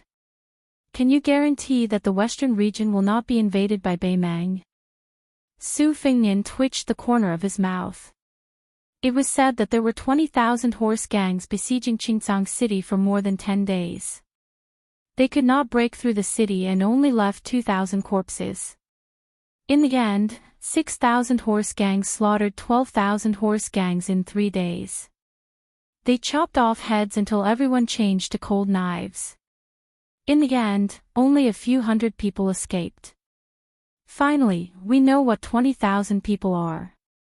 They are just 14,000 horse gangs. Master, you may say that these horse gangs are not worth mentioning compared to the regular army. They are not organized and can only fight some contact battles with 700 or 800 people at most. They can win by bravery. If there are too many people, they will show the fatal flaw of not knowing the battle formation. However, according to Northern Liang's spy report, the 2,000 bandits who were the backbone of the 14,000 bandits were the elite cavalry of the Northern Mang Southern Dynasty. They were equipped with good horses, bows, swords, and armor. The leader of the army was a senior military officer of the Southern Dynasty. The reason why the bandits couldn't withstand a single blow was because the bandits were defeated by Huang Man herself. Master, are you interested in guessing how many Dragon Elephant Army soldiers Huang Man had at that time? The bodhisattva with 6 pearls was expressionless. Su Fengnian did not care. He stretched out a hand and answered his own question, only 500. Of course, I don't deny that the Longxiang army is Beiliang's elite cavalry. These 500 are the best of the best. Master, you asked me if I can guarantee that the western region will be protected by Beiliang. The answer is obvious, yes. However, the land of refugees is the focus of Liang Mang's front line. The western region is far away from the main battlefield. Its final ownership and significance of the war is at most a secret troop. No one can be sure when it will be used. It may not even be able to determine the outcome of the war from the beginning to the end. Instead, it may become a burden to the overall situation. Moreover, the deal between you and me was a one-time deal. I support you to control the western region, and you help me to suppress the ancient military town of Fengxiang. Both sides offered a fair price. Therefore, we are both willing and happy to cooperate. Why should I put in extra effort to protect the safety of the western region? The 6-pearl bodhisattva smiled and asked, "How do you achieve great freedom?" Su Fengnian had a strange look on his face. Dual cultivation. Ordinary women would have long been shy, but this esoteric master still had a calm expression and nodded as if he had said a Buddhist principle. Su Fengnian waved his hand without hesitation. I wasn't joking just now. I dare to provoke anyone, but I can't provoke that woman. The 6-pearl bodhisattva smiled. I can wait. Su Fengnian smiled. Up to you. The 6-pearl bodhisattva walked up the carriage and sat on the other side. He said softly, "The art of war emphasizes the combination of the strange and the right." When the Battle of Liangmang started, Liangzhou was the right place, the land of refugees was the strange place, and the western region was the strange place after the strange place. It is not as simple as the king of Beiliang said. If it were any other king of Liang who said that the western region was useless, I would believe it. Beiliang. Since when did Beiliang have the habit of thinking about defeat before the battle? Chapter 1036. Indeed, Su Fengnian secretly promised Chao Wei 10,000 light cavalrymen to rush to the western region. Now that his secret was exposed, no matter how thick-skinned he was, he could not help but feel a little embarrassed. After the embarrassment, he felt a little heavy. She could see that there were many masters in Baimang's southern dynasty. Would they have taken countermeasures early? Su Fengnian looked up at the sky. Although it was said that a man without foresight would have immediate worries, a man with foresight would have even more immediate worries. Now, the general trend of the world, from the height of the imperial court to the distance of Jianghu, was surging with undercurrents everywhere. Su Fengnian and Bai Liang were undoubtedly the ones at the forefront when the real storm surged in the future. The girl jumped onto the carriage and sat between Su Fengnian and the Bodhisattva of 6 pearls. She had unknowingly caught a yellow four-legged snake in her hand. People in Bai Liang called it the stone dragon. The girl held the poor little tail and kept spinning it, not tired at all. The girl suddenly stopped and hung the stone dragon in front of the Bodhisattva of 6 pearls. She laughed and asked, "Auntie, do you want to play?" Murderous intent was everywhere. Su Yanbing, who was driving the horse, coughed softly. Su Fengnian looked down, hoping to be indifferent. The group slowly entered the hinterland of Yuzhou. Because Su Fengnian's 9 absent-mindedness came without any warning, he could only concentrate on it. As a result, he could not pay too much attention to the military and political affairs of Yuzhou, which delayed a lot of serious business. The carriage entered the city of 100 Springs, where the Yuzhou general's official residence was located. The city was famous in Bai Liang for having more than 100 springs. It was said that ancestor Lu's sword qi had reached the 9 springs. Of course, Su Fengnian also had an identity certificate, but no one would associate the name on the certificate with the king of Bai Liang. After entering the city, they randomly picked a restaurant in the downtown area that was prosperous even when they were not eating. Su Fengnian caught a glimpse of the eye-catching sign on the restaurant's wall. Since he became the king of Bai Liang, many related stories surfaced. For a time, he became the first choice of the storytellers to earn money. Not only in Bai Liang, but also in Liang and the Central Plains. As for whether it would be good or bad, it depended on the preferences of the local officials and diners. They had to cater to their liking in order to get people to give tips. The restaurant's business was surprisingly good. Su Fengnian had no choice but to pay a few more taels of silver before he managed to get a seat that was barely passable. Other than listening to the stories and enjoying the atmosphere, it was more to let Miss Hehe fill her stomach. There was still some time before the storyteller went on stage. Miss Hehe had always been wolfing down her food. Su Fengnian had been thinking about how to deal with the tyrannical forces in the territory with the Yuzhou general Huang Fujin. He did not pay much attention to the whispers around him and the covetous gazes of the 6-jewel bodhisattva. Since Miss Hehe was full, he paid the bill and left. Soon, several groups of people were fighting over the table he vacated. Su Fengnian passed through the crowd and was already near the door.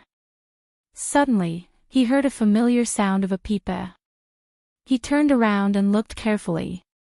He was stunned on the spot. One lantern festival, in the city of Liangzhou, there was a pair of grandfather and granddaughter. The blind old man was drinking wine and telling stories. He was talking about His Royal Highness's first trip to Jianghu. The emaciated young girl was holding a poor quality pipa made of white wood. Later, in Baimang, he saw the young girl handing out thin notes. At that time, she was playing the pipa to accompany her grandfather's storytelling. The first string was about to break. At that time, Su Fengnian was accompanied by Tao Manwu, who was a burden. In the end, he invited the old man and his granddaughter to drink wine. He even taught the young girl Chao Jiu's pipa skills, which had almost become a peerless skill in the world. They parted ways happily. Su Fengnian also heard the blind old man talk about many things in Bai Liang. He saw the knife wound on the back of the old soldier's hand. He also saw the young girl, whom the old man called Eru, and her sincerity in treating the cheap pipa as her life. The young girl entered the stage with the pipa in her arms. However, this time, the blind old man was not with her. When she sat down, she picked up the pot of wine on the small stool in front of her and drank it all in one gulp. Su Fingnian could only hear the crazy jeers and boos from all around. They were all cursing and mocking the young girl, saying that she was a broken shoe used by a Baimang barbarian and that she had lost face for Bailiang. They said that she should have died outside the pass. What was she doing back in Yuzhou? She was a woman who only cared about money. The young girl was indifferent. She gently stroked the almost broken string of the withered pipa. A few armored soldiers who deliberately occupied the closest seats sat with their legs crossed. Every time the girl told a story or played the pipa, they would throw a string of copper coins at her. Obviously, they were already familiar with this and treated this matter as a form of entertainment. Then, everyone saw a young man walk onto the stage and squat in front of the young girl. For a moment, the copper coins fell like rain. Su Fingnian asked softly, "Are you?" The young girl with indifferent eyes ignored him and continued to play the pipa. Su Fingnian squeezed out a smile. Word by word, he gritted his teeth and repeated what he had said in the past. As far as the whitewood pipa is concerned, the sound quality can be considered good. If the money allows, you can add a little glue. The old man said that the content of the book was especially critical of the pipa's brittleness and explosiveness. Also, the first string is not far from breaking. However, in my opinion, since you are playing the pipa for the spectators to enjoy, breaking the string is also something that everyone would be happy to see. There is no need to rush to change the first string.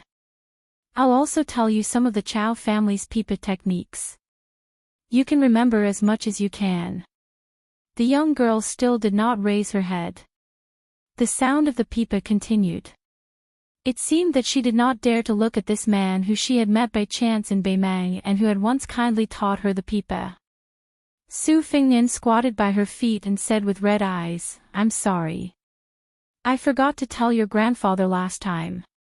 Not only am I from Bailiang, but I am also the person your grandfather always talked about. My name is Su Fingnian. I am now the king of Bailiang." The young girl who was sitting on the small bamboo chair and only as tall as the man in front of her suddenly raised her head. Su Fingnian reached out and gently pulled her head to his shoulder. He had never said the word "sorry" to anyone before. Once again, he choked and repeated, "I'm sorry." The first time, it was Su Fingnian who said sorry. The second time, it was Bailiang who said sorry. The young girl suppressed her sobs and said in a low voice, "It's okay." Su Fingnian stood up slowly with his back to the crowd. Su Yanbing and the six-pearl bodhisattva took a step forward at the same time. Their eyes were unusually solemn. It was as if that figure had turned into Wang Xianji or the newcomer Gao Shulu. There was a tall building above the 9th floor. Only then could one call himself a worry-free celestial being. Su Yanbing shouted angrily, "Su Fingnian. Do not force yourself to enter a trance for the 10th time. Go far away to Baimang." The six-pearl bodhisattva put his palms together. In the sky outside the restaurant, 6 Dharma forms appeared one after another to suppress the restaurant. He said in a low voice, "All are happy." Chapter 1037.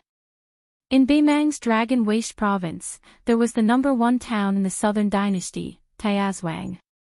Following closely behind were the 3 towns of Gentleman's Pavilion, Ligu, Maolong, and Long. They formed a complete defensive line that could attack or retreat. Baimang had invested countless manpower, resources, energy, and financial resources into these military towns, but they were still crushed into a broken sieve by the combined forces of the 10,000 Long Xiang army and the Great Snow Dragon cavalry. The 50 to 60,000 soldiers from the impregnable pass either died in battle or died in surrender. There were even some who were killed in the most tragic manner in the world. Most of the relay and fencing systems were destroyed. Most of the civil officials in the southern dynasty kept quiet out of fear, and the generals were no longer as conceited as they were in the past. The astonishing combat strength of the Bailiang cavalry created two situations, one good and one bad. The good thing was that the chess and sword music schools Hongjingyan came out of seclusion and took over all of the Ruran cavalry in the three military towns. This gave the southern dynasty, who was in a state of panic, a huge reassurance. The bad thing was that the fatty surnamed Dong could vaguely stand shoulder to shoulder with the great generals and the regional magistrate in Baimang's southern border army. His authority was equivalent. In the words of the Empress, she said, "Dong fatty, you've been King promoted again." It was rumored that the fatty surnamed Dong pretended to be obedient after receiving the benefits. In the southern dynasty's main hall, he smiled and said to the Empress, "Sister Empress, that's right, I've finally been promoted. Actually, it would be more appropriate if all of the southern dynasty's military power was given to me." Her Majesty did not reprimand this fatty for his absurd rudeness, nor did she care about his terrible table manners. Of course, she also did not allow this extremely daring fatty to climb up the ladder. However, she still left the imperial tutor, the peace magistrate of the chess and sword music school, to support Dong Zhuo. As a result, there were very few people in the southern dynasty who could suppress Dong Zhuo. For example, the king of the southern courtyard, Huang Songpu, the two great generals Lu Gu and Yang Yuanzan, as well as the regional magistrate of the Dragon Waste province, all tactfully avoided him. Today, on the broken relay road between the tiled building and the gentleman's pavilion, a fat man wearing light armor with a standard second-rank military officer's uniform was squatting. He held a handful of gravel in his hand. The relay road under his feet was still not repaired. The two towns closer to Shijing, Ligu, and Maolong had taken advantage of the Empress's secret inspection of the southern dynasty to mobilize more than 200,000 people to repair it at an astonishing speed. This fat man was very large, but he didn't look bloated. Instead, he looked especially sturdy and majestic. This was the southern dynasty Dong Zhuo of Bailiang's southern dynasty. He was a fat man who was as famous as Baimang's Chu Lushan. He was Dong Zhuo, who was newly promoted to the 13th great general of Baimang. The fat man didn't have any bodyguards by his side. He only had a large flock of elite crows that roamed around in an extremely orderly manner. After Dong Zhuo gained power, the first thing he did wasn't to wantonly spend money to recruit soldiers and buy horses to occupy the mountains. Instead, he expanded the only crow flock in Baimang that could contend against the White Horse Scouts of Bailiang. According to the conservative estimates of some people, the original 1,000 crows had doubled in number without losing much of their combat strength. Dong Zhuo habitually talked to himself. When Dong Zhuo was still a little fatty, he was often mocked and ridiculed by others. This youth did not have any friends, and no one thought that he would have a bright future. Thus, Dong Zhuo could only talk to himself. Over time, he liked to talk to himself. After joining the army, his behavior became more and more intense. Every time a battle ended, he would go and talk to the dead. It was hard to imagine that such an unreasonable freak could rise so quickly in the imperial court of the southern dynasty.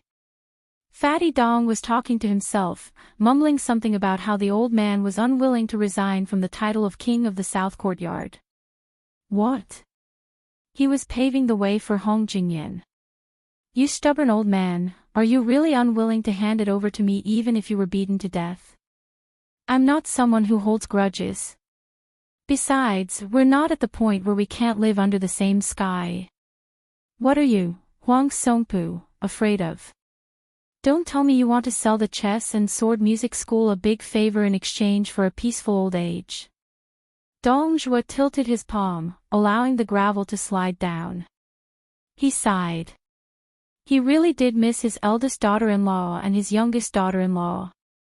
However, his eldest daughter-in-law, who was a princess, was currently in a state of chaos. She had to go and stabilize the situation. His youngest daughter-in-law was always thinking about revenge against the new Prince Liang. She was not as cheerful and lively as before.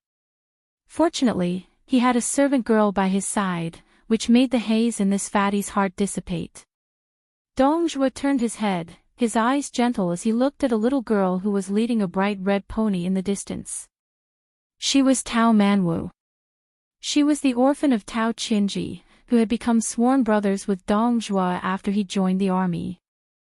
Dongjua did not have any children for the time being, so he wanted to spoil this little girl wholeheartedly. He had even told his two daughters-in-law that even if he had children of his own in the future, he would most likely not dote on them as much. His eldest daughter-in-law had always been kind and understanding. His youngest daughter-in-law, who had entered the Dong family a little later, was so angry that she did not let him sleep in bed for half a year. Dongjua looked at the pitiful Tao Manwu. The little girl, who seemed to be carved from jade, seemed to be humming a little tune. That pony was a playmate that Uncle Dong had found for her. She had always been reluctant to ride it. This time, following Uncle Dong to the south, even the young pony would be able to ride in the spacious carriage. Dongjua stood up, wanting to talk to young Manwu to relieve the boredom. Suddenly, he saw the little girl suddenly turn sideways, staring blankly in a direction. The extremely sensitive Dongjua narrowed his eyes and followed her line of sight. He did not see anything. This fatty was confused and could not figure out what was going on. He did not think too much about it and hurriedly ran over to the little girl. He saw young Manwu raise her arm to wipe her eyes. They were a little red and swollen. He did not know if it was because she had cried or because of the rough wind and sand. Dongjua crouched down and asked gently, "What is it?" The little girl's line of sight shifted slightly, and she shook her head vigorously. Dongjua had been with her day and night. How could he not know that she was lying? But what did it matter?